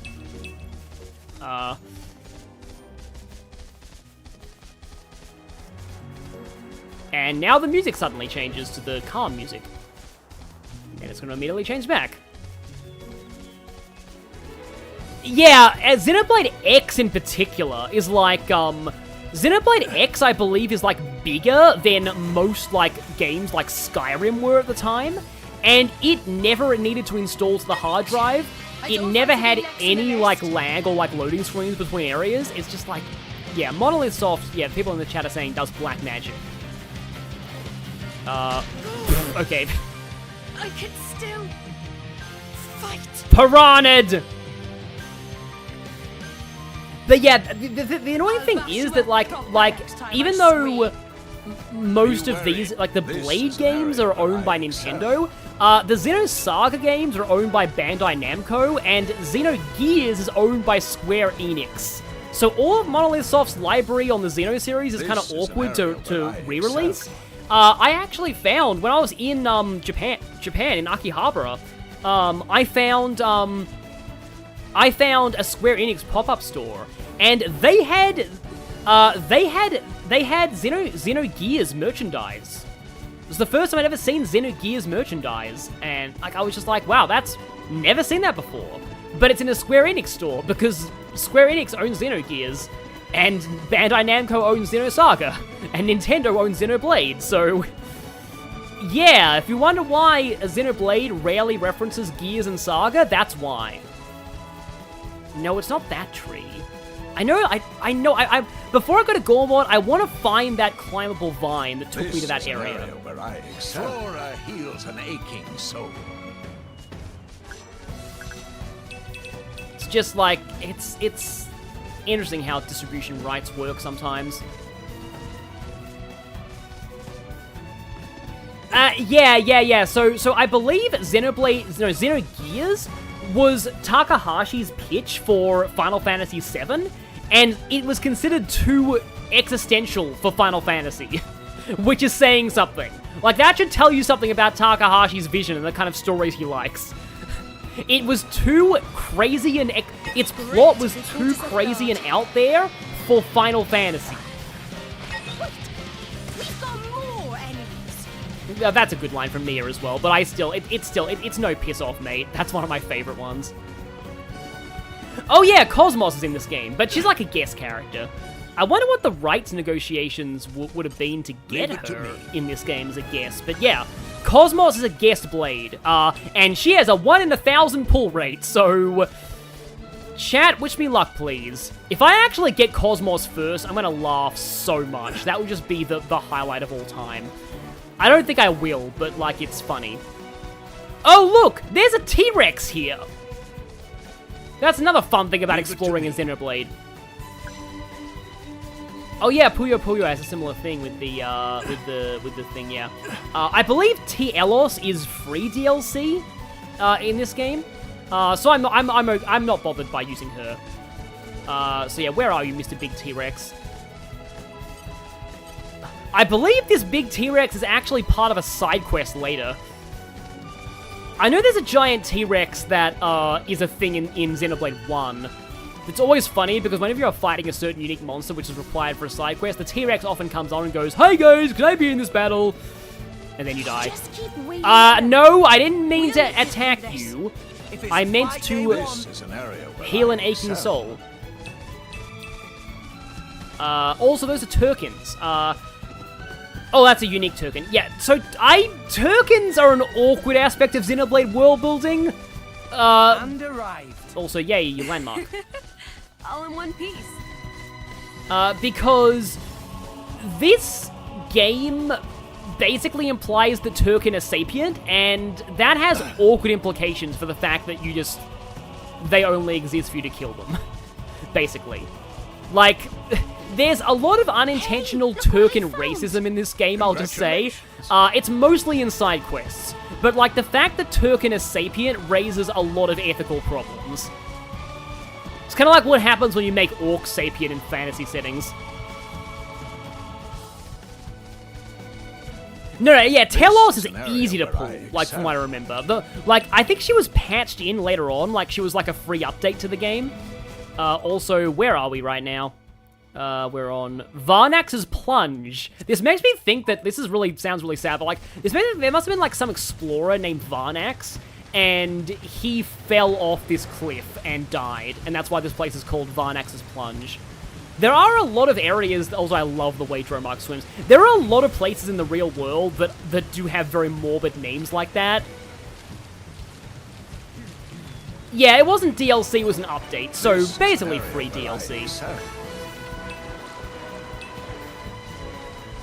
I believe you need to have Cosmos before you can do Telos's quest, and... Oh look, it's a level 74 spider! Let's avoid that. I'm not supposed to be here, but I don't care, because Xenoblade, yeah. So if you're wondering, yeah, like this is going to be a taste of what these streams might end up becoming. Me just walking around, exploring places. I'm dead. I'm dead. I'm dead. I'm dead. I'm extremely dead. Please get me out of here. I'm dead. Why is this happening to us? That was too... Yep! Well, yeah, if the bunny doesn't get you, the bats will. Oh, yeah. I love it when, like, the unique monster theme kicks in right at the end when you die, when it's like, oh yeah, for good measure, a unique monster also aggro onto you. The unique monster is like, hey guys, can I be in this battle? Oh, it's over. And we're you. And we're you. Oh, this is where we are. So this thing right here, we can't do anything with that yet. That's a thing for later story progression. But that's what I like about exploring in Xenoblade. I like finding places that you end up needing to go to later in the story. It's just like, oh, that's cool. The story tells me to go here. I've already been there, so I can just fast travel there. Just my approach to this kind of thing. Local Gourmont gets jumped by Targwell. Wasn't the Targwell that killed me though? It was the Ujif. The bats, rather. Oh yeah, there's birds there. Here we go. I remember this place. So if I'm remembering this right... This isn't even the Australia continent. Yeah, it shouldn't have the deadly spiders. Yeah, 5 seconds of unique monster theme into respawn is a true combo. Yeah, I love that when playing Xenoblade. It's just like, oh, there was a UM there. Right. So, up. Uh-oh, that's not good. Is there another ladder that I can go on? I mean, Turken are usually not that strong even when their level is fairly high, but still. Here we go, this is why I remember it. So, we got a secret area. Look at this. So, secret areas are worth a lot of landmark experience for your bonus experience. And it's always so fun to find them, because you get to look at this. Like, there's our destination, there's Torgoth. Like, look at that, it's all fully loaded in. You get to watch the sunset up here. It's just, yeah. This is an Xenoblade is the one time that I actually like open world games. Being a really good JRPG was what did it. It's the battle system. It's the fact the battle system is great that's what gets me. But this treasure trove right here. I wonder what we will find. That rare core crystal. That rare core crystal. In my first playthrough, that got me Zenobia. My second rare blade. On Rex. And she was one of my mainstays for the entire game. That's why I remember that landmark so much.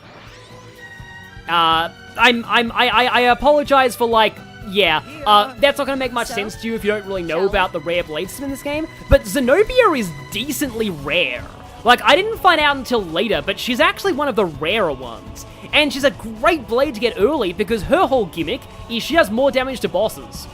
So, yeah, she's so, like people, like, she was one of the blades who was very overrated by early players. Look what I found.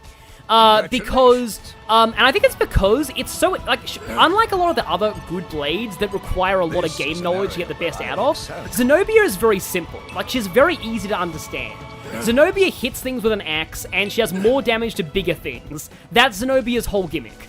And, like, yeah, it's like, her whole, like, getting the best use out of Zenobia is not hard. Is the enemy a boss or a unique monster? If so, she does more damage. That's all. Okay, we've got climbable ivy there. There are actually some parts of Gourmont that are only accessible when the cloud tide is low. But this might be one of them, actually. It might be. I think there's an area around here that's actually kind of tricky to access if you don't know how. And I think you need to do it. So late? Yeah, here we go. Yeah, there's a Nopon camp in here. I kind of wish this was a landmark, because I think you need to go here for a quest later, and it's a bit hard to remember where this is. Nothing to sell you. Is that right? Oh yeah, timber. Yeah, you need this for a quest later. And of course, Moku is Japanese for wood. That's why that Nopon is named Moku Moku. Yeah, Zenobia's gimmick is just Unga Bunga. That's her whole thing. Goku with an axe, yeah. I remember when, again, like, I was very much into, D&D when I first played this, and I was trying to come up with, like, sentient weapon profiles for the blades. So, in my view, Zenobia was, chaotic neutral, Pyro is lawful good, Dromark's probably neutral good, and is that all we've seen so far? I think it probably is. But like, yeah, in my mind, Zenobia was chaotic neutral. I do think lawful good fits Pyra. There's another story blade that I consider chaotic good, but we'll get to them later.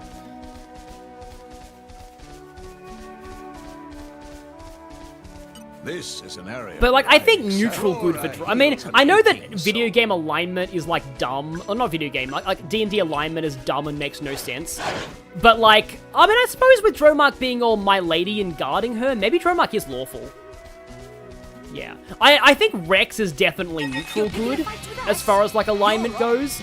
But yeah, it's just like, I don't know, alignment's a minefield. Nobody's simple enough to boil down to one. Like, the way, this is a tangent that I wanted to talk about, this is an area where I excel. During Persona, but I never actually got a chance to. Yeah, considering all these exploring segments are going to be like Tartarus, basically, for Persona, my Persona streams. But like, this is something that I wanted to talk about in Persona. In my view, D&D style alignment, it really mostly only makes sense for like gods, angels, and demons. Because they are the physical embodiments of certain emotions. So they can only physically be one thing. So, like, yeah, for example, I consider Nyx in Persona 3 to be to be lawful neutral. In fact, most death gods that aren't evil in Meteor are, there we go, actually give me that item, are lawful neutral. Because, like, death is an inherently lawful neutral concept. Everyone dies, and you can't really do anything about that. Doesn't discriminate. So, yeah, I'd say Nyx is lawful neutral. But like, yeah, I really feel like it mostly just applies to gods and like, and stuff like that. But like, there are some characters that I can peg as certain alignments. For example, Sonic the Hedgehog is 1000% chaotic good. The interesting thing about Sonic is, he thinks he's chaotic neutral. Like, Sonic is chaotic good who views himself as chaotic neutral. Because he doesn't see himself as a hero, he just thinks he's just doing whatever he wants to. But it just happens that what he wants to is helping people and generally being a good guy. This is an area so like, meanwhile, I actually think Knuckles is borderline lawful good, because of like his devotion to the Master Emerald and generally being a bit more chill than everyone else. While Tails I put as neutral good. I'd say Amy is neutral good, bordering on chaotic. Because when I did a personality test for all... I like to take the Myers-Briggs test as game characters sometimes. And when I did a Myers-Briggs test for the Sonic cast, Sonic obviously ended up ridiculously high on like the spontaneous versus planning angle, which is kind of like the law chaos axis. what I found interesting is that Amy ended up having the same personality type as Sonic. They were both campaigner, but Amy leaned more towards the middle on the lore chaos scale, but she leaned more chaotic. Leave it to me. So she was like slightly into chaotic, but she was closer to the center. And that's what I kind of feel is interesting about her. Like, she's definitely probably somewhere on that same spectrum as Sonic morality-wise, but she's a little more grounded than he is. Meanwhile, the Sonic fandom is chaotic evil. Yeah, I kind of agree about that. Because, like, that's the thing about, like, I've developed Gourmont level 1 without even setting foot in the city. But that's the thing that I find about, like, the lore and chaos thing. Everybody agrees what lawful and chaotic evil are. Like, lawful evil is someone who wants to, like, you know, bring order to the world at any cost, whereas chaotic evil is someone like the Joker, who just wants to cause cruelty for no reason, or wants to destroy the world. Anybody who wants to destroy the world is usually chaotic evil. Anybody who wants to remake the world in their own image is usually lawful evil. Basically. This is an area and then neutral evil is just, like, in between if they don't lean towards either of those. So, like, most people have a good idea of what, like, lore, neutral, and chaotic are like that, but, like, the way that I always see it is that I always view lawful and chaotic in terms of personality type, rather than, like, alignment to society, because, like, if you tie lawful purely to doing what society expects... I don't think I can get this. Let me see. Nope, no Earth Mastery. If you tie, like, alignments to what, society expects, most societies in media are evil, and often in real life too, so it's just kind of hard to get good lawful characters if you do that. So the way that I personally see it, well, this is a really crazy tangent that I'm going on. The way that I see it is, lawful is planning and routine-oriented, and chaotic is spontaneous. Uh-oh, here comes trouble. Uh-oh, here comes trouble. She didn't even finish that sentence. But yeah, again, the way that I see it, lawful is routine-oriented, and chaotic is spontaneous. Here comes trouble. Because, like, I view myself as more of a lawful person. In terms of that. Oh, that's a level 15 quad wing. Bail now. Bail now. I was only targeting the level 10. Also, Rex is dead. No, stay with me, Rex. He'll stay with you in a moment. Just, there we go, unaggroed. So now Rex is back.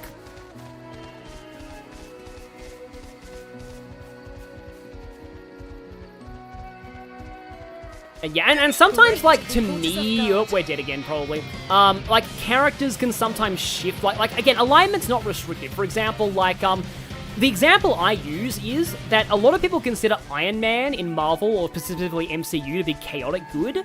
But then in Civil War, and then Captain America to be lawful good. But then in Civil War, Captain America is chaotic good, and Iron Man is lawful neutral. So, oftentimes, somebody's alignment depends on the circumstances. But overall, I just don't think alignment really matters to, like, non-D&D... Even D&D characters, it's kind of a dumb thing to have, really. It's a bit too restrictive. And yeah, no, I'm gonna probably get a move on with the story now. I wanted to go here, though, because this is a good landmark to get. It's right behind Gourmont. Torogov Flower Patch, yeah. All in one piece. Are we allowed to actually enter the city via the other direction? I've never tried that before. Oh, no, the ladder's out, yeah. I think they force you to go in here via the main entrance. I don't want it to be... Oh, I'm actually in Torogov.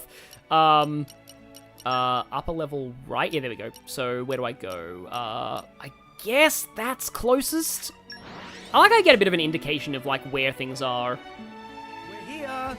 So, shall we? And I probably want to change the time before I enter the city, because I want it to be daytime for certain cutscenes. Otherwise, it will be hard to see. Oh, I know what's coming up. Oh, that's going to be me in a lot of this game. Oh, I know what's coming up with anticipation. Let's just say, Daddy's turned into a Scotsman. Things are about to get very, very Scottish. Yeah, it's funny that they actually get rid of the stairs just to force you to enter Gourmont by the front entrance. Like, I was wondering how they do that, because, like, the plot only makes sense if you enter here from the front for the first time. So they just remove the back entrance temporarily so that you don't do that. I'm sure you can probably clip into there somehow, but you're meant to go into Gourmont through the front. So while I'm here... Oh, no, Torgoth Knight's theme is great, but I do want to change the time. Let's go... No, let's go forwards, not backwards. 10 a.m., I guess? And no, hey, there's people here, yeah. This is an area where so there's a lumber company here. I wonder if that Nopon will be relevant to this. Yeah, there is a back entrance. I just found it. Just BLJ from the broken stairs, exactly. Yeah, they're explaining high and low tide now. Because the Titan walks through at different angles.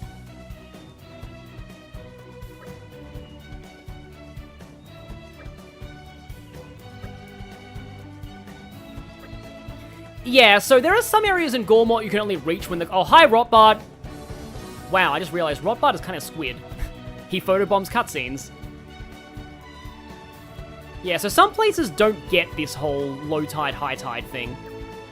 And you can change the tide, I believe, by sleeping in an inn. Yeah, here we go, the tides.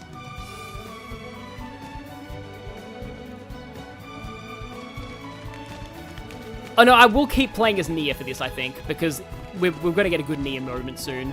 A very good Nia moment. And here's the Torgoth Arch.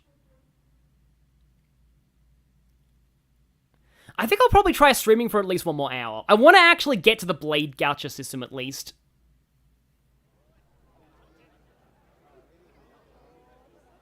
So, this is Torgoth. It hasn't changed a bit. Nia? It's nothing. Okay then. I'll show you to an inn. Then I'm out of here. You say that, but I wouldn't say the game would take away a party member who seems to be a full-on playable one. Yep, Rotbart's like, hey guys, can I be in this scene? And yep, here is Torgoth. I guess it's called Torgo in Japanese.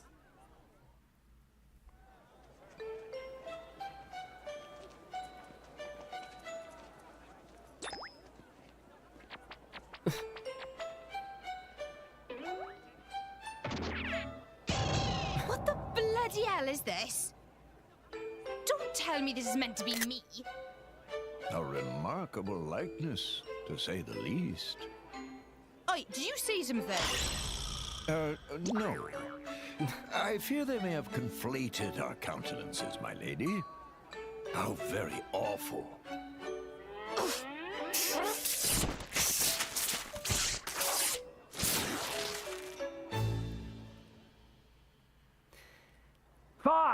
They just can't get a nose right. The Empire's call. Your strong heart today will build a strong, more ordained tomorrow. Of course, you get more than a salary. Pension and benefits are included. Distinguish yourself, and you could even join the nobility. For the glory of the Ardanian Empire and His Majesty, Emperor Niall! Come now! Who wants to be the hero of tomorrow? What's the deal over there? Driver recruitment. What they didn't say is that anybody who applies needs to be able to say, think you can take me and don't forget me and you're done. Recruiting drivers from all over. They audition people, and if they can't say those 3 lines properly, they're out. They must have run out of candidates in the military. What do you mean by potentials? I'm not sure I follow. Just see for yourself.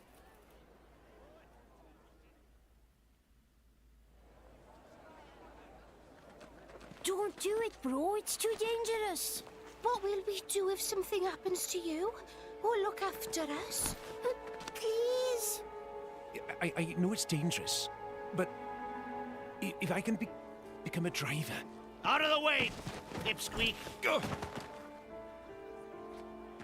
All right. Come on, Blade Boyo. Show me what you got.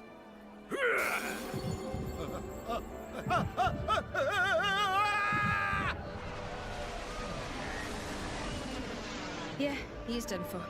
Indeed.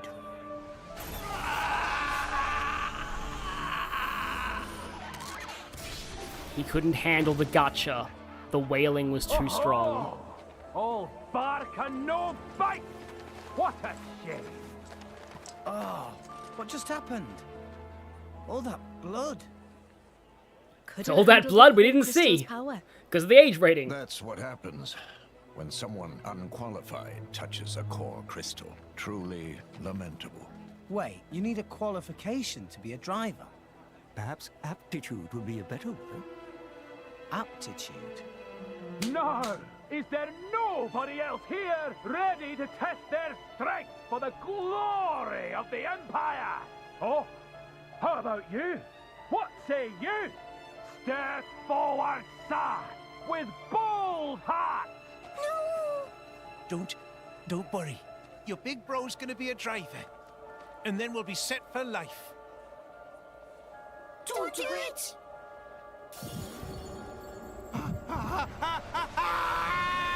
The power of gotcha compels you! There's your aptitude.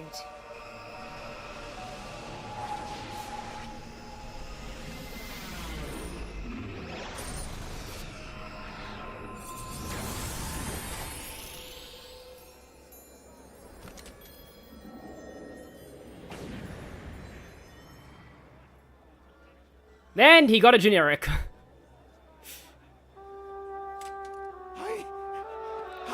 It would be really funny if there was a chance, like Wally getting a shiny in Ruby and Sapphire, there was a chance that he could actually get Cosmos. That would be amazing.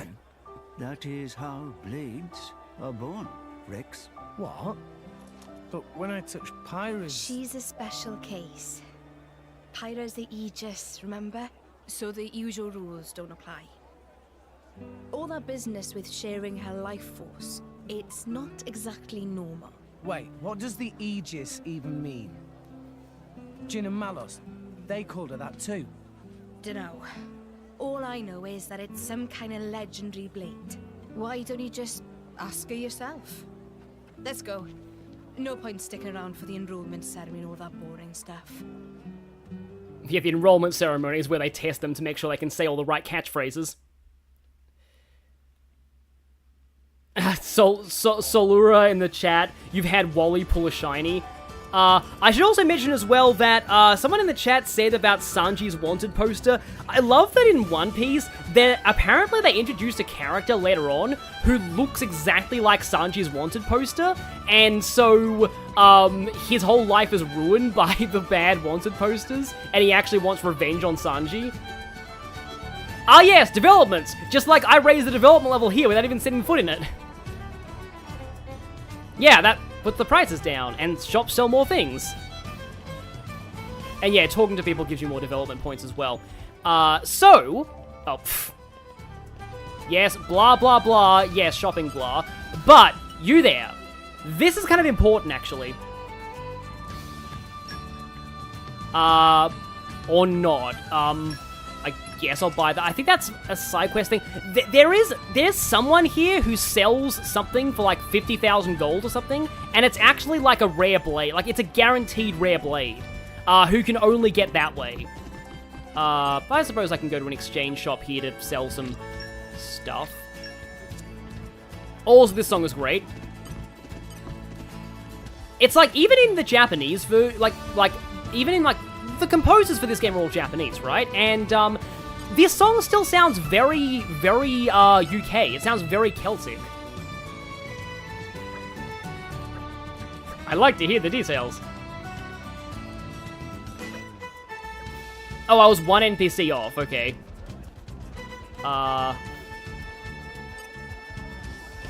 Somebody apparently nearby sells it.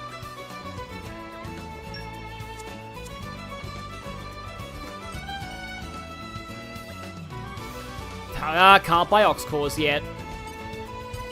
We can get core chips though. So tin chip, no crit rate. Fang chip is good for crit rate wing chip. Is that better for Pyro than what she has? Oh, it's an objective upgrade. Also, Sword of the Dingo. Yes, Australian representation. I will take that. Pyra has now become Urian. And you'll take a... I mean, I can afford the wing chip. I have a lot of money. So let's get wing chips. Nope, I forgot to apply that one. Okay, let me just go over here and actually equip that on Dromark. Oh yeah, by the way, instead of like these are actually one-time use, so you'll need to find a different core chip if you want to actually change it back. He doesn't stock the item until later, okay, that makes sense. Also, there's an informant over here.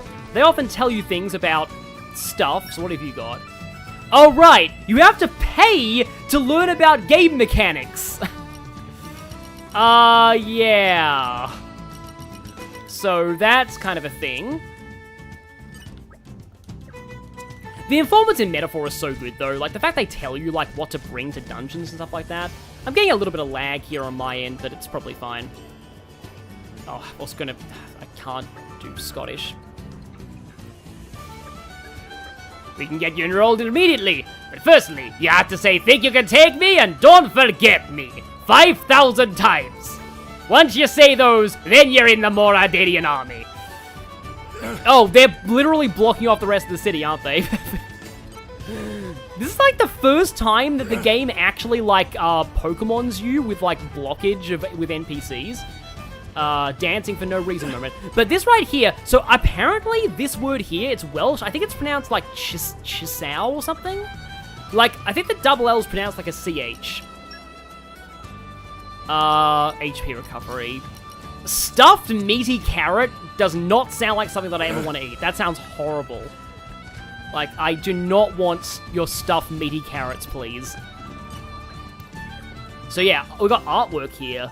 Girl on the Hill, Black Flower Field. Oh, Affinity Game's okay, I suppose. And we also can buy musical instruments.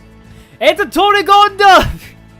Sorry, just the way that is well, actually no, it's the way that Chugga says Torregonda that just stuck in my head as like a meme, because the way that he says it, and his attempt at a Gourmont accent is the most ridiculously eldritch abomination accent I've ever heard. It's like, Torregonda! It's like, so I have to buy 3 Torregondas just because of that. Special Recharge is not a bad effect to have, though. You can only carry 3 of these at a time, though, but...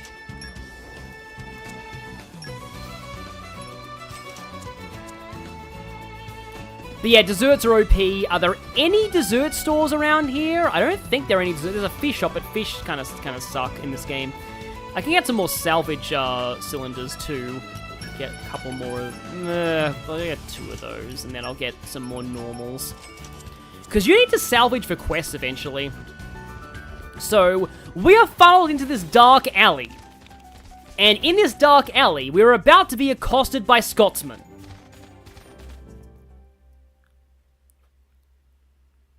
This whole thing with core crystals, touching them to create blades. It's pretty amazing when you think about it. We blades start out formless, anchored to the world only by our core crystal. Only the touch of a potential can imbue us with form and being, and it is by those forms we come to be known. So you see, my boy, in some ways it is only the fated touch of a driver that allows the blades to exist at all. Wow. Why does it happen that way, though? Now, that is something no one knows. It's just how it's always been. Blades come in all shapes and sizes. Some human-shaped, some not.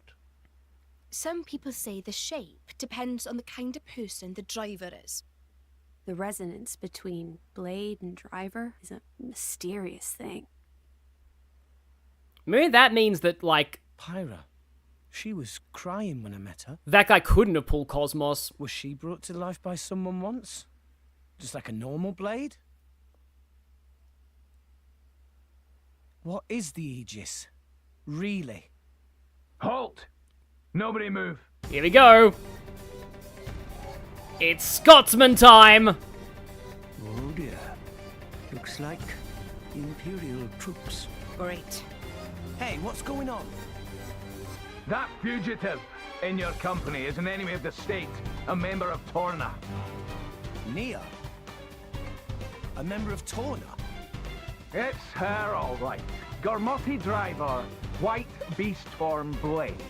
She looks exactly like the wanted poster. What wanted poster?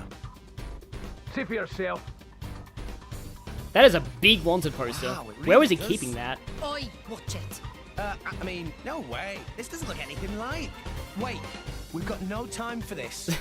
Who cares if it looks just like her? Wait, I cancel the silly anime moments. There's plot going on Now, now. as for you, you look like a driver too. Registration number? 539?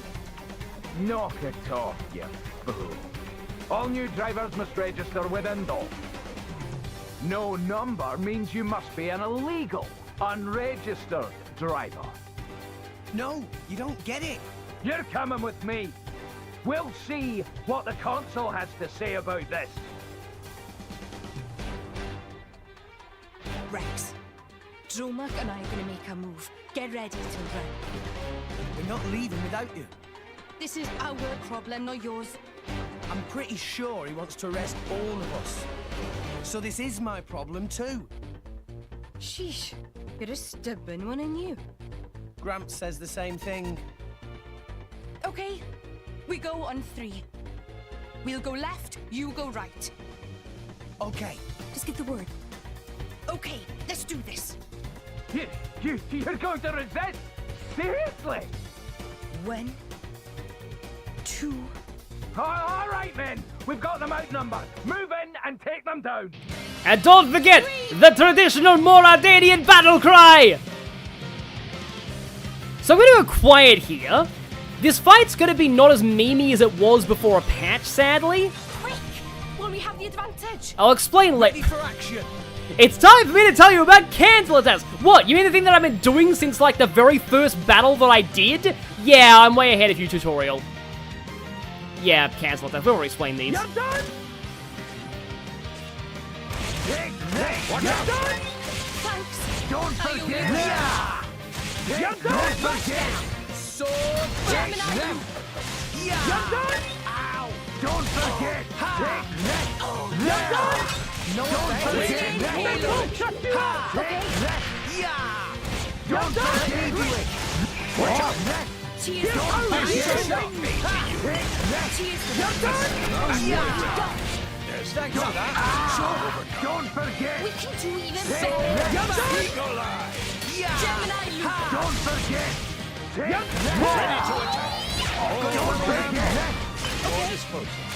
Don't forget! Spinning edge. I can still Wait, did I just... fight. Did that end, or did I fail that? Did I actually just lose to more Ardanians? Or are we getting a cutscene here?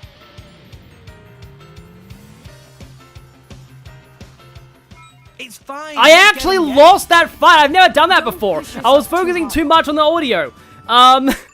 So yeah. So those guys, they say, think you could take me and don't forget me constantly. And later on, you fight like a bajillion of them at once. And the screen is just full of people saying, think you could take me? Don't forget me. You done? And stuff. And it was amazing. Sadly, they patched it, because some people who with no sense of fun complained. And so now they just say, take this and don't forget. And it sucks.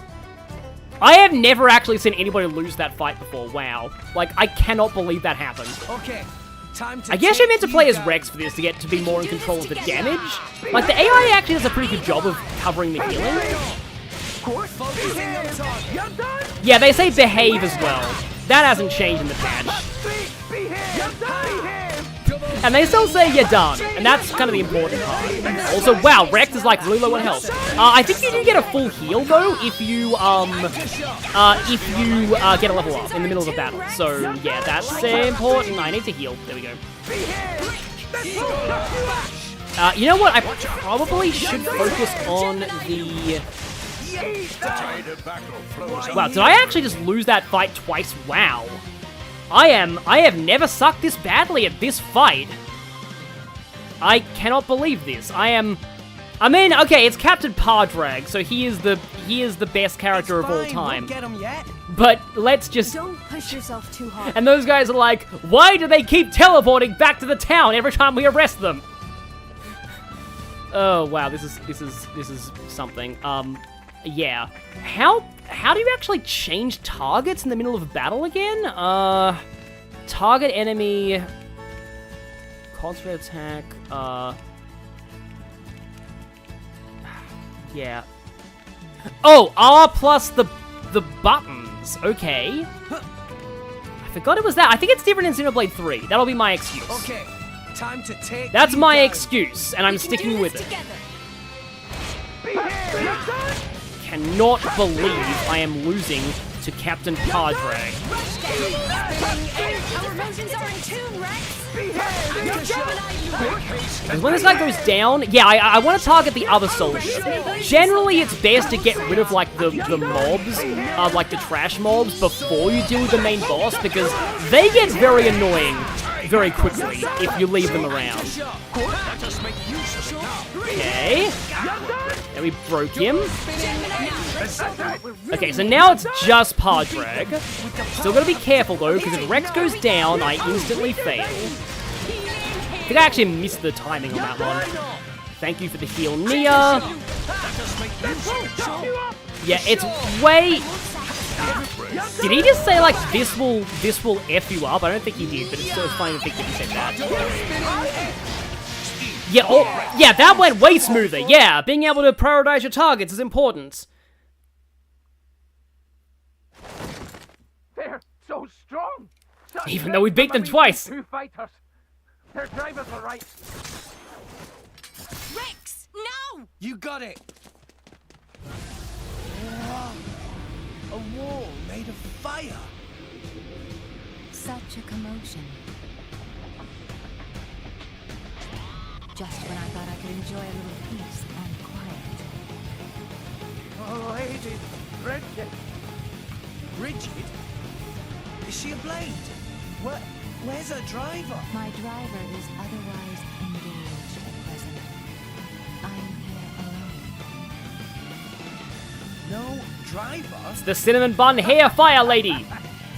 Lady Bridget is the jewel of monarchy, the strongest blade in the Empire.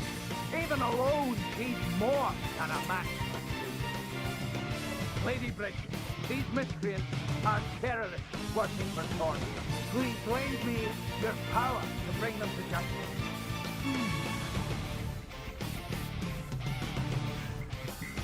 That was a good shot. Crystal. Could it really be true? Well, Captain Padre, you are not to kill them. Take these ones in alive. Roger. Men, bring the you-know-what. Oh yeah, we fight Bridget here. I almost forgot that. I was failing at the not real boss.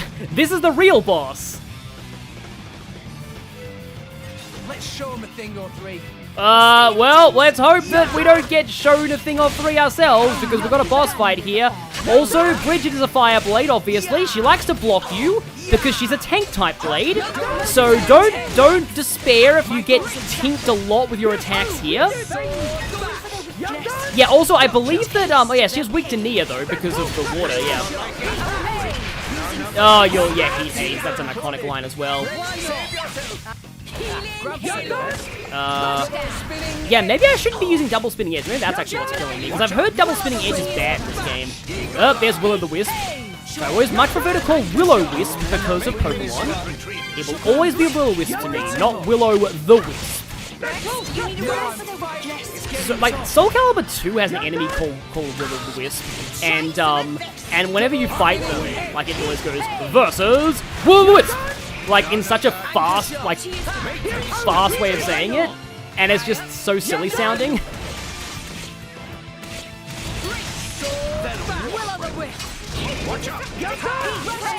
That's wrong, yeah. With positioning arts, it only matters where you are when you start the attack, not where you are, like, when you actually, like, execute it, so it can be, like sometimes you might not actually be behind the enemy by the time the sword bash goes off, but as long as you're behind them when you started the sword bash, you're fine. Oh, there goes Bridget. So now it's just Pardrag again. Yeah, Aqua. I have level 3. Oh, I've got level 4 now. So, okay, first level 4? Yeah, these are the ones that give you iframes. As chat tells me.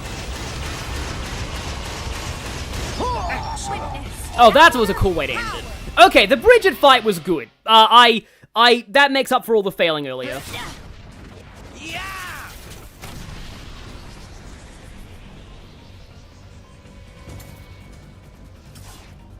Like, that's the thing, like, the combat system in this game is so fun, and the boss fights are really good too. Like, Xenoblade has some great bosses.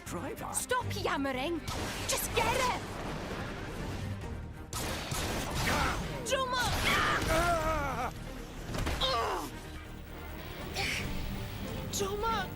This is an Ethernet.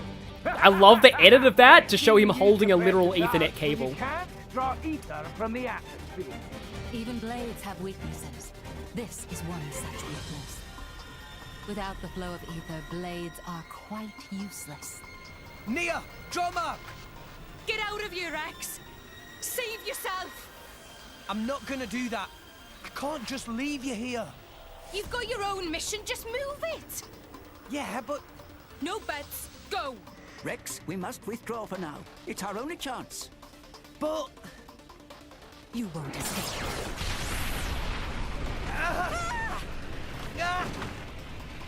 Rex! Damn it!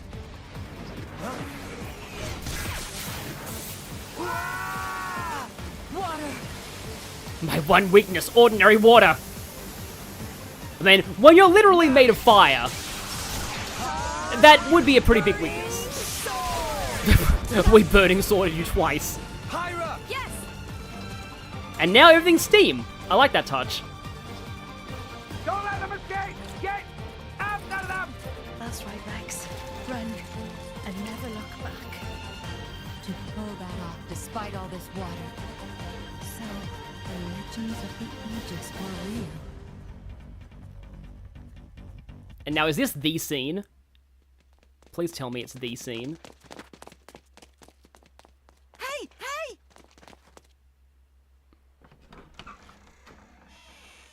This way! Friends! Come this way! Tora, help you escape! Who are you? Quick! No time for explain! It's not quite the scene yet. It's one involving Pardrag that's great.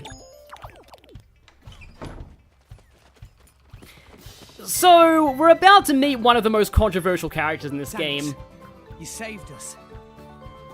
A lot of people hate this guy. I'm... No reason. okay. I can see why some of the arguments are. That's not true. Truth is, Tora, not like those big bully soldiers, was thinking to test out shiny new boom biter on big bullies. That's when Tora see friends running from them. Boom biter missed and hit water pipe, but results not so bad, hey?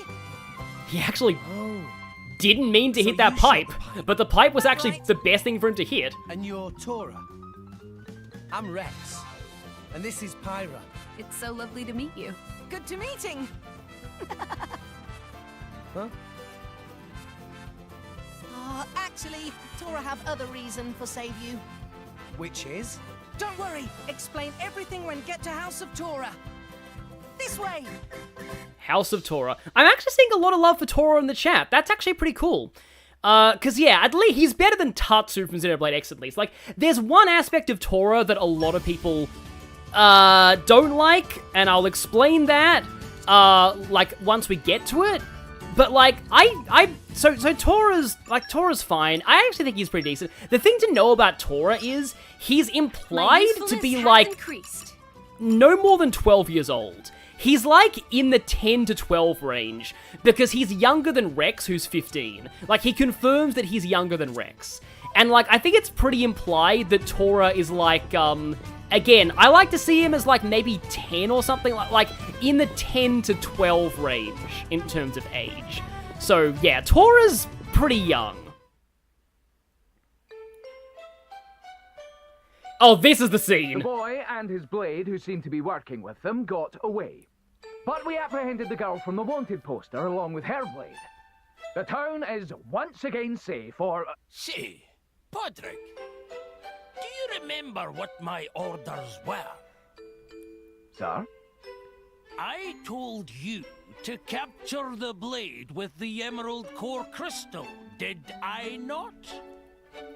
Do you recall me ever telling you to capture some little girl with barely a bounty on her head? But, sir, she's a member of Torna. I'll say it slowly for you, just so we're clear. Get the blade with the emerald. Console Doodle, sir. What? I'm not exactly sure what color emerald is supposed to be. Oh, give me strength! It's green, you idiot! Emerald is green! Like this! Green! Get it, ya clod? Oh, green! I get it now. So, emeralds are green. Huh. You dunderhead! How Emeralds aren't green if you're playing Sonic. Green core crystals! It's patently obvious! How do you mix that blade up with some worthless cat monster? Actually, sir, technically I believe that's a tiger, rather than a... Silence! Console! What is it? Haven't you heard of knocking? My apologies, sir. It's just that Lady Morag has... What? Special Inquisitor Morag has just arrived from the motherland. Already? Her ship has just docked. This cannot be happening! Yes, I lost that idiot twice, and yet I beat Bridget, the finest blade in all the Empire, on my first try. That is the power of Pardrag. I guess headcanon, Pardrag is a Sonic fan, that's why he doesn't think emeralds are green. Oh yeah, I forgot that Morag showed up this early too. For no particular reason, this might be a good time to mention something. Wait, no, actually, no, that'll come later. Yeah, that'll be later. It's bigger than the town, wow.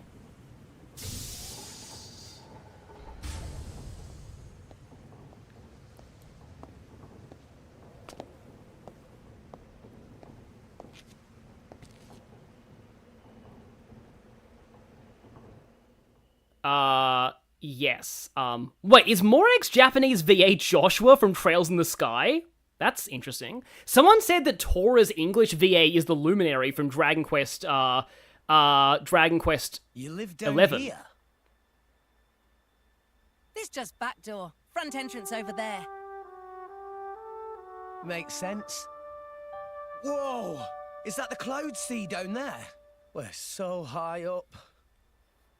Nice view, eh? Tora likes to just sit and watch cloud sea sometimes.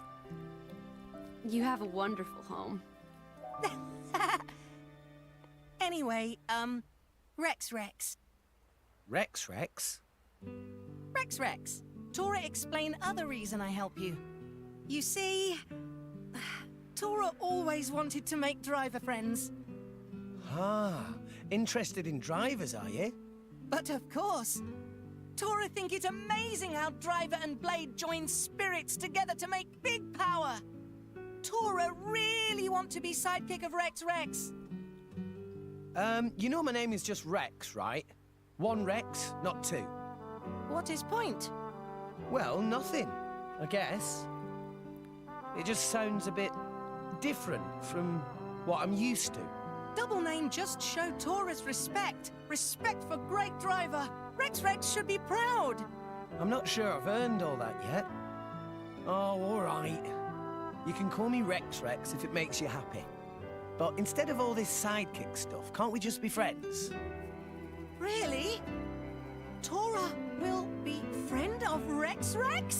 Hooray! What a funny little guy.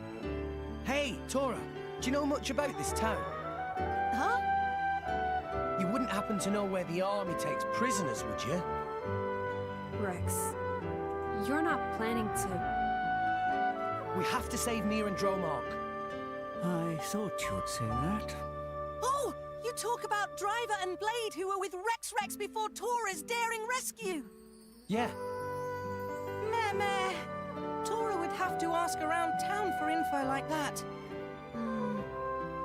Before we do anything, time for food!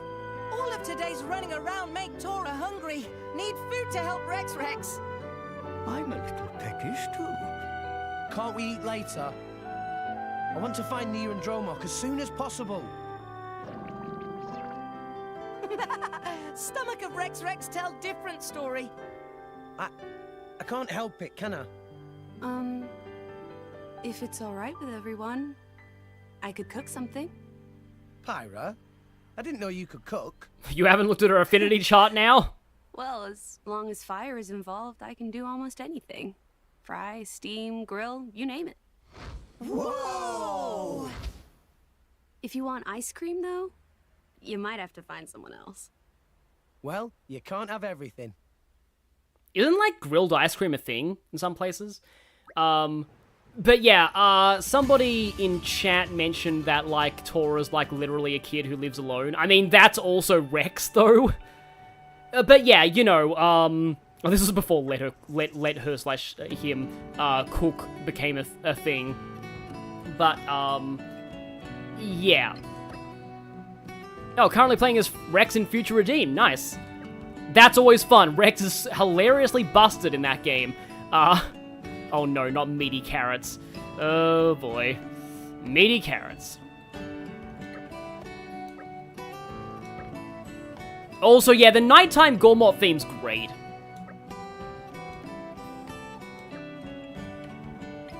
So yeah, now we get a tutorial on Pyra's cooking, which is apparently not very good. Like, not that useful. Also, we're in Tora's house right now. Also, there's a... we're not allowed to get that. Must... It's towards me! The collection point towards me! But no, we have to do this. I just thought of a great menu idea. Look forward to that later. That's it! I've come up with a new recipe! We can also get hot moonbeam salad, meatball pot au feu. I can't do French. Yeah, let's just do that.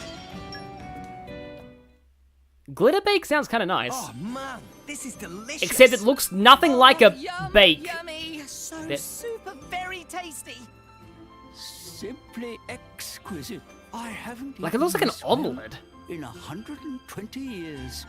Glad you liked it. It seems like I did okay. I was worried I'd have gotten a little rusty over the years. It didn't taste rusty at all. I mean... But Tora is curious. Pyra is fire-using blade, yes? When Tora broke that water pipe, Pyra could still make fire. Come to think of it, you're right. That Bridget, the Imperial Blade, she used fire abilities just like Pyra, but the water seemed to douse much of her strength. So, what are you saying? This world full of elemental energy called ether, yes? Ether comes in forms like fire, water, and wind. While battling, drivers and blades both draw power from ether. But fire not good with water. Other blade woman got splooshy with water, so fire powers all damp. But Pyra and I were able to use our powers with no problem. Indeed. They were unaffected. Why? Well, my powers don't come from fire. Meh? If power's not fire, why look like flames? Screenshotting that line, because it's totally not foreshadowing for Maybe later. a little complicated to explain. Go on then. Tora like complicated things a lot. Well, it... Knock it off, Tora. Can't you see you're making her uncomfortable? Everyone has things they'd rather not talk about. Right? I'm sorry. I'm sure I'll be able to tell you about it soon enough. Don't worry about it. Right now, we need to think about how to rescue Nia. First, we go around town and find all information we can. Yes, I dare say that we're all wanted criminals by this point. Pyra sticks out like a sore thumb. I'm so sorry. Don't worry, friends. Tora has an idea. We need disguises. Oh wait, it's cutting away. I can't finish that joke. Special Inquisitor Morag! To what do we owe this extreme pleasure? Had we but heard of your grace's visit, we could have prepared a suitable... I don't stand on ceremony, Consul. I'd rather you just did your job. So fun fact, apparently Morag's not Japanese. Morag's English voice actress apparently won Miss Scotland or something. Correct me if I'm wrong on that. Until then, we would be on our death. You made impressive time. I wasn't expecting you until tomorrow. Oh, Lady Bridget! If we have found the Aegis, then there is no time to waste. But I fear the passage has taken its toll on our engines. The Aegis? How do you... Is there a problem, Dougal? Not at all, Your Grace. Good. Now, you've captured a driver from Torna. I am going to speak with her. What? Why do you want... Dougal. I don't remember asking for your opinion. Yes, Your Grace. I'll take you to her right away.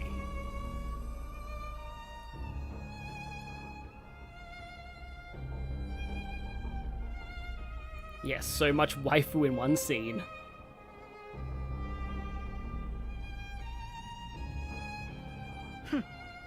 So, you are the Torna ruffian. I must say you look a little different from your poster. A little different. Whoever drew that should be the one in jail. Yes, I would be angry too. You can drop the friendly act. You won't name your friends? My friends? I'm not so sure I'd call those trigger-happy Torna goons friends. I see. I think we have our wires crossed here. I am not talking about Torna. Huh? You're not? No, I was referring to your more recent traveling companions. The driver boy and his blade. Rex and Pyra. Well, that was easy. Damn it!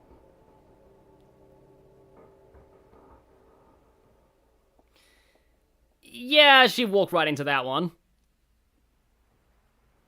Here we go. This looks like it could. We need actually disguises. work. Perfect. Good idea, Tora. Right, let's look for friends of Rex.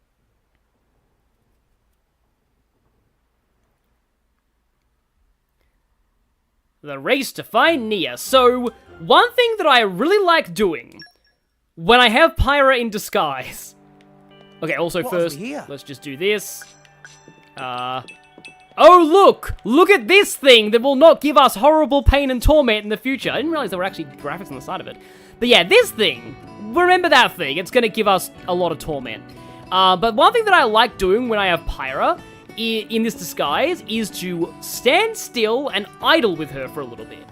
So, hey chat, how are you going? I'm just waiting for Pyra to do our idle animation.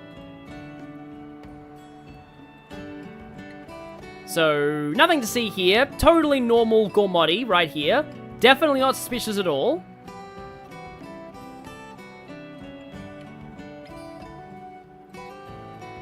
Yeah, you can get this disguise, but only in a second playthrough, apparently. Rex is idling. She does something kind of funny here that I think blows her cover a lot.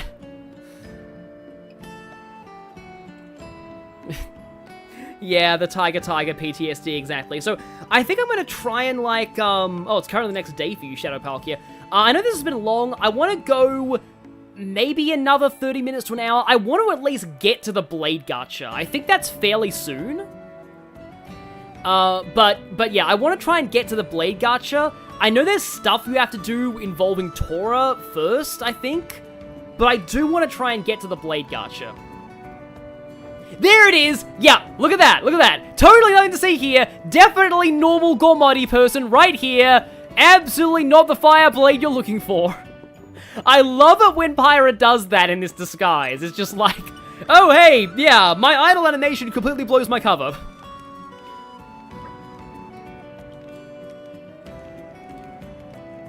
Yeah, there are things about Tiger that I only found out really recently. Okay.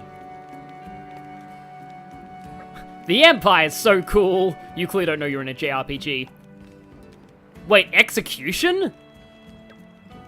That doesn't sound good. They're executing Nia, apparently. Well, we're gonna have to find her before that happens.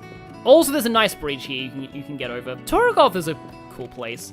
I saw somebody in the chat say that, like, Toragolf's like where they'd most want to live if they were living in this world, but yeah. It's a nice place. In fact, it's entirely the reason why the Empire owns it now. We'll find out a little bit more later. But basically, this place got conquered because the Empire wanted more fertile land.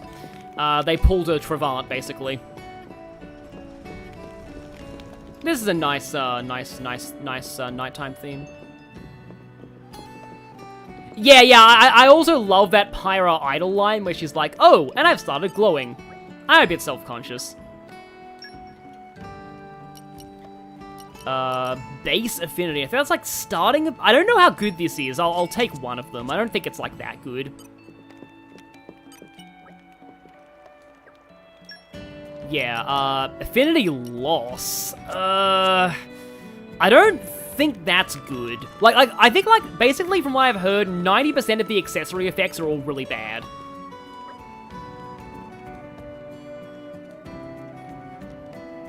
Oh yes, no, I've already found some of those. I think I already saw it, yeah, Dongfu Grotto is the place I already found. You're all mine.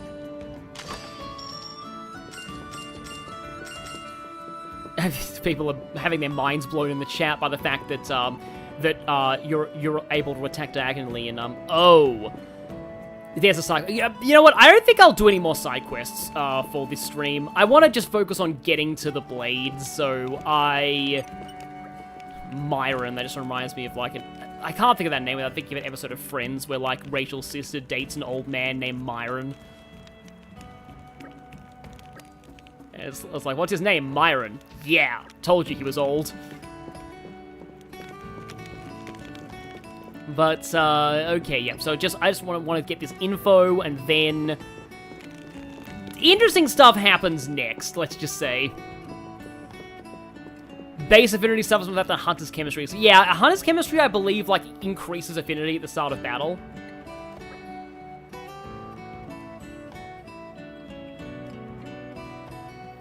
Okay, so more Ardane and Uriah cease hostilities. The Ardanians were at war with the Australians, they will pay.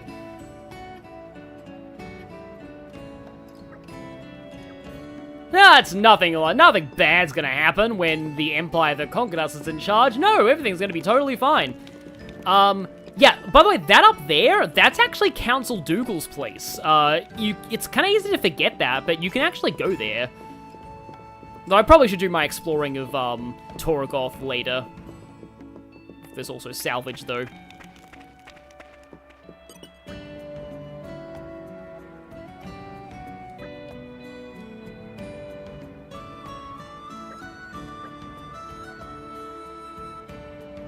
Now, this is important. This is very important foreshadowing. I would say that you remember that line for later. Especially because it's not a happy thing to think about. So, Nia clearly has a tragic backstory. Also, yeah, you can see the dots on the map more easily if you open up your, if you expand the map. And arrived. Oh yeah, overclocking Bangle's fun too, as far as accessories.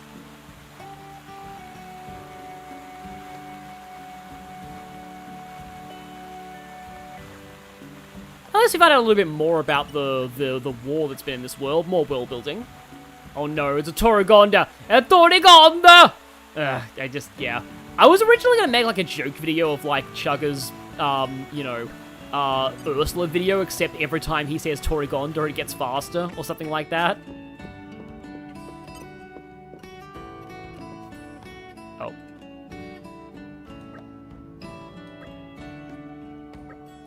Chance of success 100%, but chance of getting something good may be lower.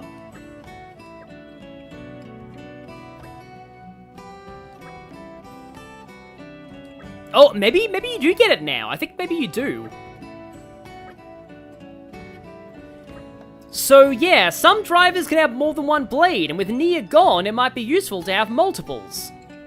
Oh no! That is the girl from Ursula's quest, isn't it? Oh, I just saw it in the chat. Yikes. Oh boy, she creates so much trauma for people.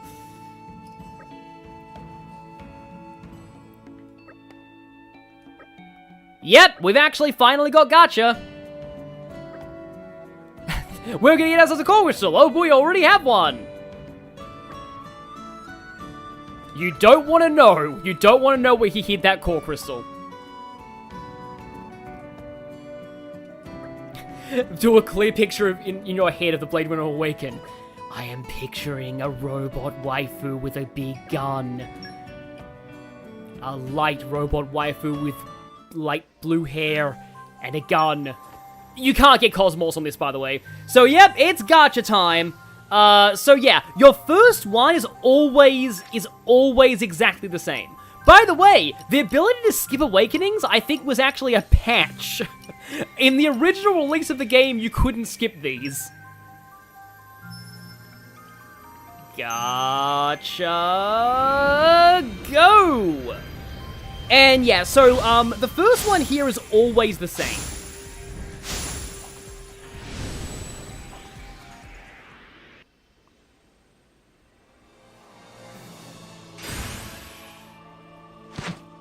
It was a patch, okay, yeah.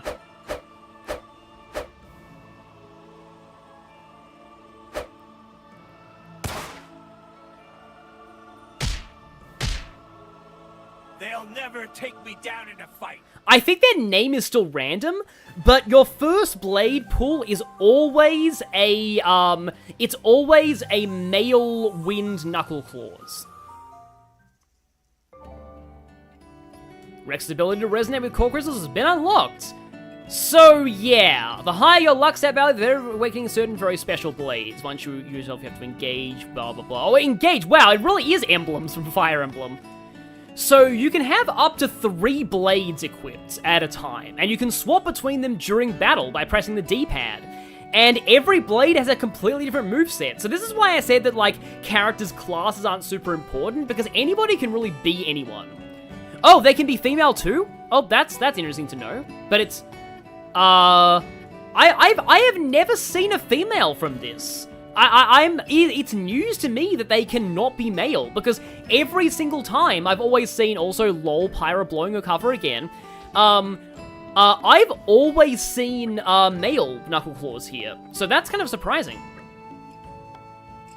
I should actually mention to people, there is a canonically non-binary blade in this game. Which is pretty cool. Like, literally in the game's code, their gender is not listed as male or female, it's listed as the number 4.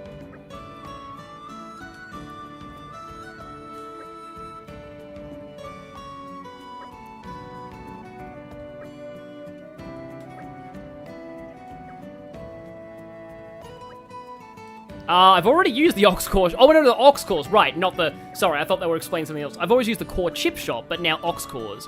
Also, this looks familiar to anyone who's played Xenoblade 1. It kind of looks a bit like the Gem Maker.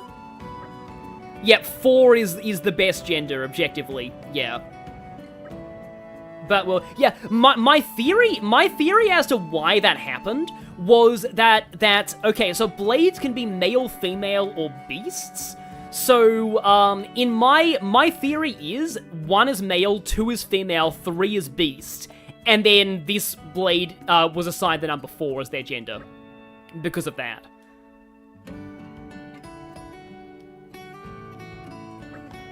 Yes, to you, to me! I think it is intentionally a reference to that. Oh, that's why crafting was the material's so important. You need them to make ox cores. Now it's all coming back to me. Yeah. Yeah, I remember this. Yeah. Also, of course, you get critical up early, and then deerwood. Yeah, that's why I'm like, yeah, I remember something about this crafting system, and it's because of ox cores. And ox cores are really useful. So yeah, well, let's make critical up. And you can use, like, any of these. They gave us the deerwood, though, so I might as well use these. Some items are worth more, I think, for this. So, like, if I find something, if there's something, like, rarer, they sometimes count for more than one on this. Yeah, it's like gem crafting, but boring.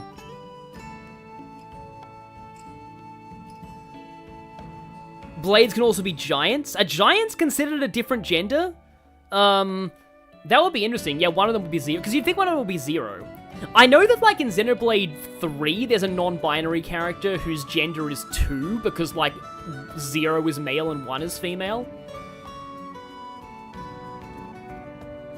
So yeah, like, what I said earlier, ox cores are basically accessories, but for blades. So if we go into the character menu, we can actually equip ox cores now. By the way, blades have different numbers of ox core slots, and that's randomized for generic blades. Engage blades, here we go. So... Hey! You're the boss!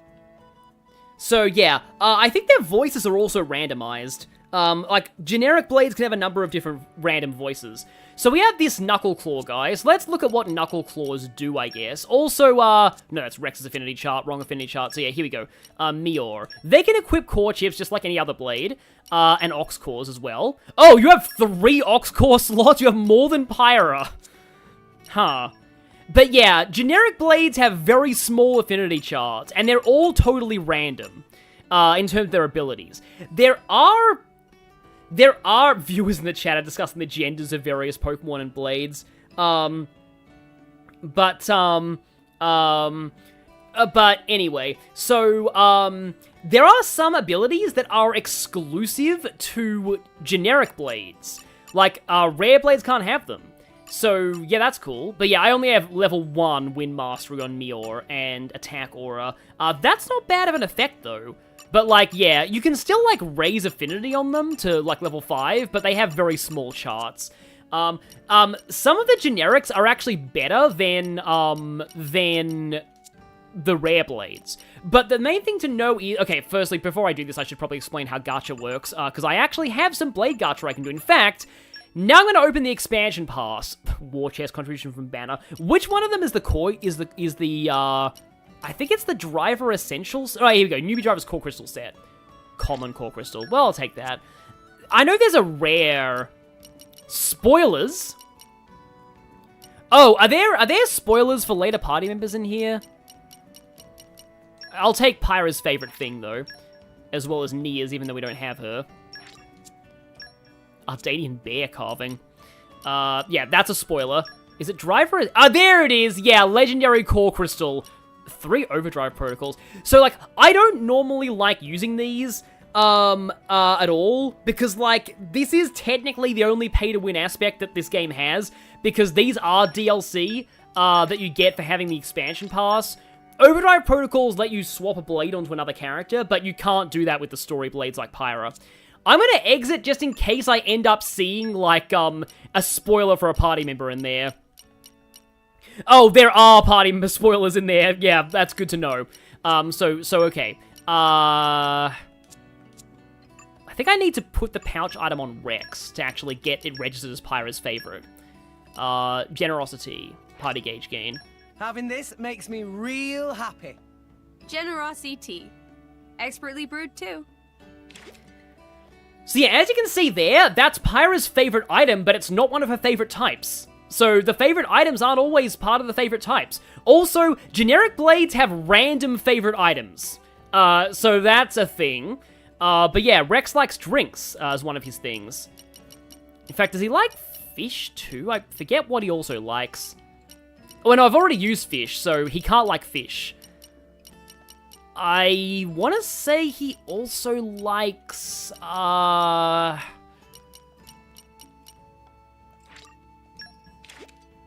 Okay, nobody liked that, so it's not that.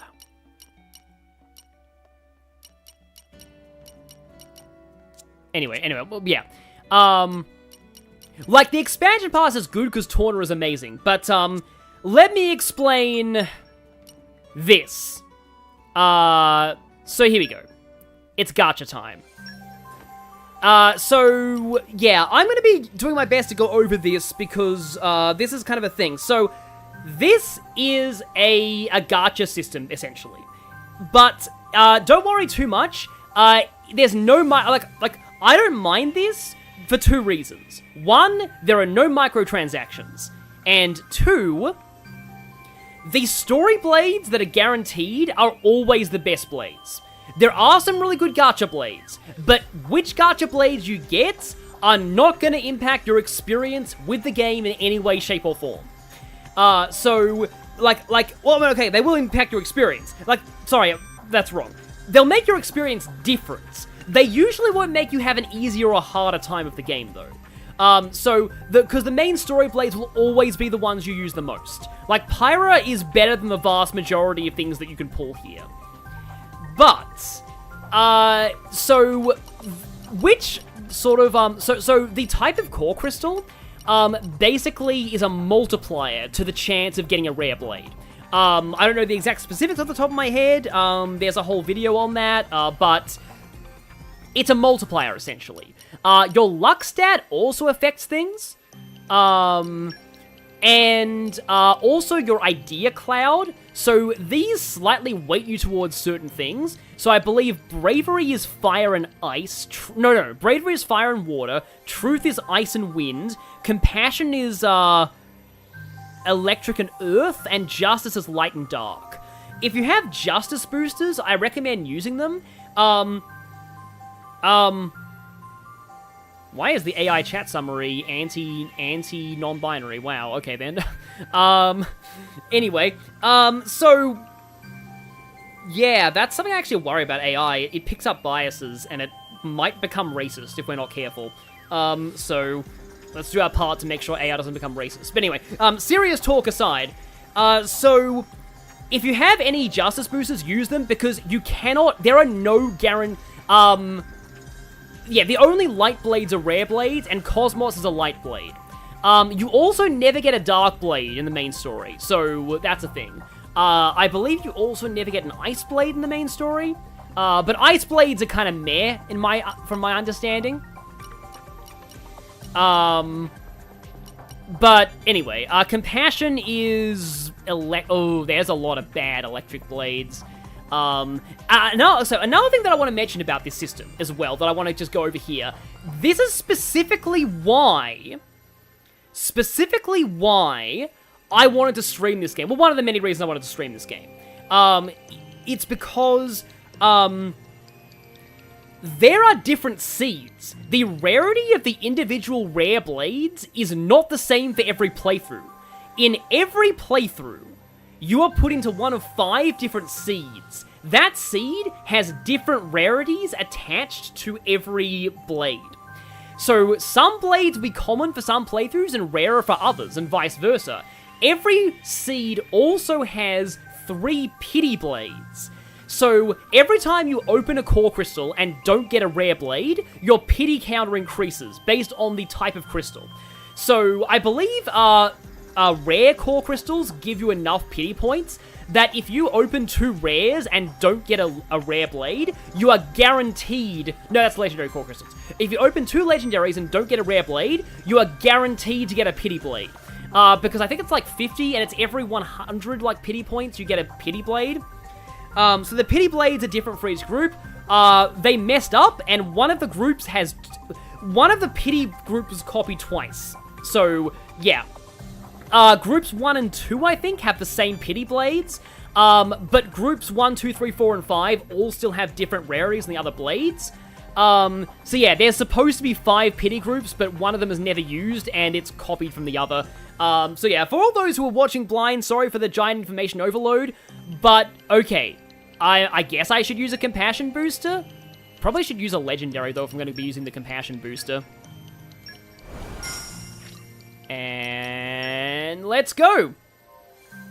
So, we might not get something here. If we don't, we're close to a pity blade.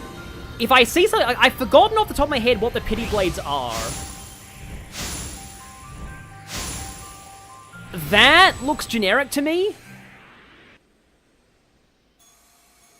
Wait. No, it's not. Oh! Oh, that's interesting. Huh. I'm Agate. By the way, she taught me how to pronounce agate. I didn't know how to pronounce it, but I was pronouncing it agate until her. I don't think agate is pity. Is she? My heart is pure, and my will unbreakable.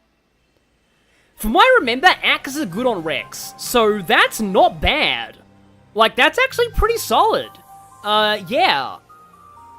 I love how they mimic their official art as well. I don't know who designed her. Every blade was designed by, like, different people. So, okay, so, you go on Rex.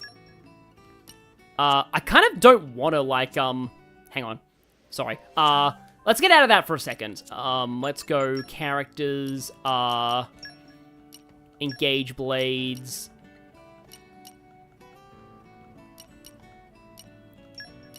I hope I'll live up to your expectations. How do I use my third blade? For some reason, I need to engage a third blade. Hey, you're the boss. I hope I'll live up to your How do I expectations. do that? Am I not allowed to do that yet, or I can't scroll down to do a third one? Oh, Agate was designed by Yusuke Kozaki. Oh, how appropriate. He did the art of Fire Emblem Awakening. Oh, you can't yet. Okay, right. Yeah. The third slot is locked. Good to know. Yeah. But anyway, yeah, Yusuke Kozaki. Sorry to immediately dump the, my generic wins, but Agate's actually pretty good as far as rare blades go, from what I remember. I'm actually gonna go and buy her a core ship immediately. Oh yeah, Blade Engage Max, 2, yeah. We don't unlock that until others can't make any more Ox cores. Let's buy her a chip, because critical is really good for axes, from what I remember. Let's buy Agate a wing chip. Hang on. Sorry. Yeah, there we go. It lowers her block rate, though. But yeah, again, from what I remember, crit rate is actually very good for axes. Like, axes like to crit a lot. Unfortunately, I can't get any more Ox cores. So, okay. And, yeah. Okay, so let's show Agate. So Agate, she's an Earth Axe Blade. And she has Heliodor Passion, increased damage to launch enemies. That's actually a really nice effect. Launch is very good. Star Barrel Courage, Topple. Okay, that's really good too. Driver combos are good, yeah, and then boosted critical damage. Razor Sharp Eye Allied. Increases party damage when max severe. That's really good. Tanzite Pursuer, increased damage to top. Well, Agate's better than I remember. I got Agate pretty late in my first playthrough. Increases damage dealt to insects. Yeah, Agate lore-wise hates insects. And this one we don't unlock until later, Prospecting. Yeah, so a bunch of blades have exclusive skills. Generally speaking, the exclusive skills are only used for their personal mission. And never anywhere else. A certain rare blade is terrible about that. Mineralogy, yeah, Mineralogy is nice, and, oh, Keen Eye is good. Keen Eye is very good to have. I remember Keen Eye being a good effect, so, yeah, Agate's actually, pretty good to get early, I think. And I do have those 3 overdrive protocols, so it doesn't really matter that much if I awaken anything else on rate. Oh, could people in the chat actually tell me, is Agate pity?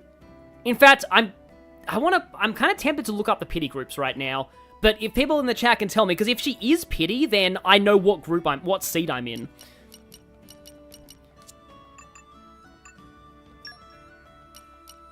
Oh, I should also mention, by the way, Blade Album. Don't look at this if you don't want spoilers. There are some very blatant spoilers for party members in this. I looked at this on the first chance I had, and I laughed because I instantly realized that somebody was going to join the party. So, yeah. I think I'll actually do... I'm gonna do another rare.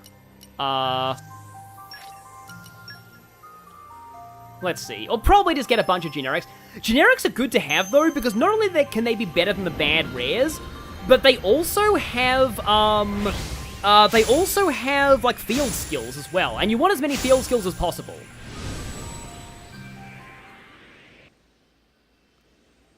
Uh-oh. If I got Agate on pity, Godfrey's also in my pity group. It's a shame. I love Godfrey as a character. He's such a wholesome boy, but he's pretty bad. I'll lend you my strength. Yeah, we got our first rare blade, Willow. We got Agate. Okay, wind, I don't need more wind right now. Oh, yeah, Legendary Core Crystal instantly sets the pity counter to 100, but, like, it could have been not pity? We'll see. It's always fun thinking, was that something? Was that something? Was that something? Some of the rare blades are very obvious. Oh, wait, no, I can skip, can't I? Oh, that's a katana. Ice katana, that's not bad. Suzukaze is Kaze's Japanese name in Fire Emblem Fates, which is funny. But yeah, katanas are dodge tanks. So that's not a bad weapon.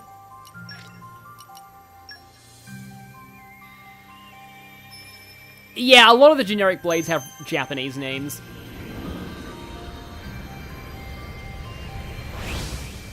Wait. Yeah, see, that one right there was obviously a rare blade. Some of them you can tell, but others are less obvious. Nope. Whenever I see a loading screen, I think it's probably something. And you are another katana. Okay. Another ice katana. I think I'm gonna just keep opening these rares. And then should I end the stream after that? I know it's a bit of a weird point in the story, but, or should I do the thing with Tora next? And then end the stream? Oh, well, I know exactly who that is. I know exactly who that is.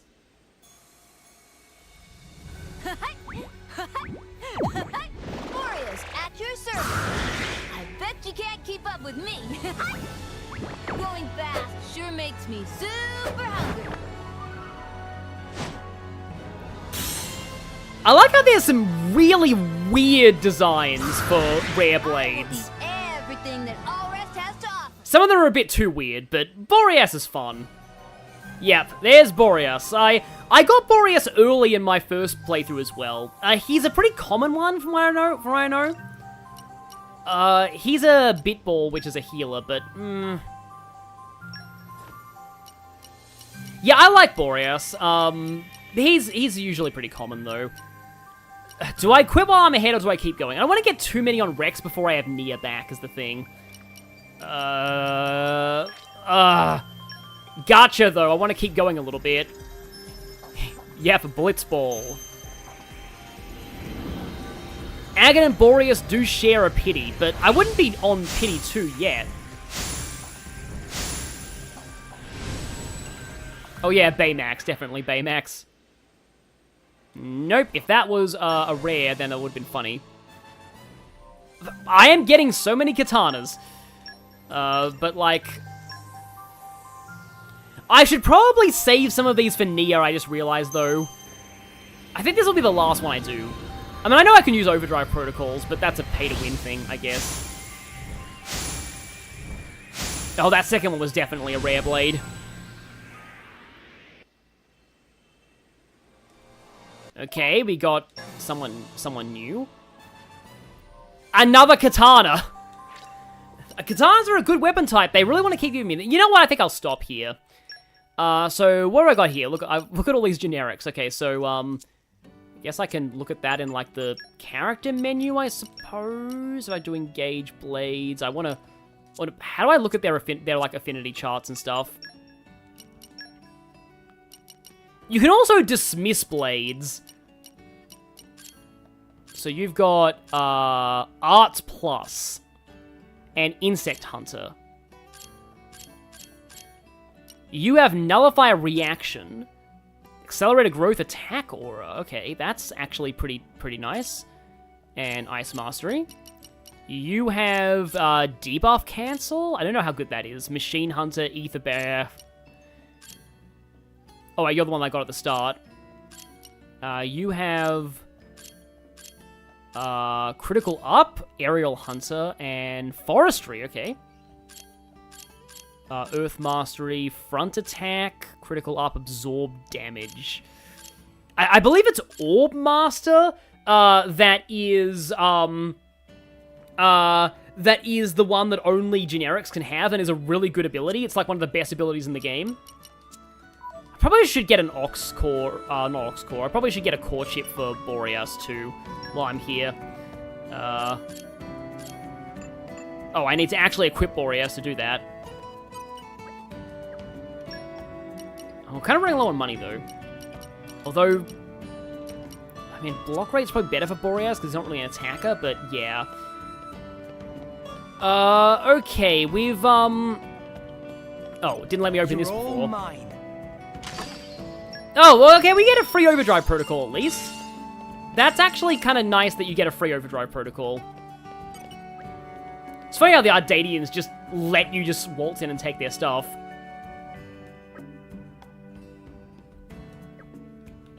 Local informant, huh? We know exactly who that is.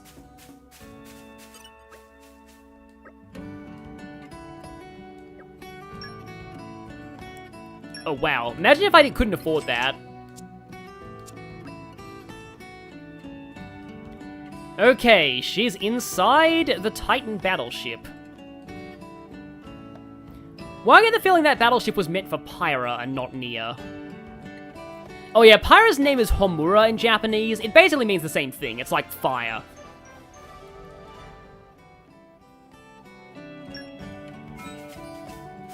And, okay, I feel like maybe I should stop here, because we're going to be getting into a pretty big thing next.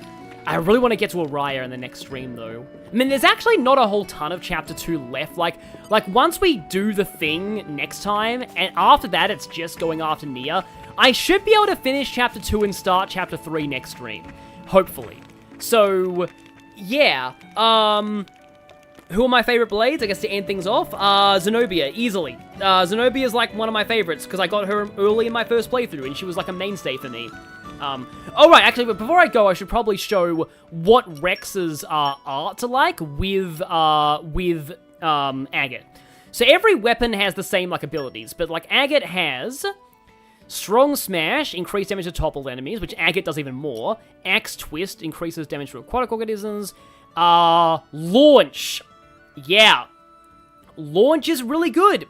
Launch is extremely good. But we need topple first. So, without the ability to topple, which you don't actually have yet, launch is going to be not that great. But, yeah, launch is definitely a good thing to have on Rex. And bold tackle.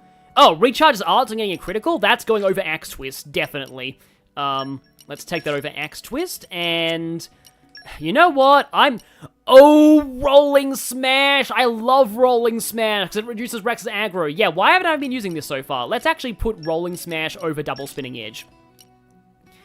And I can level up Rolling Smash. It's also an Ether attack. So yeah, not all of, like, Pyra's attacks are physical. But yeah, I love Rolling Smash because later in the game, Rex will be able to spam Rolling Smash over and over and over again. And you will hear Rolling Smash, Rolling Smash, Rolling Smash, Rolling Smash, etc.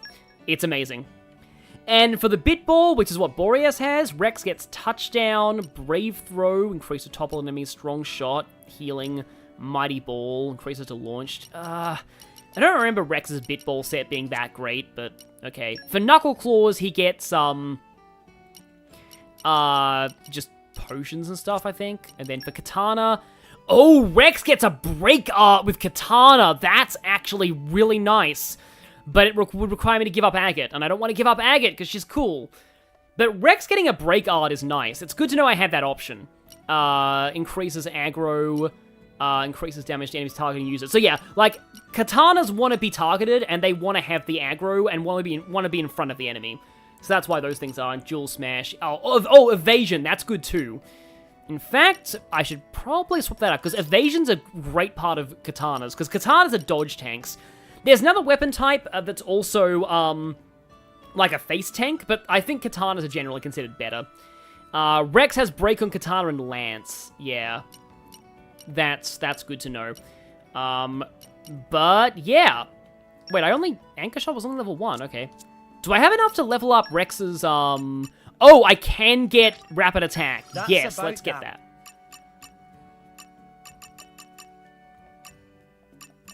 Oh yeah, and you need more... Okay, so can I buy any of these yet? No. Oh, no, barely can't get that one. But rapid attack is good to have. And accessories, I think I'm kind of fine on those. So, yeah. Yeah, the other tank weapon is really bad, the hammer. But, anyway. Yeah, so, thank you all for watching this first part of, like, one of my favorite RPGs of all time.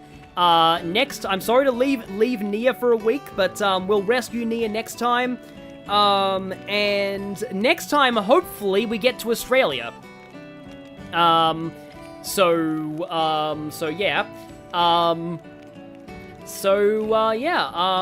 time, hopefully we rescue Nia in Australia.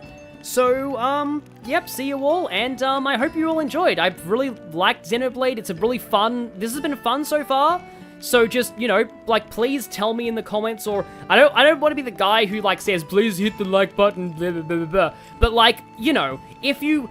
This is a new thing for me, and sometimes YouTube doesn't like it when people do series that aren't, like, their main niche. So, if you guys like Xenoblade streams and want me to stream more, please tell me, is what I'm trying to say. And... yeah, other than that, I will see you all next time when Australia. See you all then.